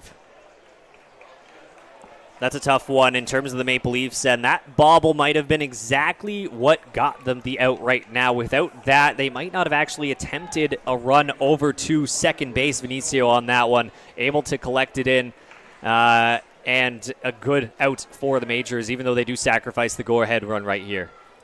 So Jordan Castaldo into the batter's box here for the Toronto Maple Leafs. Castaldo has nobody on, one out. That pitch in the dirt for ball one. Castaldo 1 for 5 on the day, collecting one of the runs in the 7th inning there. Again, 289 on the season, 33 hits, 10 doubles, and 4 home runs for Castaldo right here. So a dangerous part of the lineup for the Maple Leafs. 1-0 count. Long break between pitches. The pitch from Lund. That's there for a strike, 1-1. Castaldo nodding along. Lund has probably one of the more unique rotations in terms of his actual throw mechanics over on the mound. Gets very low, uses a lot of his knees, a lot of his lower body on these pitches. That one is in the dirt, and it's 2 balls and 1 strike here to Castaldo. Leafs leading 6-5. Continued action in the Toronto bullpen. I believe that is Julian Valdez getting loose.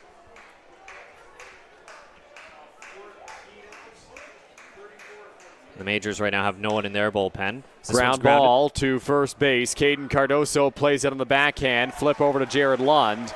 And there's 2 gone now in the top of the 10th.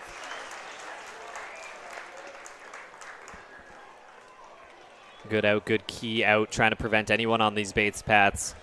So no matter what going into next inning, as of right now, the Majors have the chance to even it up with a runner in scoring position. So the Majors right now are trying to limit that from getting any worse right now. Still being out hit 13-8 in the game. John Salazzo into the batter's box here for Toronto. He's a guy who could add on with one swing of the bat. Lund doesn't get the call on the first pitch. It's 1-0.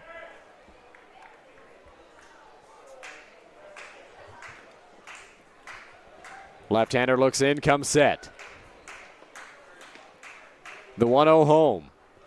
Breaking ball, hit hard. Bowman to his left, gobbles it up, bobbles it. Throw to first is not going to be in time. It hits off Salazzo and goes down the line.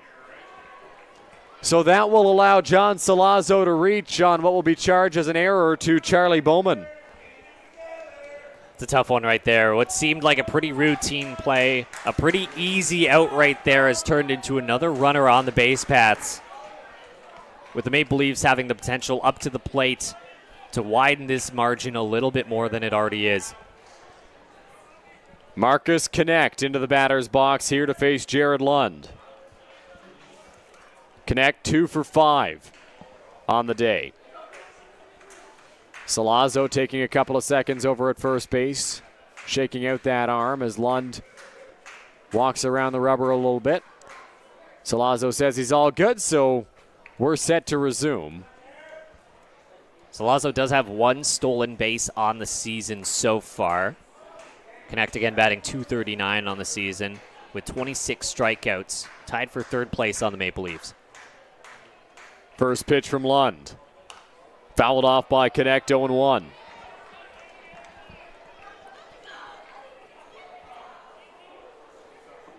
Oh, 1 count. Still a pretty good crowd on hand. A lot of people have stuck around here in this 10th inning.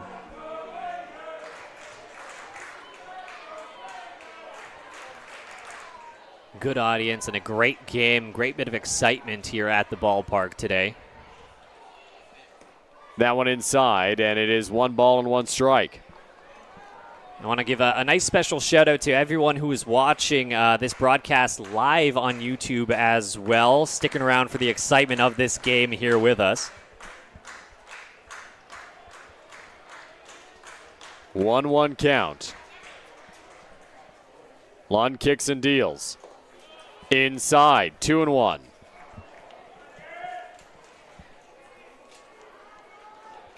Tough positioning and good plate discipline so far from this Maple Leafs team right here. Sometimes with a lot of this added pressure, some accidents can happen in terms of swinging at pitches that you realistically shouldn't be swinging at, so good to hold off. Fouled straight back. It's 2-2 now to connect.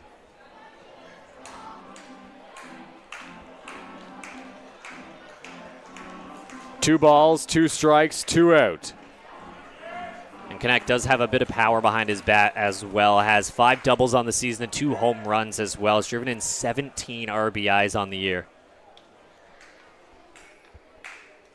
Salazzo standing at first. Lund trying to end the inning, allowing just the 1 run. In the dirt, blocked by DeOlio. Count now runs full. Salazzo will get a head start, so anything to the gap likely scores him.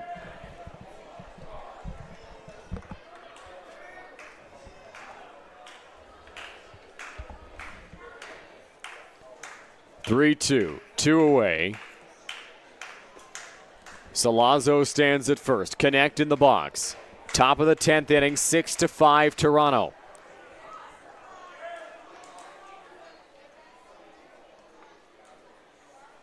Long pause here before the pitch.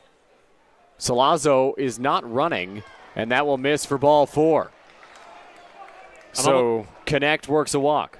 I'm almost shocked that he was not running on that one, because no matter what you would have had to have moved, it would have been either an out or a hit or a walk. And either way, in any case, you are moving on your way to second. It'll be Justin Mara into the batter's box here for Toronto. 2 on, 2 away. Big spot. If the Leafs can add on another run, it puts added pressure on the Majors. Breaking ball. That's there for strike 1. And Mara with the same average as Connect with a .239 average on the season. In 19 games, he has 67 plate appearances and 16 hits throughout all that course and 2 home runs as well. Driven in 12 on the year. 0-1. In the dirt, 1-1.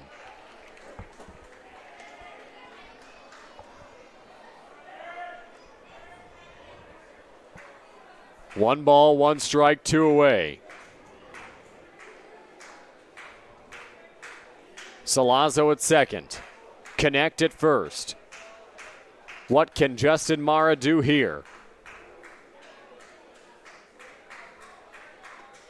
The pitch. Off the plate outside. 2-1. And remember, this game is incredibly important for both these teams. The Maple Leafs trying to get out from the bottom position to get into the postseason.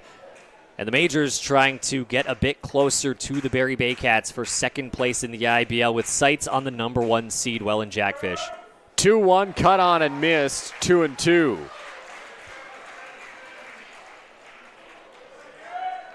Got some of the Bushmen in our chat cheering on the Leafs. 2-2, 2 away. Leafs have already pushed 1 across, the automatic runner at second here in the 10th inning. The offering from Lund. Off the plate outside. Count now runs full with 2 away. Lund has such an incredibly slow curveball compared to even some of the other players on this Majors roster, and that can really mess up the timing of some of these batters in the box, which is exactly what he's hoping to do right now. 3-2, 2 out. Long hold from Lund. Runners moving on the pitch. That one on the ground, foul. And so we'll try again on 3-2. Now both runners were running on the pitch, understanding that it's a full count, 2 out. No harm in getting a bit of a jump on the base paths right here. 3-2, 2 away. Salazzo at second, connected first. Justin Mara in the batter's box. Toronto looking to add on. Lund trying to send it to the bottom of the 10th, down 1. Here's the pitch. Chopper in the hole. Bowman to his left. Makes the stop. Throw to Cardoso is not even close. It'll go to the backstop. And that will score Salazzo. You can see Bowman's hands go right to his face on that one. It's a tough play, and for us here at the ballpark and us in the Game Day London press box, there was a lot of pressure, but it's tough to imagine just how much pressure is on these players in these exact situations, and that one just got to him a little bit. Salazzo scores easily. Connect moves up to third, Mara to first on the error by Charlie Bowman. Second error of the inning for Bowman with 2 out to boot, and Roop Chanderdat will come out to the mound now. Talk things over with Jared Lund and his infield. Braden Farrington is loosening up in the Majors bullpen. The game completely changes now with the extra inning rule. When an additional runner scores on top of the runner who starts at second, you kind of assume that runner is going to score no matter what when he's over at second to start the inning, but you can't allow another one because now there's a ton of pressure on the offense. Yeah, I'd never say it's easy to get that runner from second to home, but when realistically all it takes is one base hit to anywhere in the ballpark to realistically get that runner from second to home. Like you mentioned, it's kind of a given on a base hit that one run is going to come in. So that second one coming in is the key run that can often separate the winner from the loser in situations like this. So Ryan DeSantos into the box. That one misses for ball 1. 7-5 Leafs.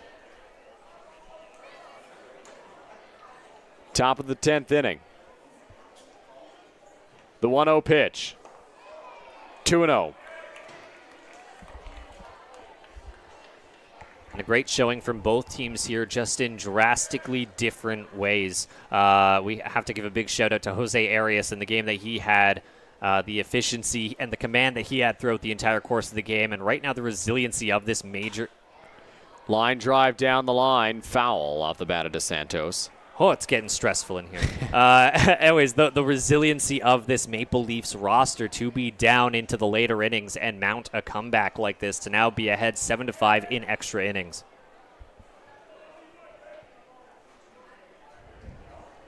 2-1 count here to Ryan DeSantos.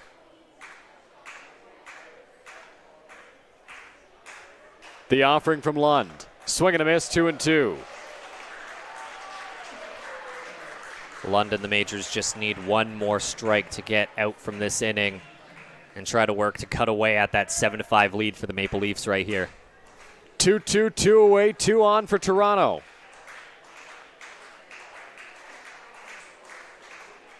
Here's the pitch. Doesn't get the call. Count runs full at 3-2.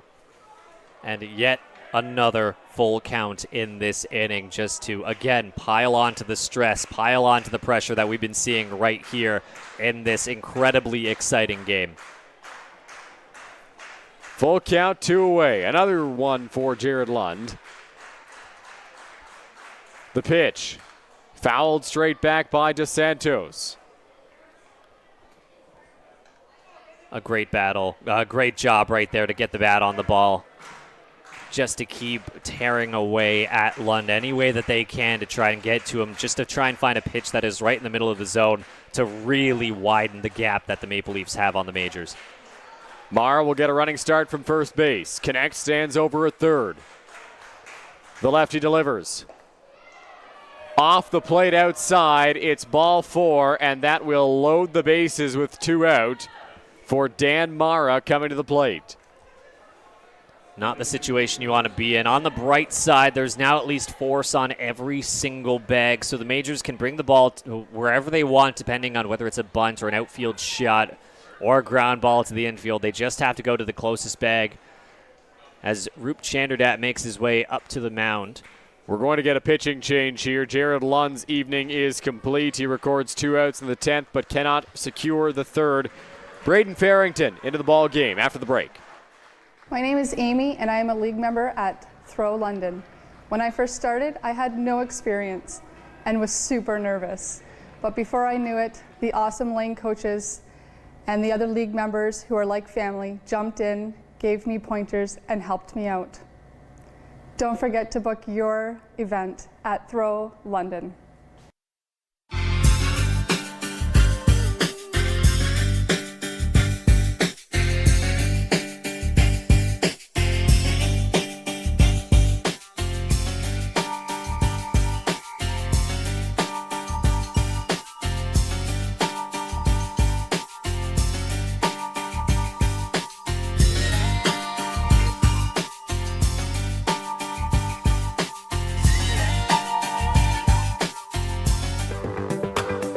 Hello, my name is Jim Nuther with Nuther's Award Store. Come along with me on a virtual tour to take a look at our amazing products and services that we're able to provide to you to help you with your recreation needs.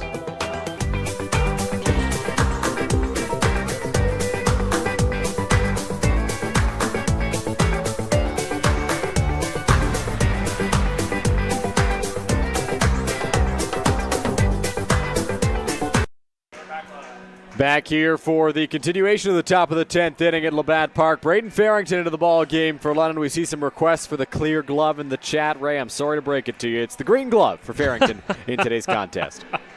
He has quite a few in his arsenal to pick from in terms of gloves. This has definitely been the favorite so far this season, his green glove. I think probably one of the more popular ones that he's had so far. With the red hat and the green glove, he's really going with the Christmas at the Park theme today. Majors down by 2 here in the 10th inning. Dan Morrow 1 for 5 in the batter's box as the bases loaded, 2 out.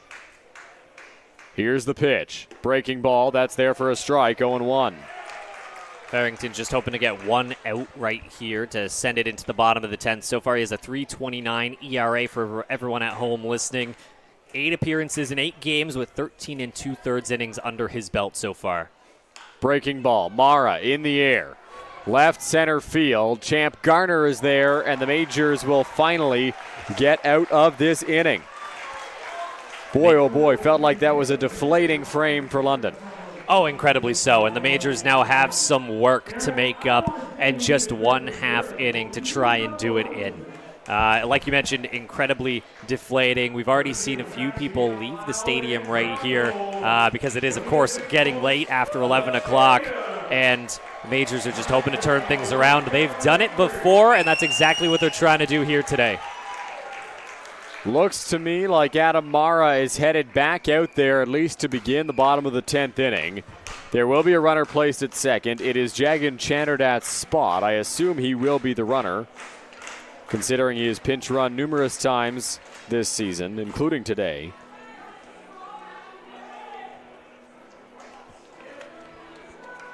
Due up for the Majors, Starling Joseph, Drew Lawrence, Champ Garner. You don't want to put too much pressure on any guy, but it feels like the Majors need a moment from Starling Joseph here right now. Exactly, and it's one of those cases where you never want the world of pressure to be on one person, and this is often when coaches will start telling their players to start playing a bit of small ball in particular. You'll hear that a lot. Sometimes it's tough wanting to get that big hero moment to drive in the tying run off a big home run, but often in situations like this with just 1/2 inning, you kind of got to claw your way back in this inning, string some hits, build some momentum, and get things going into your side. That's exactly what the Majors might be doing.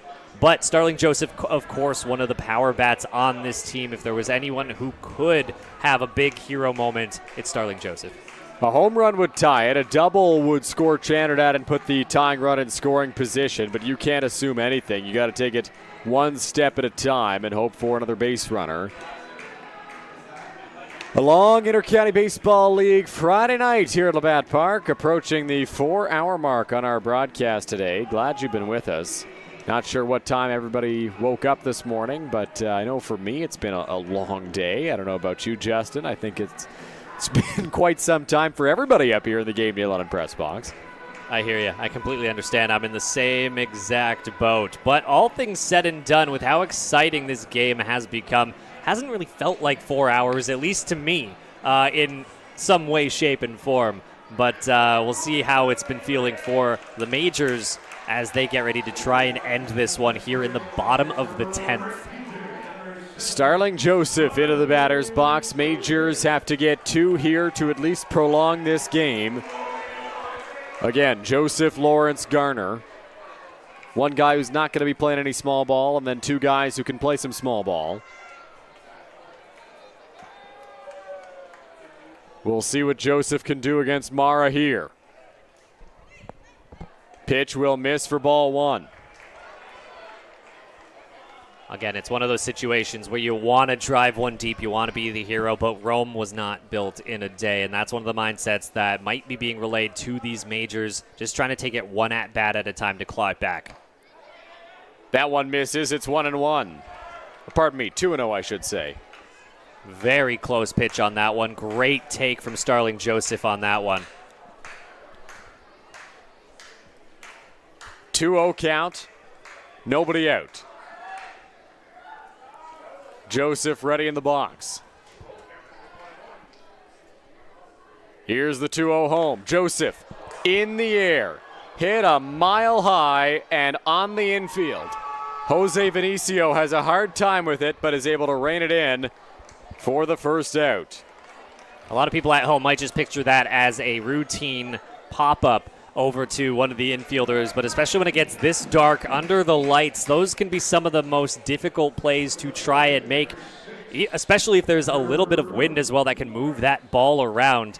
You might think it's easy to track. It's definitely not, and very impressive that he came up with the out right there, even if the Majors might not be incredibly happy about that outcome. Drew Lawrence into the batter's box with Chanderdat standing over at second base. Infield is back. Here's the pitch. Lawrence flares that one. Right field line going to be a tough play, slicing foul, and the count is 0-1.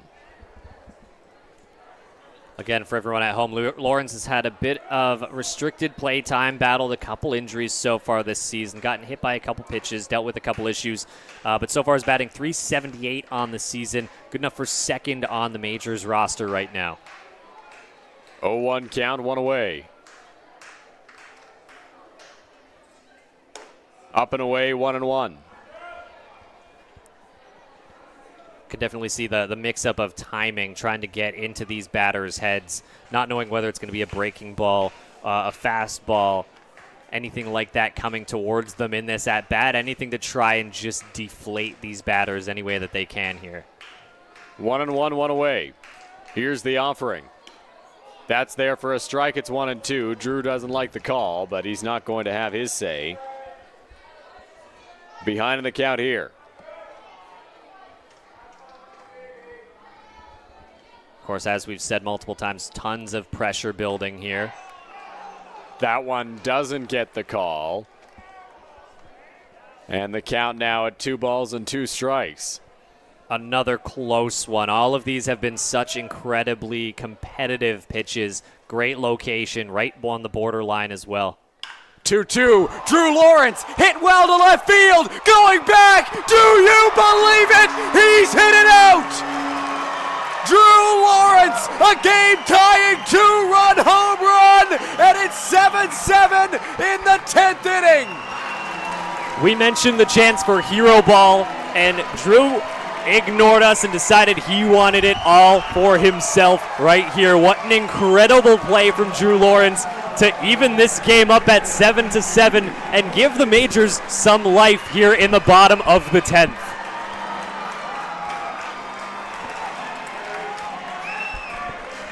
A game-tying 2-run home run for Drew Lawrence. How about that? When the Majors were on the brink, it's Lawrence who comes up clutch. And we're going to get a mound visit here for Toronto. We were talking about how deflated this Majors roster must have started to be feeling getting to this point in the game. Down 2 runs, bottom of the 10th. Toronto just got a couple in, and it's a tough situation for anyone to be in, and to get a clutch hit like that at that exact time is exactly what the Majors needed, and I'm sure Drew must have the biggest smile on his face right now. Pitching change coming up here for Toronto. We'll take a quick break and be right back. Don't go anywhere. Majors and Leafs on Majors TV. My name is Amy, and I am a league member at Throw London. When I first started, I had no experience and was super nervous.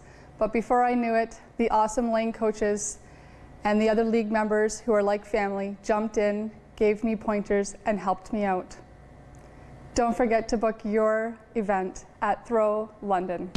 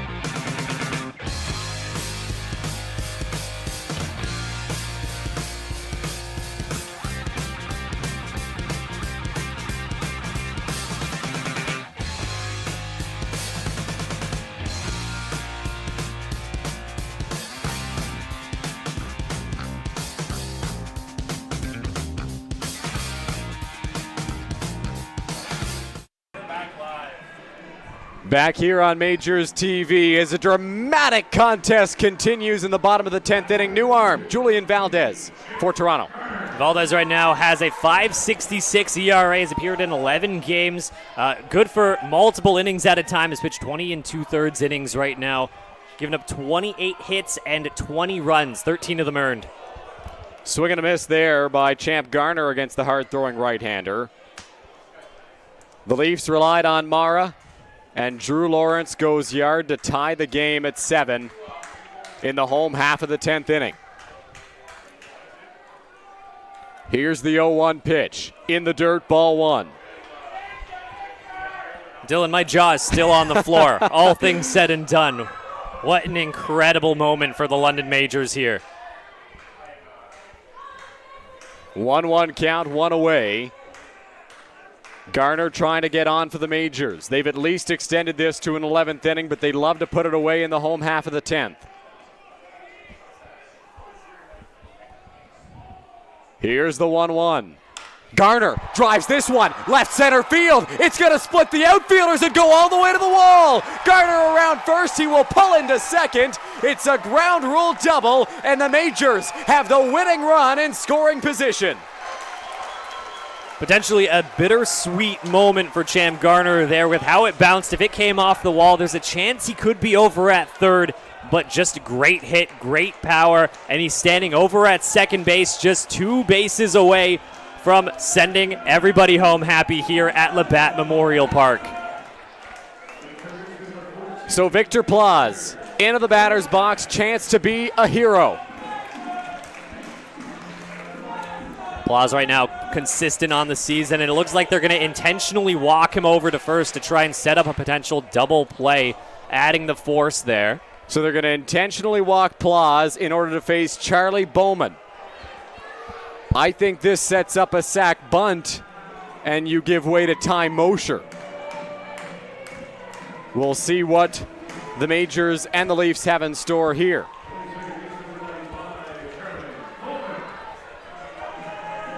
Bowman committed 2 errors in the top of the 10th inning that allowed the Leafs to score their 7th run.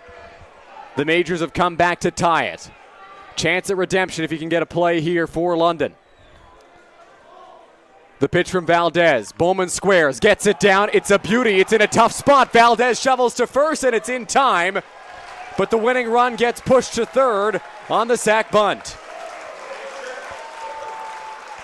That would have been a tough one to try and stretch out into a single there, but great effort, great location. There was no way they were going to get anyone out on second or third there with where that pitch was located.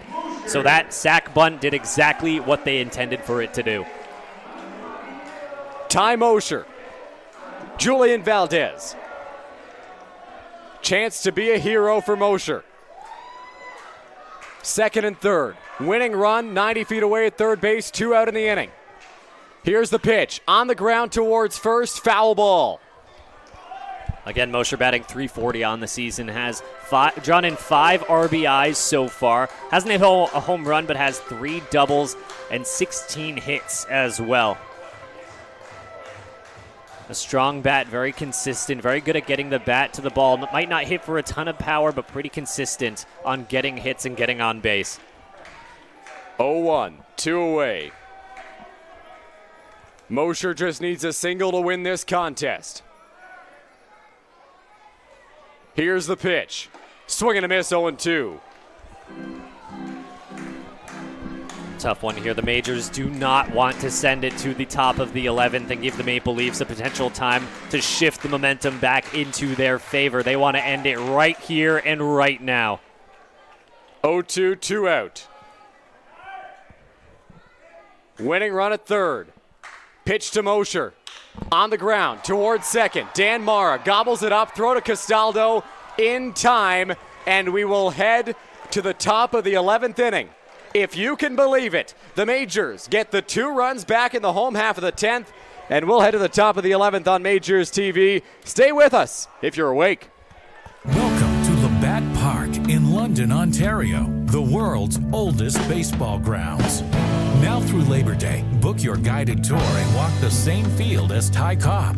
Fergie Jenkins, Honus Wagner, and some of baseball's most legendary players. View artifacts from over the years inside the original 1940 clubhouse. Experience baseball history in London, Ontario. Book your guided tour at labattparktours.ca.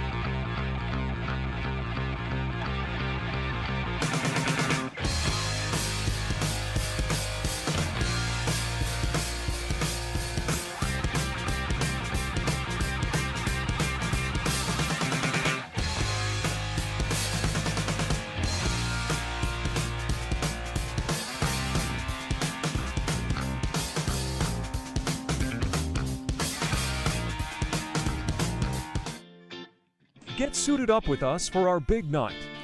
We went to Collins Clothiers. They had suits and tuxedos in various colors and styles. The staff helped us pick exactly what we wanted. They custom fit our suits for the perfect fit.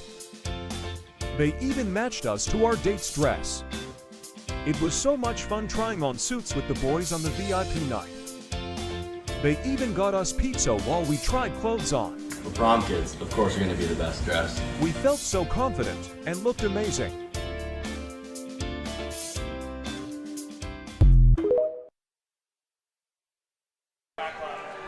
Back here for the 11th inning as the scoreboard resets. 7-7 our score. Justin, I mean, I don't have any words. How are we back here for an 11th inning? I did not sign up for this much stress in a day, Dylan. You know what? This is not what I thought this ball game was shaping up to be when we got started. How much it has changed within the course of 9, 10, and now 11 innings of baseball here at Labatt Memorial Park. Dan Mara, the runner placed over at second to start the top of the 11th inning. Connor Lewis into the batter's box. A potential bunt on the horizon. Braden Farrington back out there. He'll spin and throw over as Lewis squares around to bunt as expected.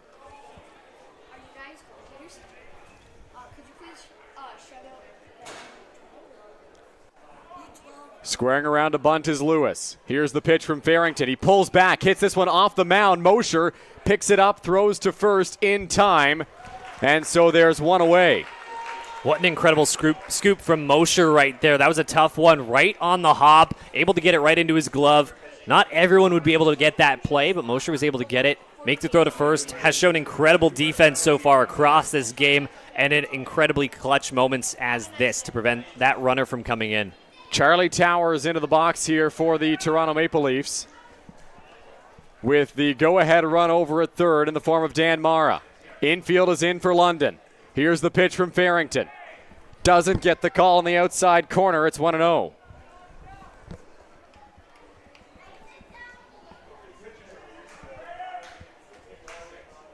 One-oh count, one away. Towers ready in the box. Here's the pitch from the right-hander. Doesn't get the call. They'll appeal down to third. No swing. 2-0. Hoping to prevent Towers from getting on base in any way, shape, or form. Again, incredibly quick. If he's on first, they have to worry about him potentially stealing second, and that's just another thing that the Majors roster has to worry about. Towers in the air. Hit well to right. Moving back on it. Joseph still going back. Did he track it down? No. It's off the wall. Towers digging for second. He's in there with a go-ahead double. Great hit, great timely hit, and you can see the excitement from him. An incredibly clutch hit to drive in a run and give the Maple Leafs another lead here again. So Towers in scoring position. It's 8-7 Toronto. You expect that runner to come in to score with the runner over at second base to start the inning. Now it's about limiting the damage. And again, with Towers' speed, you got to think that any hit, especially the one that touches the outfield grass, is going to score another run here. Swing and a miss by Vinicio, 0-1.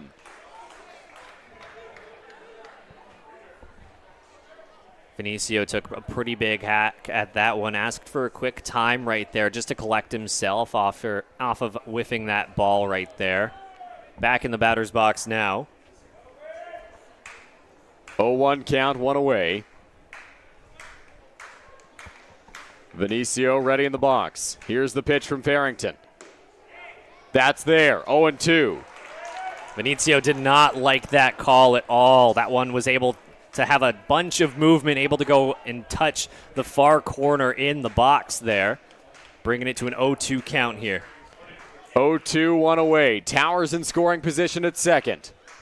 Here's the pitch from Farrington. Off the plate outside, 1-2.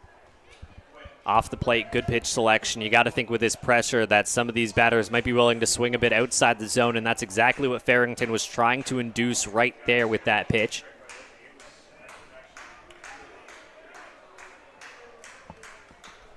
Right-hander sets. Towers dancing. 1-2 home. Fouled off by Vinicio towards the London dugout, and we'll try again on 1-2. Good contact, good piece of hit, and working to stay alive there. Keep this from getting to 2 outs right here. The Maple Leafs hoping to add on to expand this 8-7 lead that they have right here. 1-2, one away. Here's the offering. Chopper towards second. Bowman charging. Throw to first in time. A laser fired to Cardoso. He handles it nicely. 2 gone.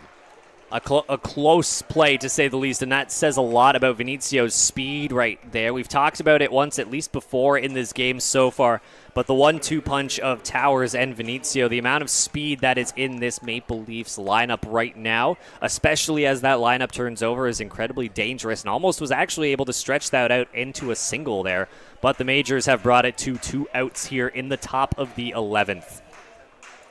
Jordan Castaldo into the batter's box. Towers standing over at third base. Here's the first pitch from Farrington. Off the plate outside, ball 1. You can pitch around Castaldo, but it doesn't get any easier with John Salazzo on deck. Pick your poison if you're the Majors. Here's the 1-0.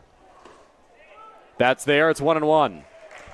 The Majors want to end this right here and right now with just 90 feet separating them from being in the exact same position they were in just an inning ago. 1-1, 2 away. Here's the pitch. In the air. Playable. Plaus. Foul territory. Still drifting back. He can't find it. It falls in. I mentioned it earlier, but it is not as easy as you would think it is to make that catch with the lights, with how dark it is. It is incredibly difficult to see that ball, especially if there's any semblance of wind here at the ballpark in an open ballpark such as this. So good attempt on the play, but man, the Majors would have loved to have come up with that one right there. So a new life for Jordan Castaldo. 1-2 count, 2 away. Toronto leading by 1. 8-7 Leafs. Castaldo trying to add on to that number.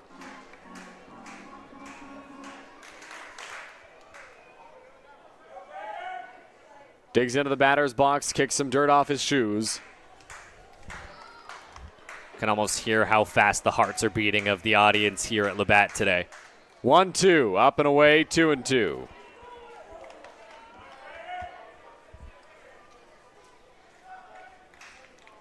Again, want to give a big shout out to everybody live on YouTube watching us here. It's 11:36, and we're happy that you wanted to spend your Friday night here with us watching some baseball. 2-2. Castaldo in the air, left field. Lawrence broke back, now comes in. He's got it, and the inning is over. So the Majors only allow the 1 in the 11th inning. It is 8-7 Toronto as we head to the home half. When you got to think, we mentioned it before, it's no easy task, but all you need is one solid hit to bring in a run from second with the extra inning rules that we have now in effect in the IBL. So you got to think there is a chance for the Majors to walk it off right here with just one solid hit separating them from a potential win here tonight. Well, Justin, if you want a good part of the order coming up for the London Majors, you've got it. You've got Caden Cardoso, Eduardo Deolio, and then Jagan Chanderdat due up for London here in this 11th inning. They need 1 run. They'd love 2. The runner over at second base will be Ty Mosher, and Julian Valdez, the hard-throwing righty, is back out there for Toronto. You said it pretty much exactly right. They would like 1 to keep the game going in any semblance and any form. Second run would end the game, send everyone home happy, and put a lot of smiles on a lot of Majors faces right here at 11:37 here in London, Ontario, Canada. Majors looking to provide another dramatic moment here in the bottom of the 11th, just like we saw with Drew Lawrence's clutch 2-run home run in the home half of the 10th to tie the ball game up, just when pretty much everybody in the ballpark and everybody up here thought it was game over. It has Lawrence really came been up clutch. Mix of emotions, to say the least. I feel like we've experienced a little bit of everything from sheer happiness to a bit of anger to a bit of sadness and excitement throughout the entire course of the game so far. Caden Cardoso will saunter into the batter's box. Ty Mosher heads out to second base. We'll see what the big bat of Cardoso can do, looking for his first hit of the ball game. He's 0 for 3 today. Cardoso has been hit by a pitch, walked, popped out, grounded out, and popped out again. Caden Cardoso songs being sung here at Labatt Park. Valdez sets. First pitch to Cardoso. Fouled off, 0-1. You know what, Dylan? It's moments like this that really define what baseball is all about and what makes it such an incredible sport, not only to play, but to watch as well. 0-1 count. Single ties the game. In the right spot. Here's the 0-1. Cardoso squares to bunt, tries to get it down. Here's the throw to second. It's into center field, but not far enough for Mosher to advance. What was the call there? I'm not sure on the pitch, whether it was a strike or a ball. Cardoso tried to get a bunt down and surprise everybody. You could see just how much they were not expecting that at all. Caught us by surprise, and you got to expect that it caught the catcher on surprise as well. And that throw might have been a bit of a result of that, not expecting it, not getting a good grip on it, trying to still make the throw over to second base, and it just getting away from him. That could have been a lot more dangerous of an attempt than the Maple Leafs might have thought right there. 0-2 count. Mosher at second, Cardoso in the box, Valdez on the mound.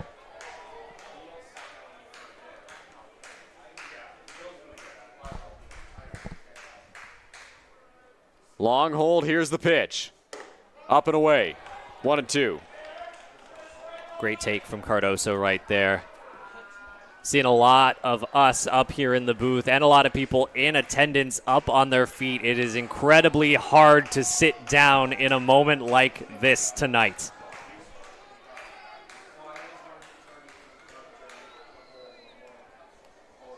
The 1-2 home. Called strike 3, Cardoso frozen on the outside corner. There's 1 out.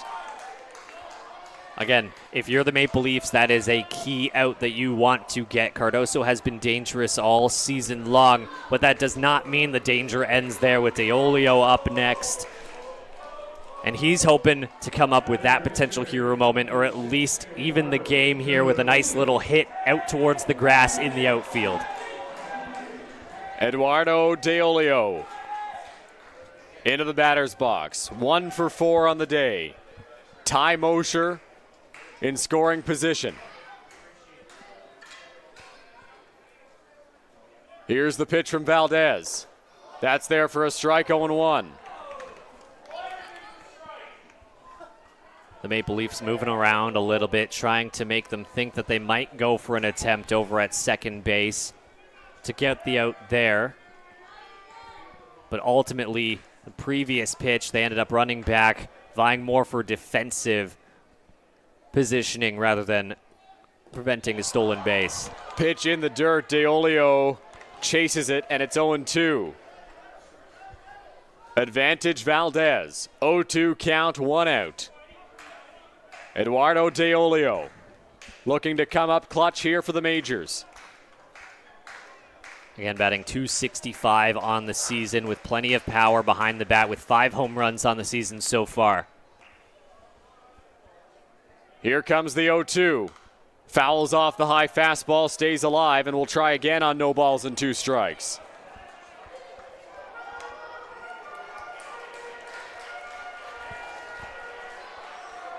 Again, dangerous part of the lineup. You had Cardoso, who leads the team with 6 home runs on the season. DeOlio, who's next with 5 home runs on the season. Starling Joseph on the season as well, hitting incredibly well when it comes to power with 4 home runs. Mara backs away at second. Here's the 0-2 to DeOlio. Flare towards first. It's caught by Castaldo in the air.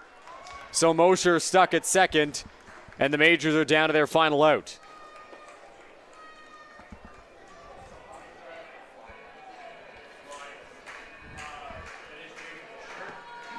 And it all comes down to this again. The Majors just need potentially 1 solid hit to drive in a run, but they would vie for a hit at the moment just to keep this at-bat alive. Jagan Chanterdat into the batter's box here as the last chance for London. The pitch. Swing and a miss, 0-1. Chanderdat again, mostly known for being a pinch runner so far this season with the Majors. And 1 at-bat prior to today's game, he had 1 run scored. 0-1. Chanterdat fouls it off, 0-2. Got some good contact on it. Had a lot of speed off the bat right there, just not the direction that he was wanting to go. Potentially caught a little bit off guard by just the speed of that pitch coming in. 0-2, 2 away.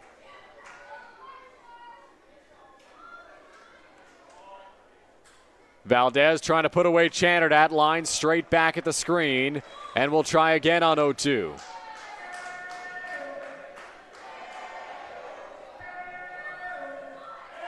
If Chanderdat's able to get on, it is Joseph, Lawrence, and Gardner up next in the batting order. 0-2, 2 away. Valdez ready. Here's the pitch. Chanterdat in the air, right field. Marcus Connect, a couple of steps to his left. He's got it. And this wild one from Labatt Park is complete. The Maple Leafs take it by a score of 8-7 on this lengthy Friday night at the Forks of the Thames. Incredibly well played from both sides. Ultimately, the Maple Leafs do come up with the win, but the Majors really kept it close. Of course, they had the lead for a good portion of the game before giving up some of those runs to the Maple Leafs, who ended up taking the lead. And it was a long one, and it's definitely some heartbreak for the Majors in this one. In the end, this game, although it was a fun one to watch, comes down to missed opportunity for the Majors. You think back to the bases loaded with 2 away earlier in the ball game where Osika struck out. You think back to some moments throughout the contest where the Majors just could not get anything going offensively in the times that mattered the most, and that's what ends up costing them. They leave 11 runners on base in the game today. And again, that has been a consistent problem for this team throughout much of the season so far. Roop has mentioned it. We've talked about it a few times. But it is hitting in timely fashion consistently throughout a ball game, which has been the biggest worry for the Majors so far. A lot of people thought they might have been on the mend over the past couple games, but ultimately in 11 innings, 11 opportunities, still only able to get 10 hits on the board. So the Majors fall here on this Friday night by a score of 8-7 as they lose to the Toronto Maple Leafs for the first time at home this year. And they head back to Toronto and have a rematch against this same Leafs ball club on Sunday. It brings them to a 12-4 record at home. It breaks up 8 consecutive wins in a row that the Majors have had here at Labatt Memorial Park as well. So definitely a bit of heartbreak across the board but again, does not take away from the fact of just how exciting of a game that this was in general here at Labatt Memorial Park. A quick word about Jose Arias. He got the start in the ball game today, and he was fantastic for the London Majors, Justin. Did incredibly well, was incredibly efficient, had great command, was executing the exact pitches that he was wanting to, and really was preventing this Maple Leafs lineup from getting any consistent damage done throughout his entire appearance. So a great showing from Jose Arias.